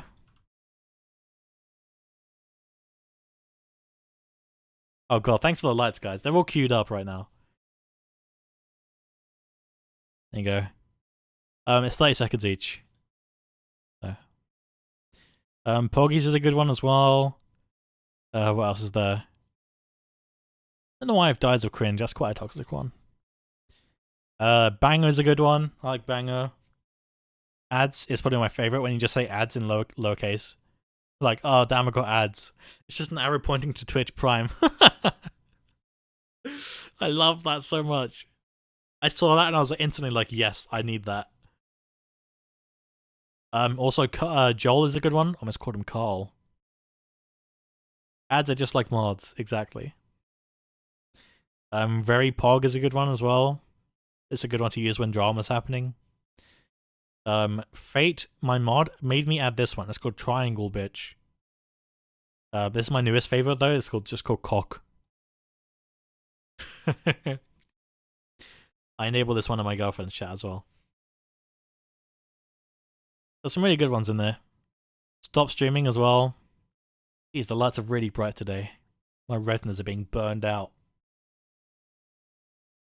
But yeah, why am I screaming shaking? Oh, I already read that.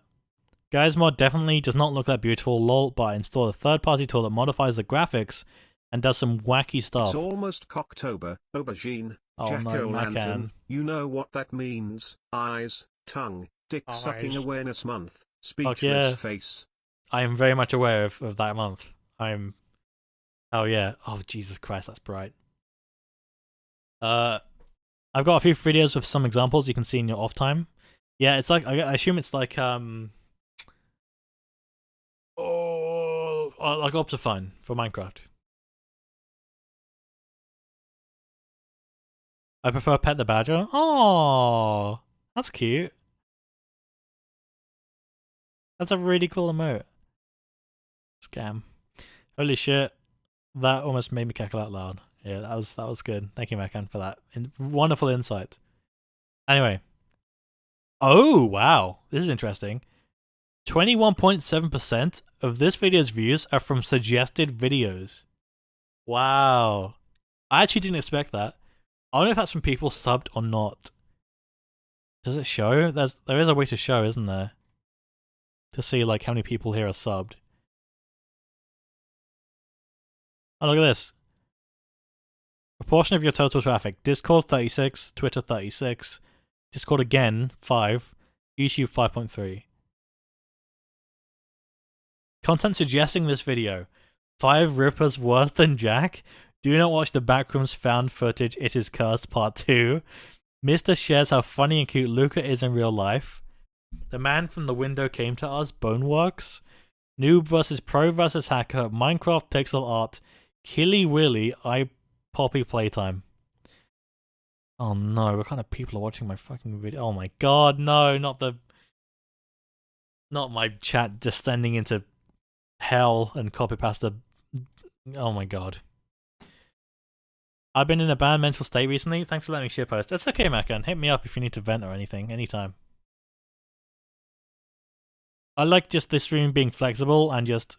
Oh no, it's gonna read it out, isn't it? Less than at exclamation mark 103943894651117568 greater than it's Cocktober, aubergine, jack-o'-lantern. You know what that means. Eyes, tongue, dick-sucking awareness. All this for 10 cents. Speechless face. I'm better than woman this. gesturing okay. Tongue. Send this to 12 of your closet hoes. Women holding hands. Closet devilish hoes. face that love that dick. Aubergine, aubergine, aubergine, nervous sweat, nervous sweat, nervous sweat, jack-o'-lantern, jack-o'-lantern, jack-o'-lantern, jack-o'-lantern, jack-o'-lantern, jack-o'-lantern, jack-o'-lantern, jack-o'-lantern, jack-o'-lantern. And I'm just gonna carry on. Impressions click-through rate is 2%. 2%. Jack-o'-lantern, jack-o'-lantern. So, wait, you got what? Jack-o'-lantern is a You got 700... Oh, these are impressions. I was gonna say, there's no way it got all this in one day. Okay. Aubergine, thoughts, woman tipping hand, that you know will Woman get some, tipping hand. light pointing finger, a-okay. Oh, I love how it tells you the videos that people found it from. Angry woman, for 6-9 Angry days woman. of bad luck, warning sign. Okay, here we go. Here are all my public videos. Okay, this one got, like, I don't know why this one blew up. I say blew up. It has 926 views. But it did really well, and it's just this 7-second clip. PVC stand for? Big. You know, what does PVC stand for? Big You know, News Corporation. Big black cock. Okay, well, someone had to say it. God, my face cam looked horrible back then. I had the shitty ass webcam. I was only streaming at 720p. Ugh. I've come so far. Oh, I forgot this video is still public. Hey, I'm willing to come down to London and let you shoot me in the fucking head so I don't see this copy pasta stuff. Please, do it. Pull the trig. Pull the... I'm glad the TTS ended there. Oh, Macan! I had a Minecraft girlfriend for a day before she disappeared from the server I was on forever. We even got Minecraft married. No! I'd say I miss her, but who the fuck is she and where are my alimony payments? Yeah, that's rough. I'm sorry to hear it, Macan. Okay. I like how I've been distracted by that, but I've actually missed genuine messages. I love all the badger emotes I have. My friend is so legit. Dude, I might have to, like, commission them or something. If I had the money. I don't. But if I, I might get some new emotes one day. I'm not too happy with my emotes. I would like some better ones. I treat others as they treat me. If someone treats me with kindness, I will repay this kindness tenfold. And those who treat me with injustice, I will pay that injustice 1,000 times over. Yeah, fair enough. I can respect that. Oh, it was a random copy pass. Oh. Yeah, wait, is that an actual message or is that a copy pasta? Because that seems like an actual message. None of the TTS, thank you, Macan. Yeah, for real though, Macan, if you need to hit me up or whatever, this stream is low quality on purpose. So you can do anything you want. Oh, it's copy pasta. It kind of makes sense though. Number 1, Victoria. So I'm just reading chat while doing this. FN, if it's called and the girl is hot, has Huggy Wuggy. I love Oogie Woogie. It's so good and I love it has beer. Deep. Okay, yeah, I've read enough. How do I unsee something and wipe it from memory? Exactly, Badger, exactly. What is going on anymore? I don't know, Steven. I don't know, man. I did some venting earlier, but I'm somewhat better now. This is raising my mood significantly. Good, I'm really glad. Please put an NSFW tag on this. I was on the train and when I saw this I had to stop. Oh my god. Everyone else gave me strange looks and was saying things like, what the fuck, and call the police. I dropped my phone and everyone around me saw this image. Now there's a whole train event. Oh my Jesus Christ. It's all your fault. This could have presented this. If you had just tagged this post, I'll see if it work. That is a good copy pasta. I'm going to copy and paste that to someone I know. GoPro, take me to your Xbox. But not Nuke Lake. I really like to.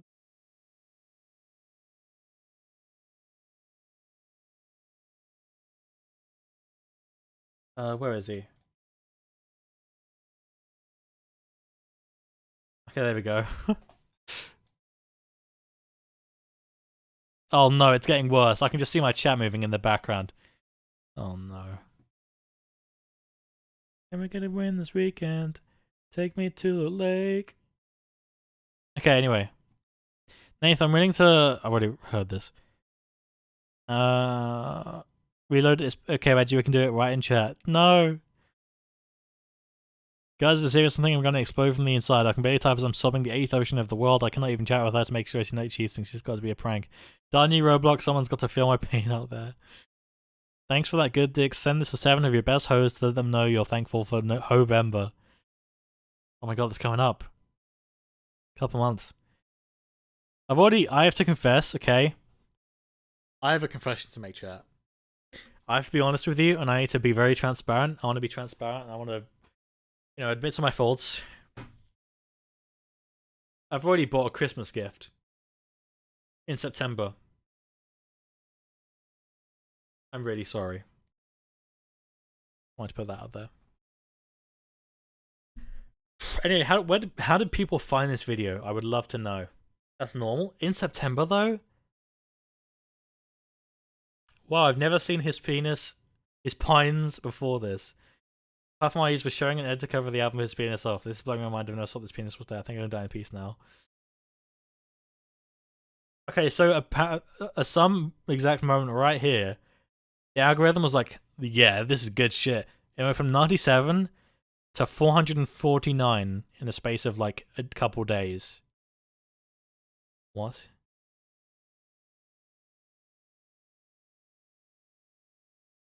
Oh, and look at this. The thing is like The retention is like above 100, so these people are going back. What does BVC stand for? Big You know, News Corporation. Big black cock. Okay, well, someone had to say it. So people are playing it over and over again, I suppose. Okay, Reach. Thank you, Doc. Browse features. Yeah, I thought so. Yeah, so it just ended up on people's home screens. People saw that picture of me, Minecraft, and the BBC logo censored. And they were like, yeah, I'll click that. It's only 8 seconds. Why are 29% of people finding it from YouTube search? Huh? Suggested videos, channel pages. Oh, here you go. 81.2% of my impressions are from YouTube recommending your content on the watch page or home page. What's the watch page? Well, that's some really good info, actually. My roommate and I do coke from time to time. Sometimes at a good night I find myself finishing up the bag or playing Apex. This game is fast paced and requires snap decision making. The drug has been known to sharpen your mind and seems to improve my play. Nice. What was that goofy ass laugh I did? Yeah, coke is my favorite drug. Remember that time Pac-Man was hot on crack? And take your money. Oh, here we go. YouTube search terms. What does BBC stand for? Is 64% of the views. Well, that makes sense. Unfortunately, they didn't get the right answer. Oh god, what's happening? There we go. What does the BBC stand for? W2S? Virtual Shore. Okay, so. Yeah, this is. Okay. So these are just random people searching what does the BBC stand for. And apparently it's not come up at all since the 13th of August. There you go. How did 6.3% of people find it from Yahoo search? Who the fuck's using Yahoo in 2022? Content suggesting this video. Sidemen, who wants to be a millionaire too? Oh, what? That's not what I clicked on. No. Oh god, what's happening up here? I think my YouTube's broken. What the fuck? You see this? I think I broke YouTube. Hold on.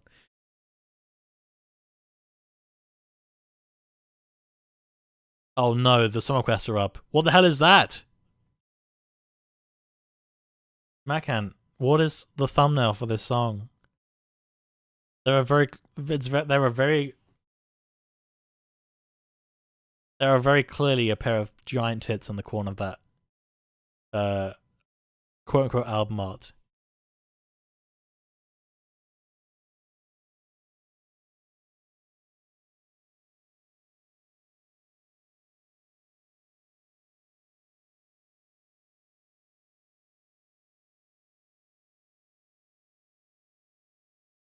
How do you find these songs? Mods. Like, you have to say the word mods in all caps, silly. You need the monkey to come up. Just get a fucking life instead of saving on shit. Honestly, it's a fucking joke. Wake the fuck up. It's car football. It's just a fucking game. You're not gonna be fucking pro and you're gonna fucking wake up people. But I didn't even understand that one. Jesus. It was me. I accepted that one. The song has been in my head for the last 4 days. Oh no. I need to tune it out so it doesn't get stuck in mine. Okay, my YouTube studio is like actually broken, so I'm gonna close out that tab and just start a new one. Ugh. I can't really hide the album art, so I'm just gonna do this. Here are the lyrics.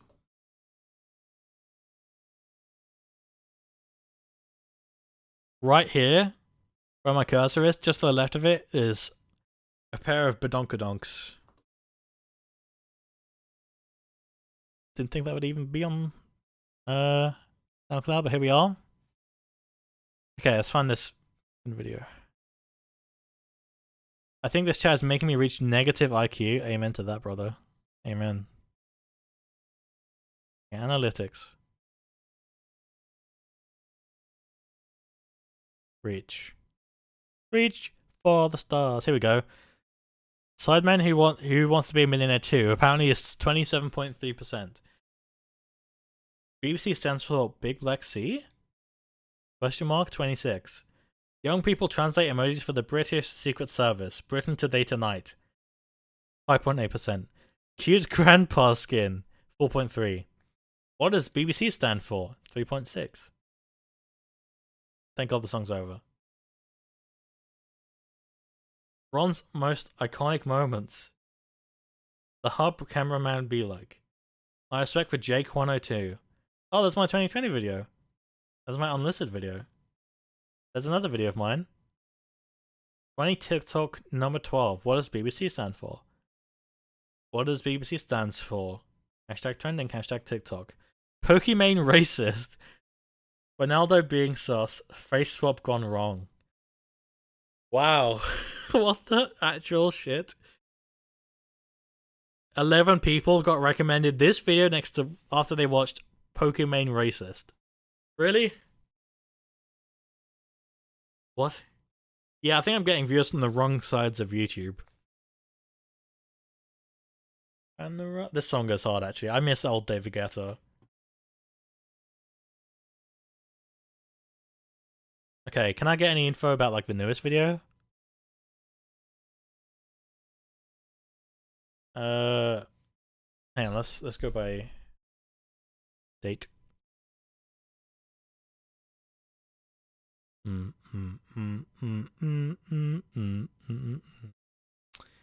Let's see, the Secret We channel. It only has 22 views, so probably won't be much there. Oh, that's alright. Probably gonna be nothing here. Oh, it's a little bit. Yeah, nothing, not enough else. Not enough info just yet. But 50% external, so that's from, you know,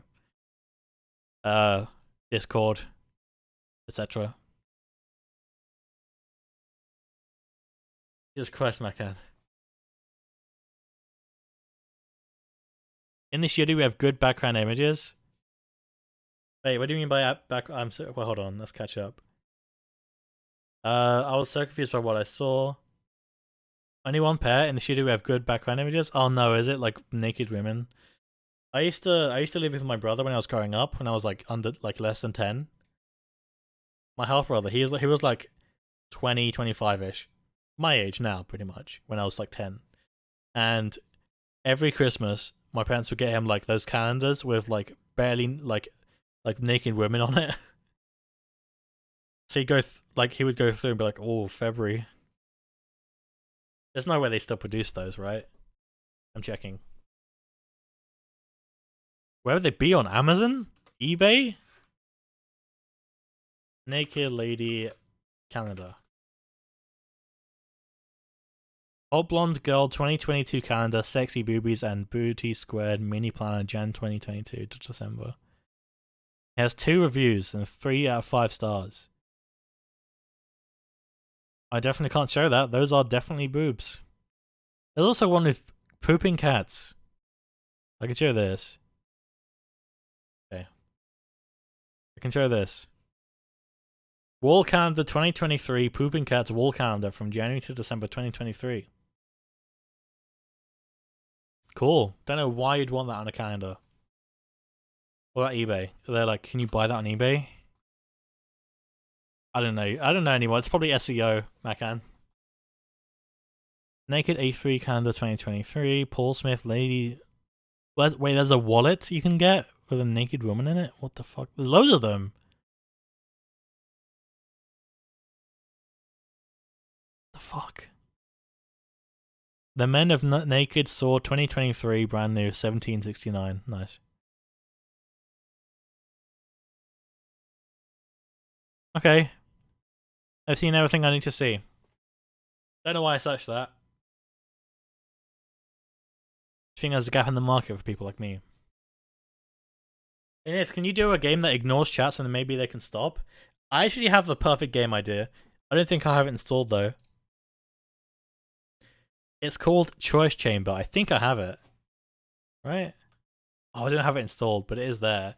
Oh, it's only 78 megabytes. Okay, here's what I'll do. Basically, the way this game works is Chat can pick like my weapons and power-ups and stuff like that. Let's do that for a little bit. Let's see. How do I set downloads? Limit bandwidth to... Let's put 100 kbps for now. And off it goes.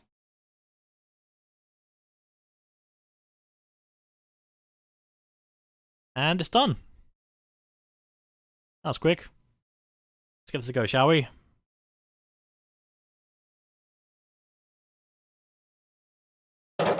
Oh god, it's loud. Settings. Game settings, music.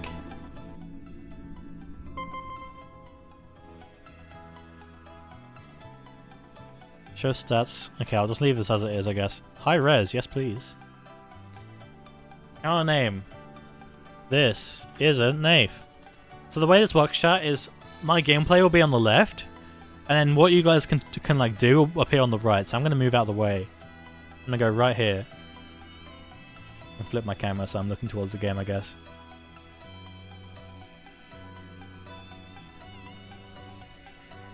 I'll go, I don't know, right here.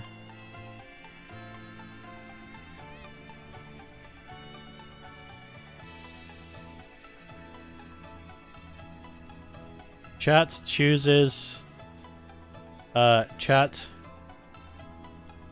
ruins my game.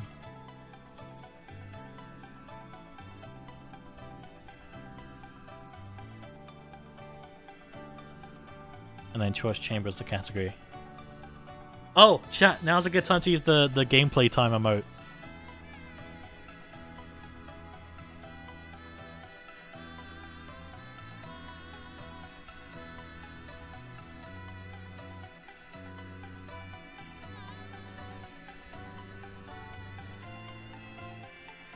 Why isn't it saving? It's just refusing to save. Oh, it did save. Okay, fine. Check a discount DMs. I already know what. Oh my god, I have so many. I already know what it is based on what you said.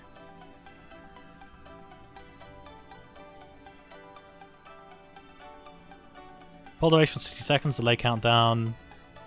I don't really need a delay, to be honest. Connect, please. Alright, chat, we're in. So, here's how it works, chat. You guys can say anything in the top right. Any of that stuff. As many times as you want, and it will appear in-game. So, feel free to spam it. Do whatever you want. Also, it's not loading, Macan. Not like your DMs straight aren't loading for me. Oh, there we go. It just loaded.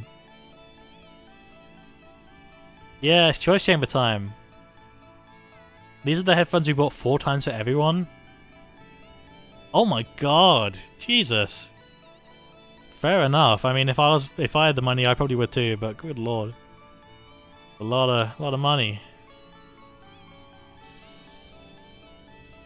Hardware active. Oh, I can do vote weights. Sure, I won't do mod votes. I'll do sub votes though. Okay, here we go. Chat but optional. How would that work? Can I just do the same thing? Following Twitch username will be connected to the game. Make sure you're logged in as this user on your browser before looking. Okay. Oh, I see what this is. Okay, here's what I'll do. I'm gonna log in on my Twitch alt, and that'll be like the bot. Let's try that.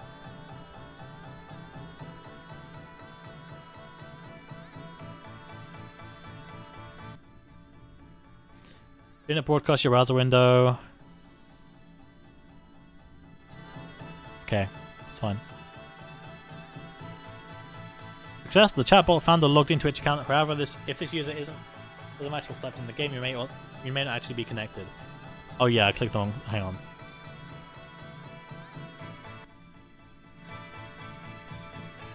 Okay, I did it, I think.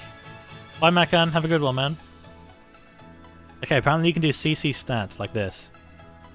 Oh, there you go. Cool. So I accidentally went to the Twitch homepage where someone's stream was playing. There you go. Okay, cool. Game settings, that's fine. Control settings. Player 1, player 2. Can I just change this to WASD? Oh, use controllers? I guess I'll do controller.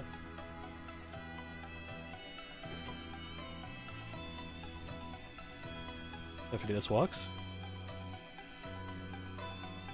Hopefully my Xbox controller connects to my PC. It doesn't do it half the time.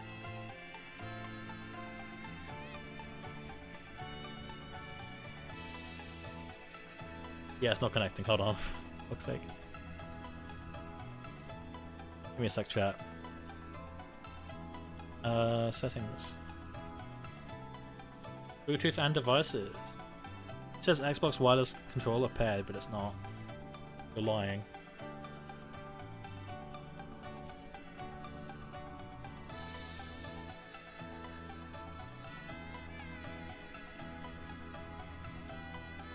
Okay, we're in.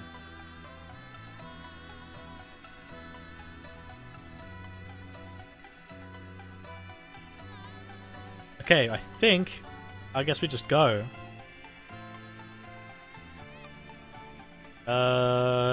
Left. Oh, wait, hold on. Oh, I don't know. It doesn't say the controls. Mod settings. Fine. Alright, let's go, chat. So let's try this. Hopefully you should be able to say sword, bow, or hammer. And then you can just pick the weapon. No? I don't know if it shows like any kind of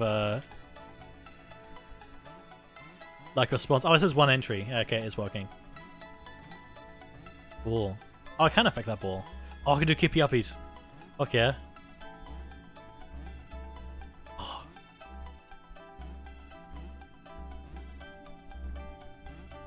I've always wanted to give this game a go, but never got around to it.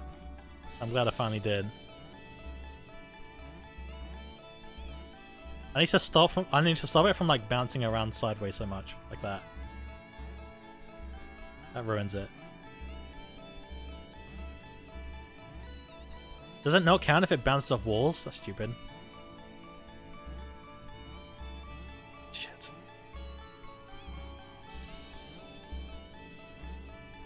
But Nate, don't you think those headphones look sick? Yeah, they do. Yeah, I'm wearing Sennheisers right now, but they're not anything fancy. They're just, you know, bog standard. Okay, is my face cam okay? I think it is, right? Off we go. What do you guys pick? I got a hammer. 67% of 3 entries are voted for this thing. How do I use it? Oh, it's X. Okay, seems good enough. Hostile hallways. Off we go.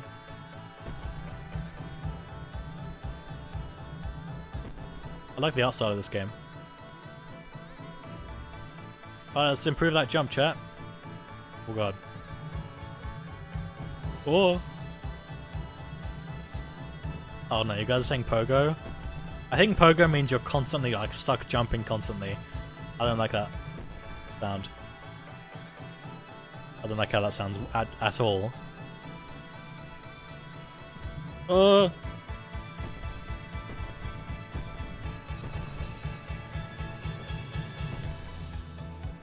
Yeah, I don't like this. Oh shit, I'm dead. Okay, I only have 3 lives, that's a problem.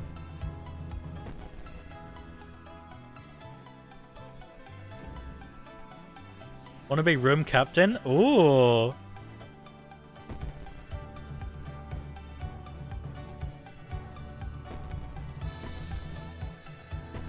Flying thing is... Oh, damn it. What happens if I run out of lives?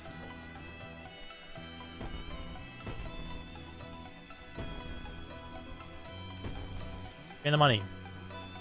Throw in the money.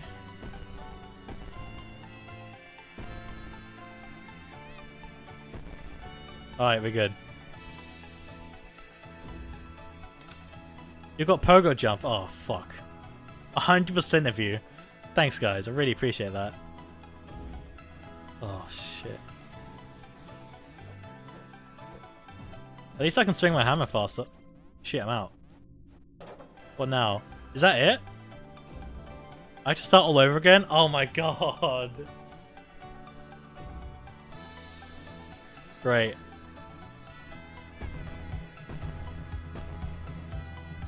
To be fair, we just started, so it's not that bad. Didn't realize I could jump. Oh, I like how if you hit the ground, it sends them back. That's cool. Shit. This hammer sucks, I'm not gonna lie.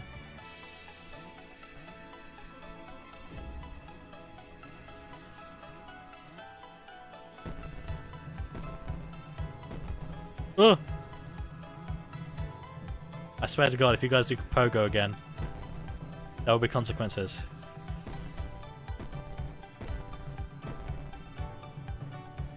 Come on, little guy. There we go.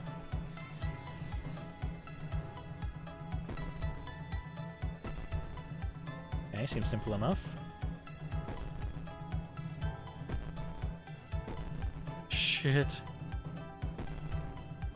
I'm literally on the first area and I'm already running out of lives. That's not good. What we got? Oh, a sword, thank you. That looks way better. What does it say? Good at cutting things in half, especially if they deserve it. Okay.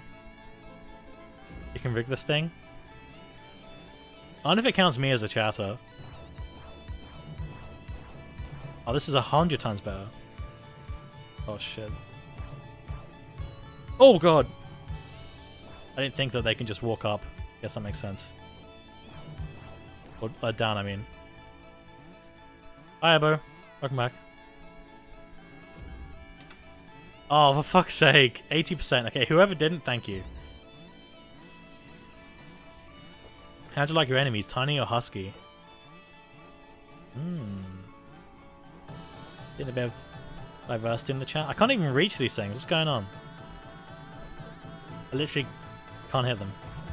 I got one. Come on. Oh god.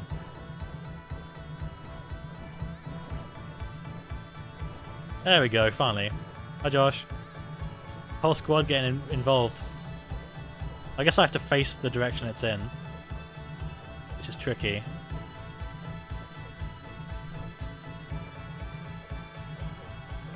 Considering it's always above me.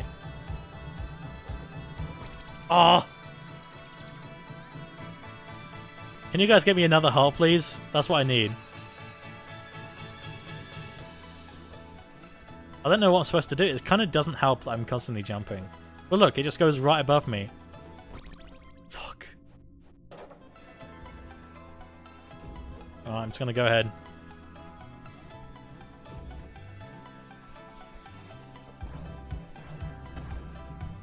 I'm getting there.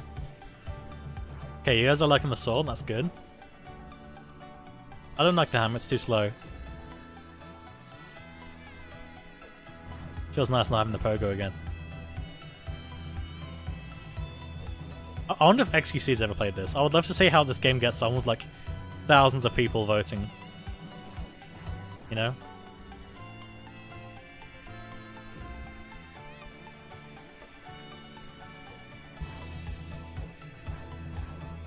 That was easy. I'm getting better.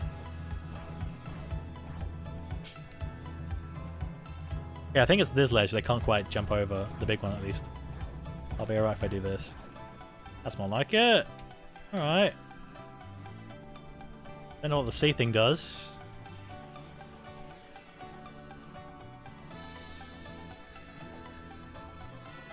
This flying thing is hurting my feelings. If I had the hammer, that would actually come in quite handy right here. Oh, I'm getting it! Oh, okay. That does count. Okay, good.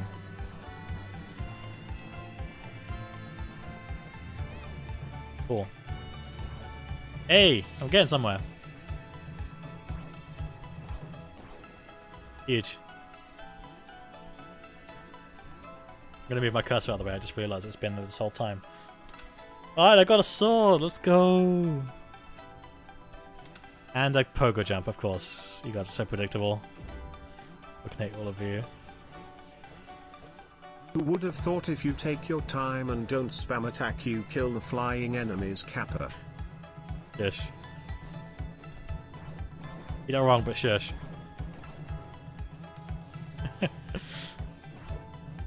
How's the sound? Is the game a bit too quiet? Because I realize TTS is very loud in comparison. That was nice this time. Thanks, Evo. Thank you for following. Yo, Darren the Baron Isn't 1. That's a Ned. good ass name. Thank you. Thanks for the follow. Welcome in. I got faster attacking. Oh, fuck yeah. And Darren the Baron 1 is now the room captain. Oh, welcome in.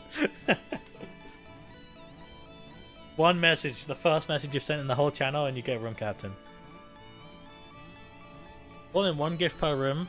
You can see hearts, gold, enemy, bomb, empty, random, or resign. Damn, you got some like really lucky RNG there, Darren. Jeez. Go buy a lottery ticket. There's a gift. There's a loot box. It's another heart. Thank you. That's handy. Okay, this. I guess I have to just time this so that I hit it when I'm at the bottom. I don't know.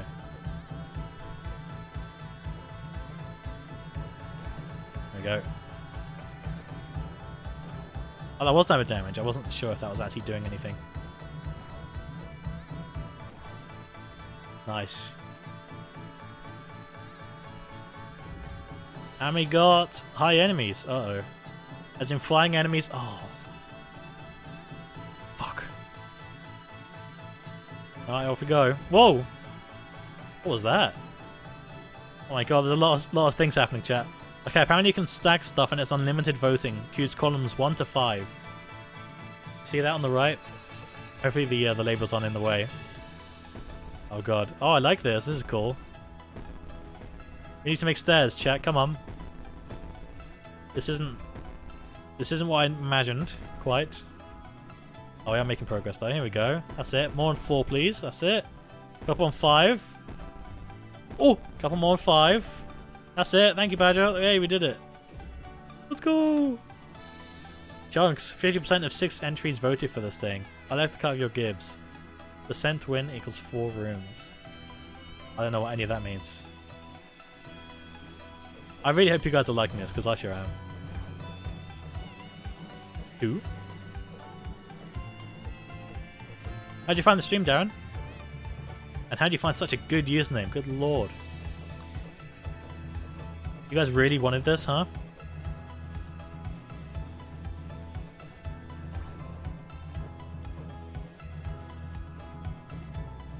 I'm back here, you.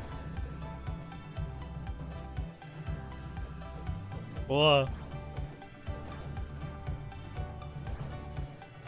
I'm getting the hang of it. Let me go, chat. Oh yeah, that time. Fuck yeah. My favorite time. What we got? Faster attacking. Very cool. Oh yeah, that was way quicker than that. And we got rooms are now huge. Manifest Destiny has gotten the best of you. Thanks, guys. Oh my god. Welcome to the shop. Vote on something nice. Okay, well I think we only have money for one thing, and that's the pure. Thanks for the wait, empty? Fuck. No thanks. I take back my thanks. You don't need any hearts? I'm sure the more's merrier, right? Okay, what are these buttons do? I just press one.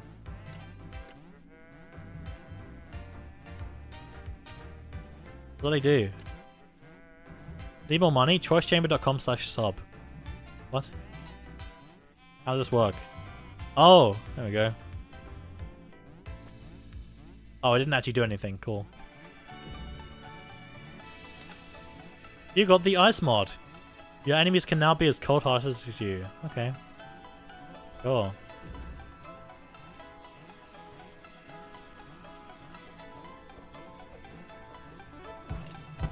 Oh, that's nice. Oh, it's really handy for flying ones, actually. That's huge. What's this one? No, nothing again. I hate you, Darren. I take back everything nice I said about you.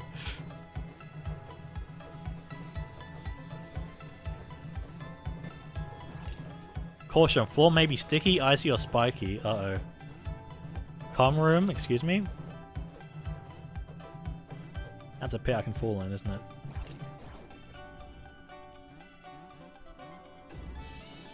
Uh-oh. Is that quicksand down there? Oh! Alright, what's in this one? Guarantee it's nothing. Oh, it's a love heart, thank you. It's a one on fire. I would like that. Huge. No idea what the hearts mean, but I assume it's something good. Thank you. Now I'll take back everything bad I said about you. Hey, it's like a Mario level with the lava coming up. Did I miss something? Oh.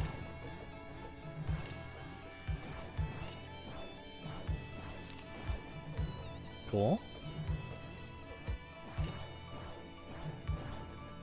Cool.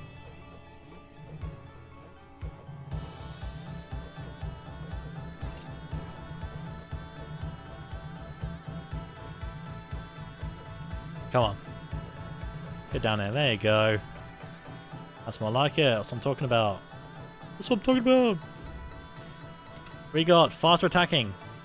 Oh, now we're really not messing around. Spiky floors. Uh-oh. Only 50%? And it still counts. Be the sharpest tool in the shed. Hell yeah.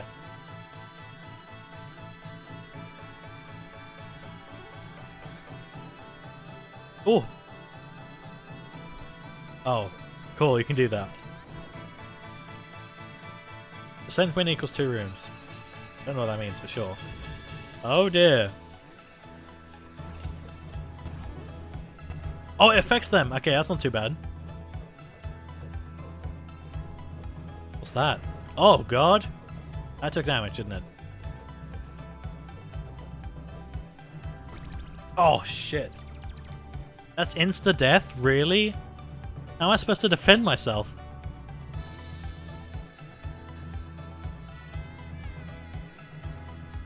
What? Nay, I have one it heart might left. Help. I think if you hold jump, you stop jumping. Oh, I do! I did not know that. Oh, and the spikes stop moving. Okay. So if I do this... and then this... Oh!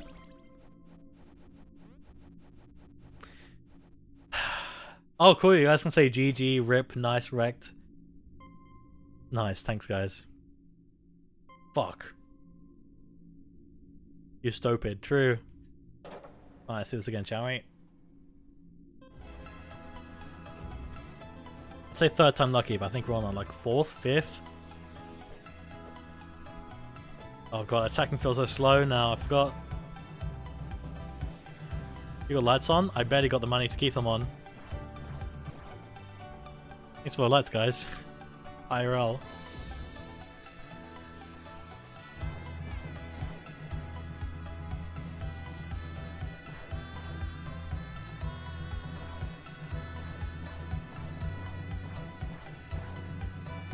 That's what I'm talking about. Oh, thanks for the green, like, lights while I'm in the green room. That's actually really, like, immersive. Didn't even notice that. Isn't it cursed seeing me on the left side of your screen? Have you just ever walked on your chin while you was eating that boneless cola coca vacuuming that fridge while you was ironing that trash can? Exclamation question mark. Woo, black exclamation mark. Black exclamation mark? You actually distracted me. I didn't see that enemy coming in.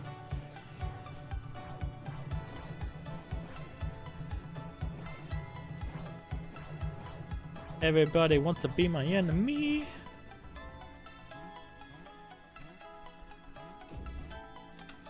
You got a bow? Ooh. Okay. That looks way better immediately. I don't know how this is going to do the area. Oh, okay, right there. Oh, this is easily the best one immediately. Look at this. I'm just rolling right here. Easy. I'll take it. Double jump. Oh, fuck yeah. Thank you, chat. You're actually being nice today. Look at this. I'm killing it. I don't know why the sound goes really loud when I kill them.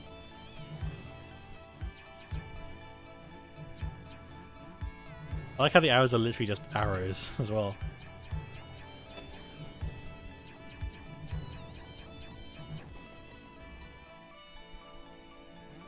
Very cool. Dan the Baron 1 is now room captain again. Fuck's sake. Congrats, Darren. Today's your lucky day.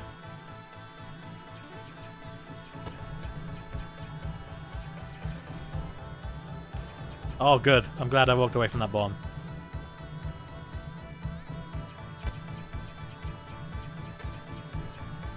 Oh, God.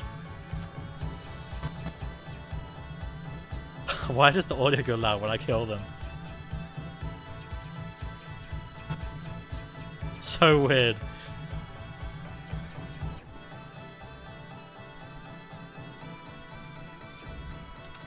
You got stronger. Okay, I'll take it. And husky enemies. Oh. 50% tie, random pick. Alright. Oh, money. Money, money. Alright, we're on room 8. What the hell are those? We'll get away from those.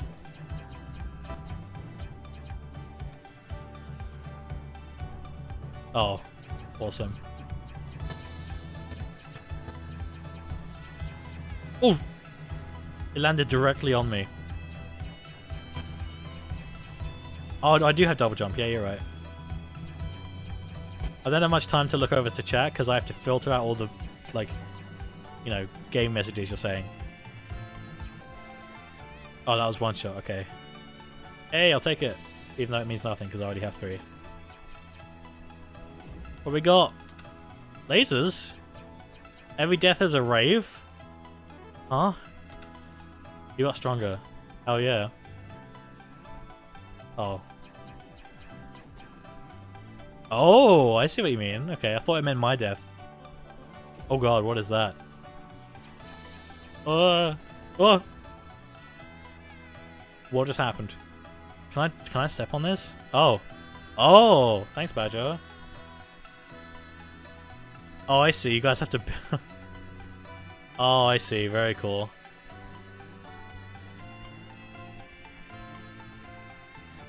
Thank you, guys.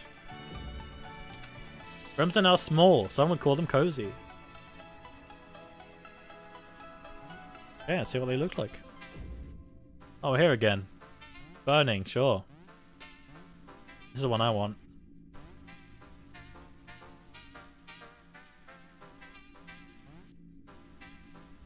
Alright. Can I not do it? Oh, there we go. Boop. Alright, we're off. Ooh. So not... now every death is slightly louder and it has a little laser sound effect. Or like effect, I guess, not sound effect. I need to get like more distance from these guys.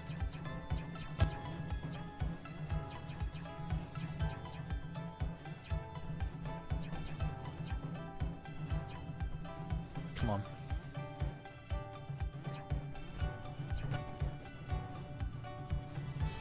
Good thing I have infinite arrows, huh? Guess I have infinity. Oh, it just fell down. That was handy. There we go. We got the ice mod again. That was good. I liked that one last time, so thanks, guys. Break the thing in the entrance? Oh, I'm just sorry. I just missed it. Can I do it on this one? I think I can.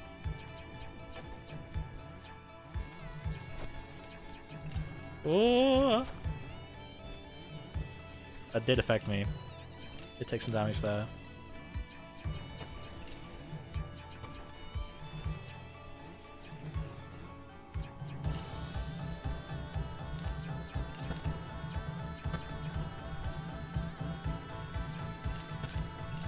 I like how they like turn into an ice cube and they just fall and they die based on gravity. That's nice. Damn, I can't quite get it. Come on. There we go, that's what I'm talking about. Sussy chat, oh no. Oh, this is what you meant by the cum room. Nice. tiny enemies. You got stronger. And 1 heart. Thanks, chat. Wish there were more slots than just 3, but here we are. Alright, here again. Oh! What? What happened there?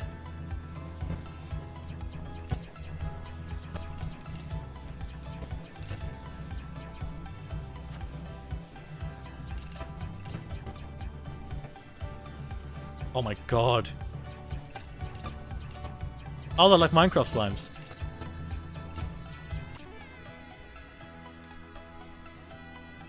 I have 1 new item in my inventory, apparently. Is it? I think it's inventory. I keep saying inventory. I've said that my whole life. And now I've realized I think it's wrong. Sticky floors. What does that mean?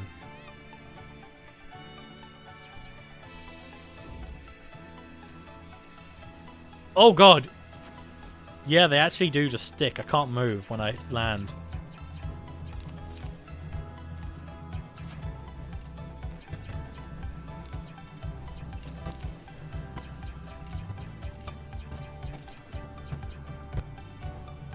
Look at this.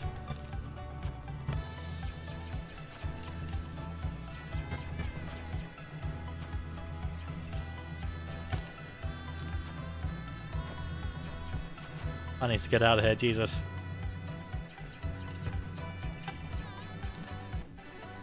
There we go. We can do pogo jump for these rooms? Actually, yeah, that'd be handy. Oh. Okay, now those hearts would have come in useful.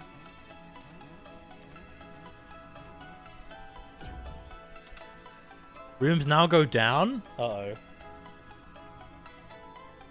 You've reached your peak, take a selfie. Oh god, you just dated the game.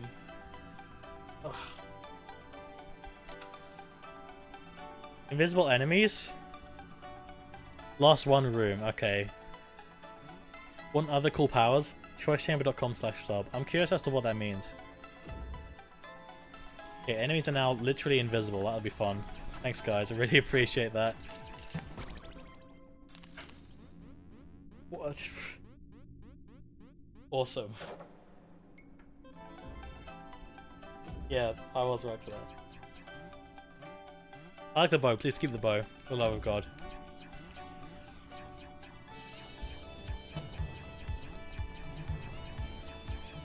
Oh.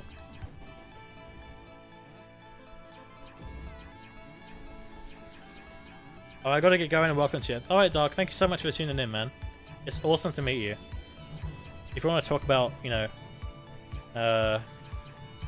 anything, literally anything, I'll be here on stream, I'll be in my Discord servers. I'll be hanging around. And I'll definitely check out more of the videos. Keep it up, man. If you sub to their Twitch channel, that's such a weird way of doing it. You lose 50% of your revenue, like, straight up from Twitch. How weird.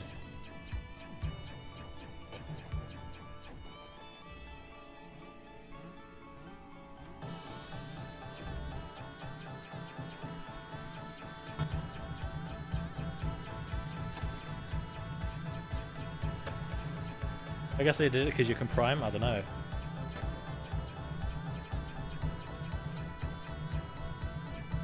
What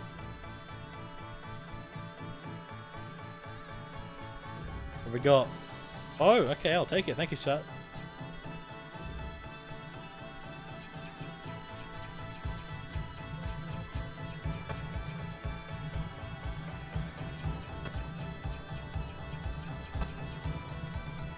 It's so weird how the sound just goes loud for a split second.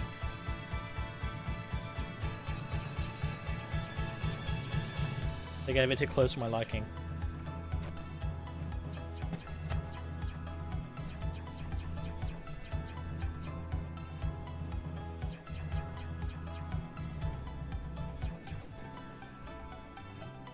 Good shit.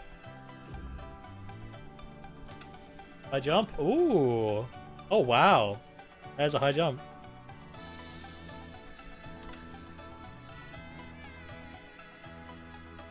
Okay, this is ridiculous. How is Down getting it every time? What's going on? What the hell?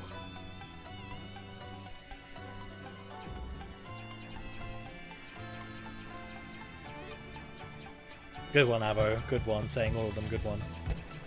Oh, I need that. Thank you. Actually, really useful.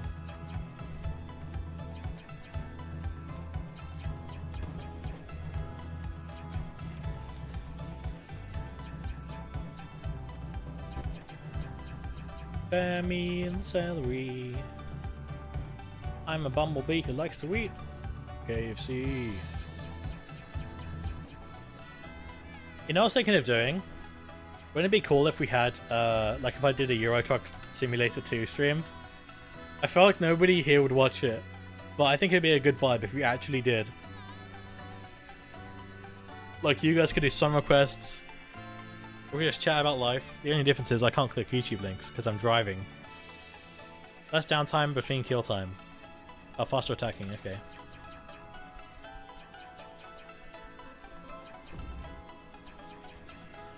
So all of them tap remembering? Oh.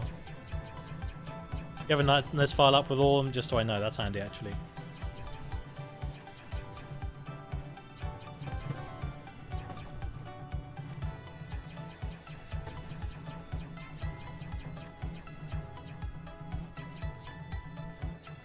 Come on. There we go. Oh, you resigned. Ooh. Does that mean someone else gets it? How does that work? Oh, it's this again. Okay, cool. Confetti! Whee!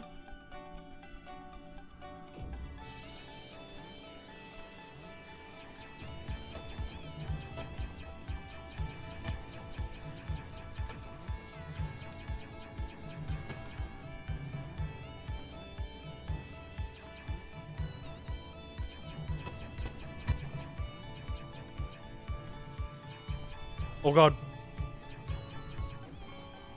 Alright, good luck, Abo. I wish you the best of luck. I can't really do anything else. Alright, doing this again.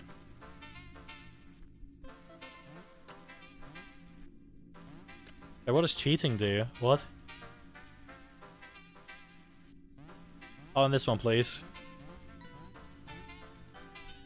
Oh no, why is... Wait, does cheating take off a life? Uh-oh. What if I just... Oh, I have to go for it, don't I? Oh, I can just go without. I don't like the look of that. I'm going without. Fuck you. Rooms are not average. Am I?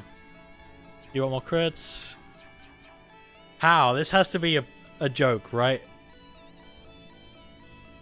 This has to be a joke. Nah. Whoa! Oh, we're doing this again. You're taking the piss. How is it Darren every single time? Oh god. I just spamming one, oh god. No, please don't wall me in. I don't like that. Thank you for the 2. Okay. Thank you, Badger. Can I get up here? Oh, I can. Okay, good. You got no mod. What? I have 95 degrees and I have Badger right here. You've got no mod. You are a vanilla warrior, a tasty vanilla warrior. Alright. No mods? Can we get a pet the mods in all caps? One word. New mode that I'd like to spread around. Mods? Brown? Music. Thank you, Abo.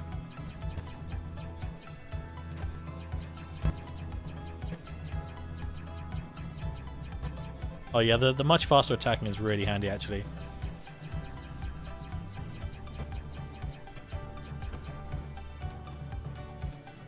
Oh.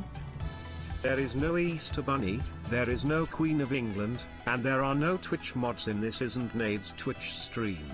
Nothing new. Hey then, Zach. Nice name, man. Are you a cat? Can you meow? I see floors. Oh. Uh oh. That just straight up just damaged me. What the hell was that? Okay. Here's just a lot of confetti. Just gonna spam this button.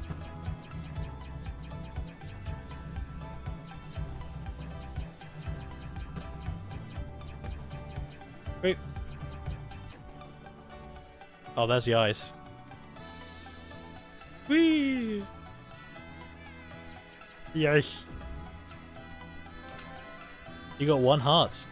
True. Ask enemies. You can fit entirely within the mouse and then that happen. Is the development of Vor? Hello? There's the list again. Why is there a house icon next to Darren's name and the number 6? What does that mean? Is it the 6th time they've been fucking team leader? Or is it the amount of people? I saw that. I knew that that would be. Go on, you blue thing. You know what you want to. Come on! There it is. Oh! It's great, I'm going past. Oh! It's getting rather dangerously close. Give me. Oh! I knew I couldn't get that without dying.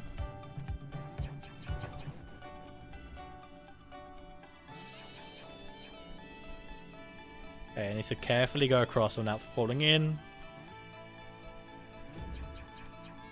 How many rooms? Oh, right. You are faster attacking. Very cool. Invisible hero. Yes, you still need to wear deodorant. Damn.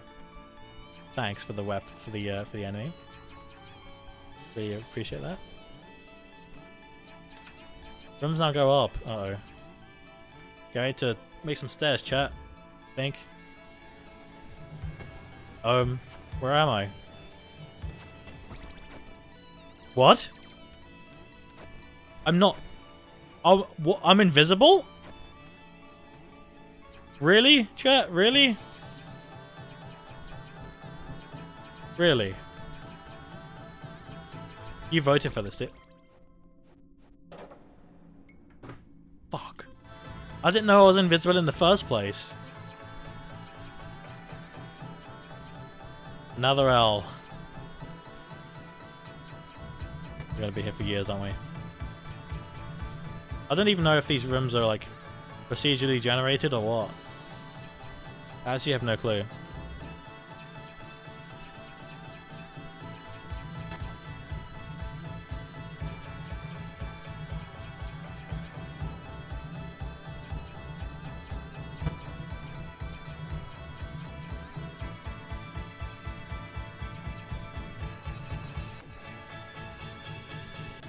Alright, let's do it.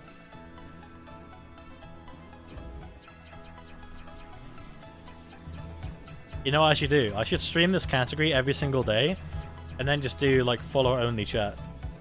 So I force people to follow, and then when I do my actual content I'll have people that are like, I'll just inflate my follower account.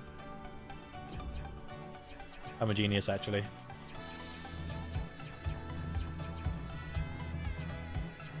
You flying fucker, come on.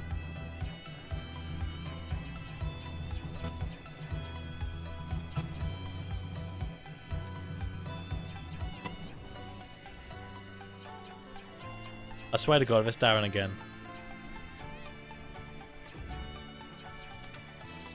Oh, it's hammer time. Oh God, okay. I jump? I don't know how slow the hammer is, but I guess it's something. Oh Lord, I don't like that. Oh, so used to the bow.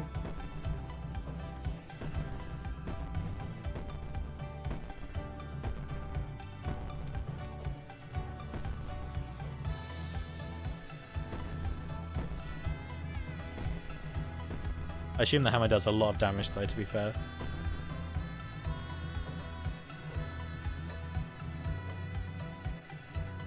How? There we go. I got the bonker, you're right, yeah. Bonk. Where is it? It's Badger! Let's go!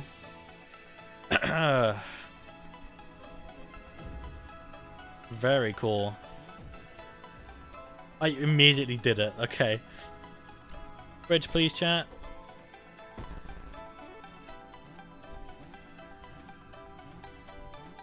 Unlimited voting as well, so you can just spam it if you want. How do I get it? There we go. Guys, I need one right here. Please? Hello? Any 2s or 3s or 4s? Oh no. Wait, I can... Oh, I can start again. Alright. Thank you, Badger. Thank you, Badger. Thank you, Darren. Really? Really? You're cooking me by this much? Alright, let's try this again, shall we?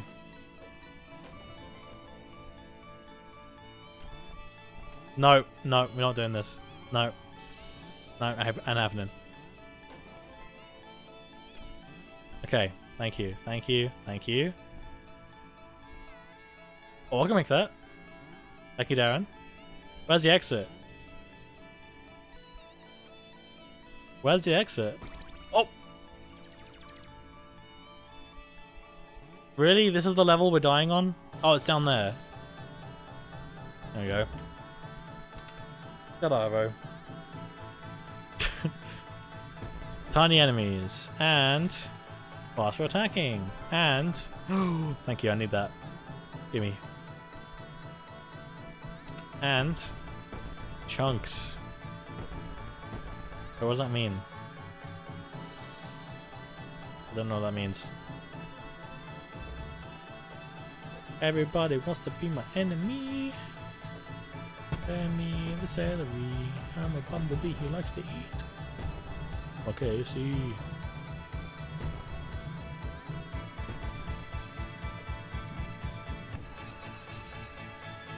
Trunks is the death effect? Oh.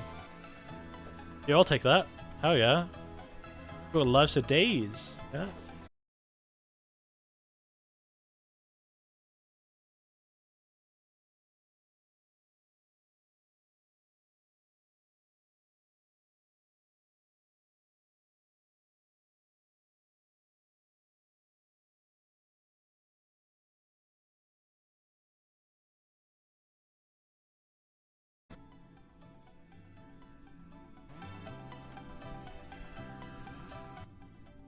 Yeah, we're back. It says disconnected, but I'm literally here.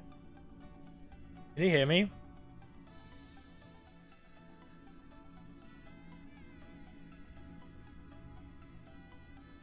Can you hear me? I assume you can't. Might have to kill the stream. Oh, you can? Okay, cool. Also, I just realized because it like spams the live thing in Discord yesterday, it didn't post one for today. But let me undo that. There you go, stream code can now ping in the channel again. Okay, thank you, chat. Sorry about that. Wrong screen. Hopefully the game still knows what's going on. Jim Cord didn't want to make a ping earlier. Oh yeah, I just saw. I didn't even see that. I need that. Give me. Faster attacking. Members are huge. Yeah, that's mod. Here's my vote. I want this one, please. Oh wait, that's a slot. I wonder what that was. Yeah, another slot would be really handy, honestly. That does not look good. Oh, it's right there. Ugh. Yeah, okay, cool. Take it, Nath. It'll be fine. Why do I listen?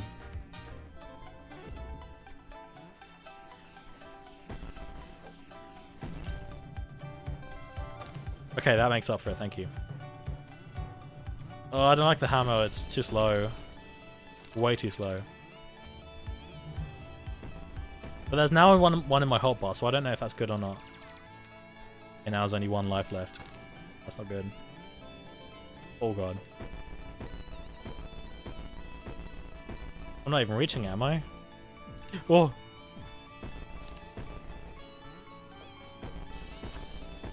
Am I hitting it? There we go.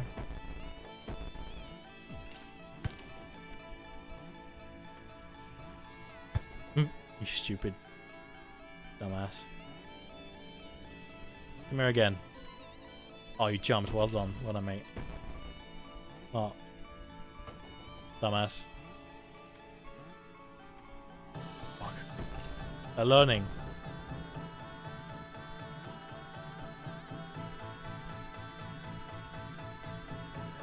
I'm really liking this actually. Tiny enemies. Everybody wants to be my enemy. Aha! That's handy, thank you. Spare me the celery. Oh!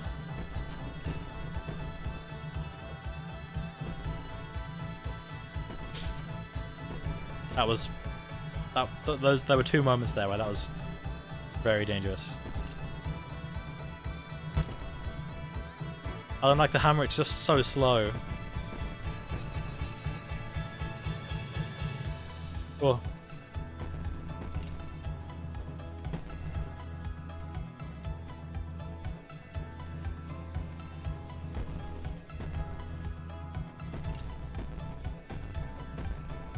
God, the camera shake is so vigorous.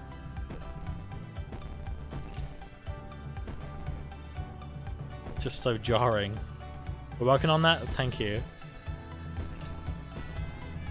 I have been live for 5 hours and 10 minutes. Hopefully it hasn't, you know, ruined the uptime.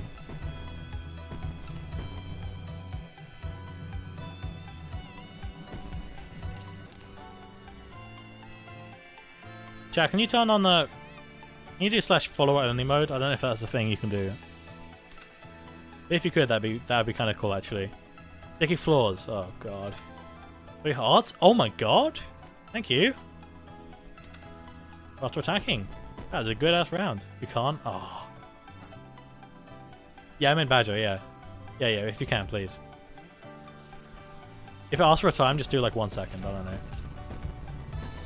Just because I think it's fair. You know, I get a follow, you get to play the game. It's a fair trade-off. It's a fair trade deal, you know. There you go, thank you.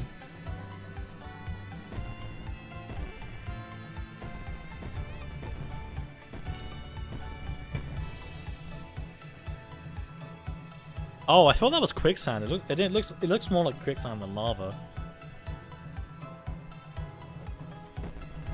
Oh.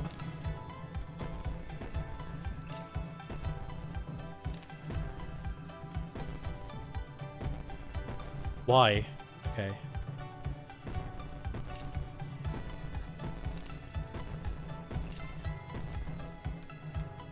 Okay, I can't fall through that. Oh, that's a sticky. Okay. Oh, you dumbass. Whoa.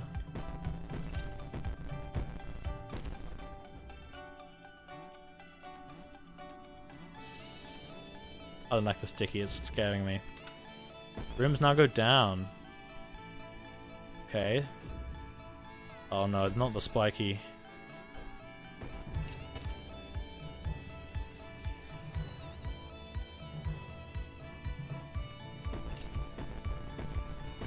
Okay, it's only every time I jump, so I should be alright.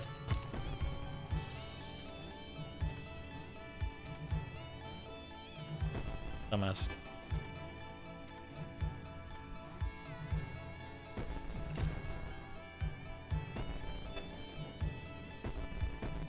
Come on. Really? I was spamming the button, bro. How? Why is the game starting a little bit now? You see that? Like, why was that not hitting them? Were they too close? Oh god. That's one of those things, isn't it? Oh.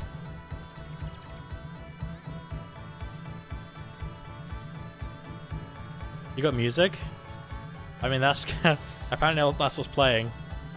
What do you mean you got music? As in, like, music playing in the background? No, it's just the game. Usually I do though. If I'm doing like just chatting, you can usually do a song quest. Really? This is the round I throw on. This is the level I throw on. What is that lag? You see that? Fuck off. That's right.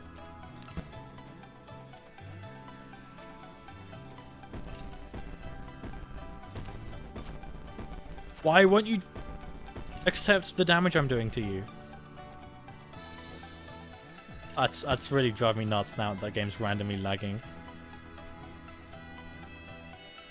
Okay, that room was horrible. Is there still more? Come on. Hello? Oh, is it this thing? There we go. The tall boy, yeah. How does that activate you? Yeah, I have it set so that if someone asks like song or music or anything like that, it just activates. Kind of handy. Invisible ground. Huh? Can we get music? Okay, that's handy, I guess. The sticky thing. Oh, don't like that though. It's getting much harder. This sound that's like, oh, I need that. Give me. Thank you.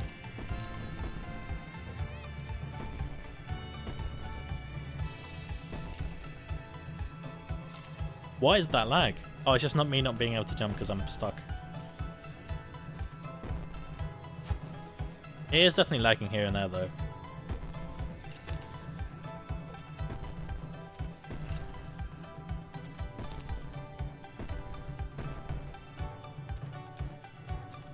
I have to be very careful here. If it wasn't for like the sticky thing, I would not know what to do.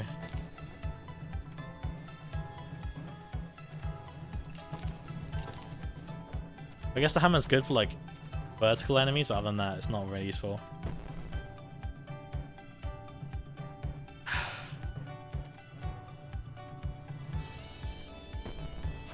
Don't do this to me. I know what you do. Get... Oh, I'm all the way back here now. Oh. That is definitely lag. I can confirm.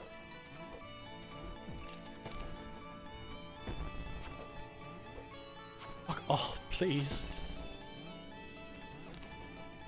There we go. Bomb him, end it? Avo, you're so horrible. What is that?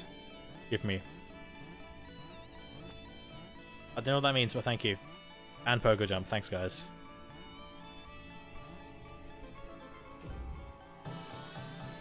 What is that?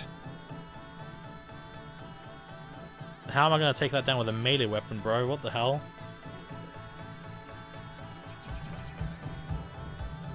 Is that damage taking? Oh shit. Oh, that's really good timing. Oh. I don't understand how I meant to dodge this thing.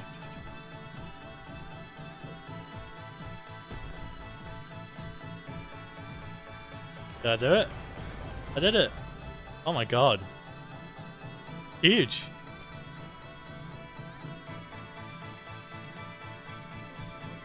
What the shit? Oh, toggle the grid and you say the colors. Apparently. Oh my god. Thank you, green. Now I need yellow. Yep. Okay. Now, I need... You're gonna have to work amongst yourselves with this one. I need red to toggle, please.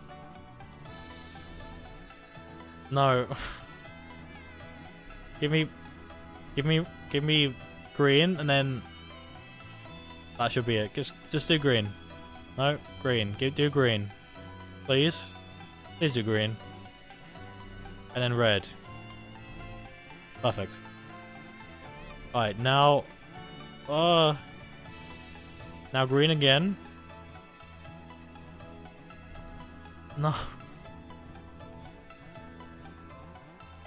Poor friend.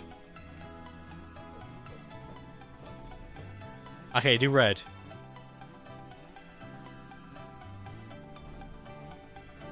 I can't reach that.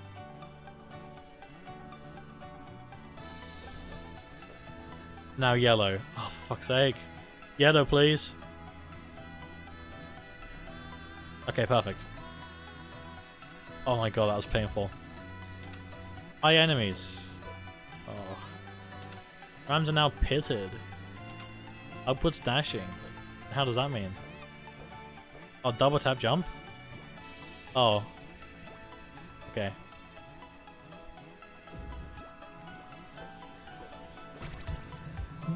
Excuse me? I'm sorry, I'm gonna be honest. Half of this, or most of this, is just straight up due to the hammer. The hammer sucks dick. I'm not gonna sugarcoat it, it sucks dick big time. It's just useful for, it's just so useless for like up close, like right now. How was I meant to get that? The hammer swings downwards. Well, that's the best we've done today.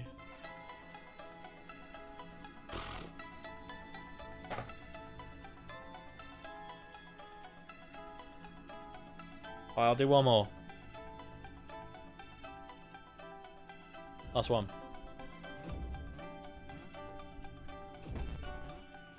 Please give me a new weapon. Please, the bow is the best one by miles.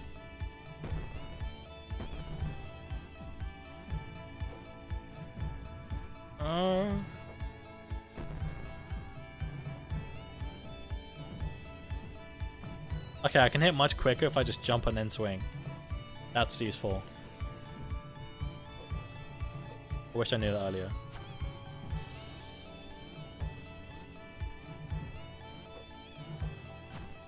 And now I can't reach him because he's that close.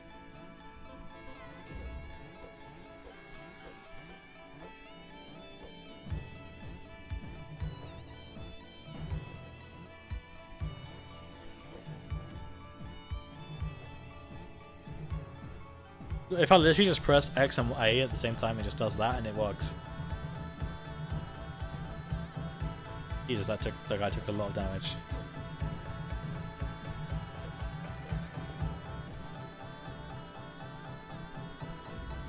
Alright, we got a sword. Okay, fine. Better than the hammer, I guess.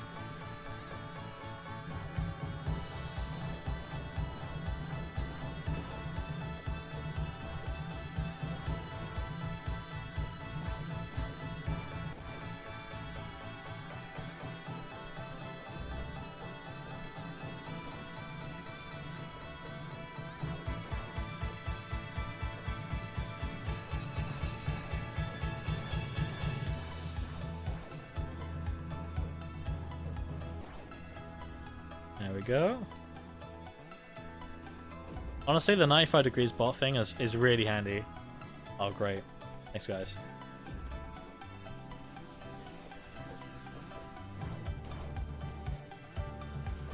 Is it like Minecraft where if I swing on like my downwards jump, it does more damage?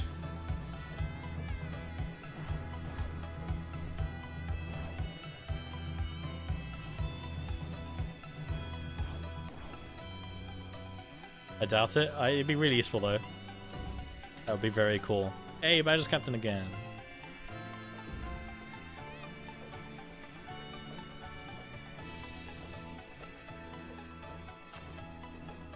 Here's a good mod. Do you like my sword, my diamond sword? You cannot afford Ford my diamond sword. Yeah, you're right about that one. But do you have a patent for it? Because I could just make a copy of that sword. Exactly in that manner. Oh god.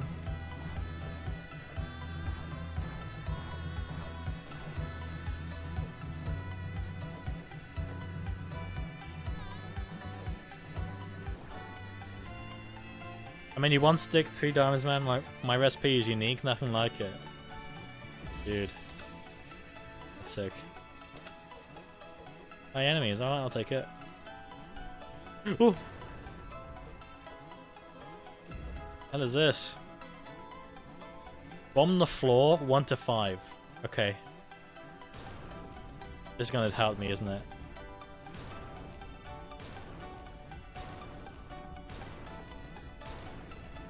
Okay, Badger's just spamming his keypad right now. See, I would go down 1, but you're spamming 1 at Abo, so I don't know if I want to. Oh,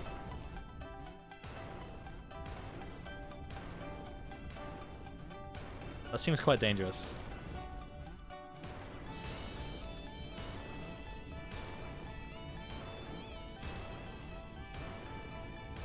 I want to jump down there, but I don't know when a good time is. After this next one, right next to me, right here. Oh, shit! Never mind. Okay, can we get some 4s and 5s, please? Please. Please. Please. Badger. Please. Please. Oh. Fuck. I hate all of you. You're so cringe. Oh. Alright. I told you. Alright, that's the end of the stream. Jesus Christ, it's very late. Alright, thank you so much for watching, everybody. I had a good stream today. Yeah, that was a close call, but here we are. Okay. Before we go, there's one thing I want to do. Just one little thing. Okay, I know what I'm gonna do. Alright, chat, I'm gonna be raiding Music and VG. She is she's streaming some Splatoon 3, and it's her birthday today. So please go check her out and go wish her a happy birthday. Drop a follow maybe. She's also doing giveaways based on her sub count. So if you have a Prime or you wanna do anything like that, you can. Music. This song is Alone by No More by Philip George. You can see it in the top right. But yeah, go check out Music. Go give her a follow and say happy birthday. Our raid message is radio? Why did I say radio? I mean raid. Fuck. My raid message just says Nath Raid. If you're our subbed, you can use this as 46 there, the Twitch emote, which is my face. Brown? Yes, you're one of us, Darren. Let's go. You know the Gadget Brown. The Gadget Brown. Can you tell I'm tired? Alright, you guys say hi to Music. I'll see you guys later on. Have a good one. Bye.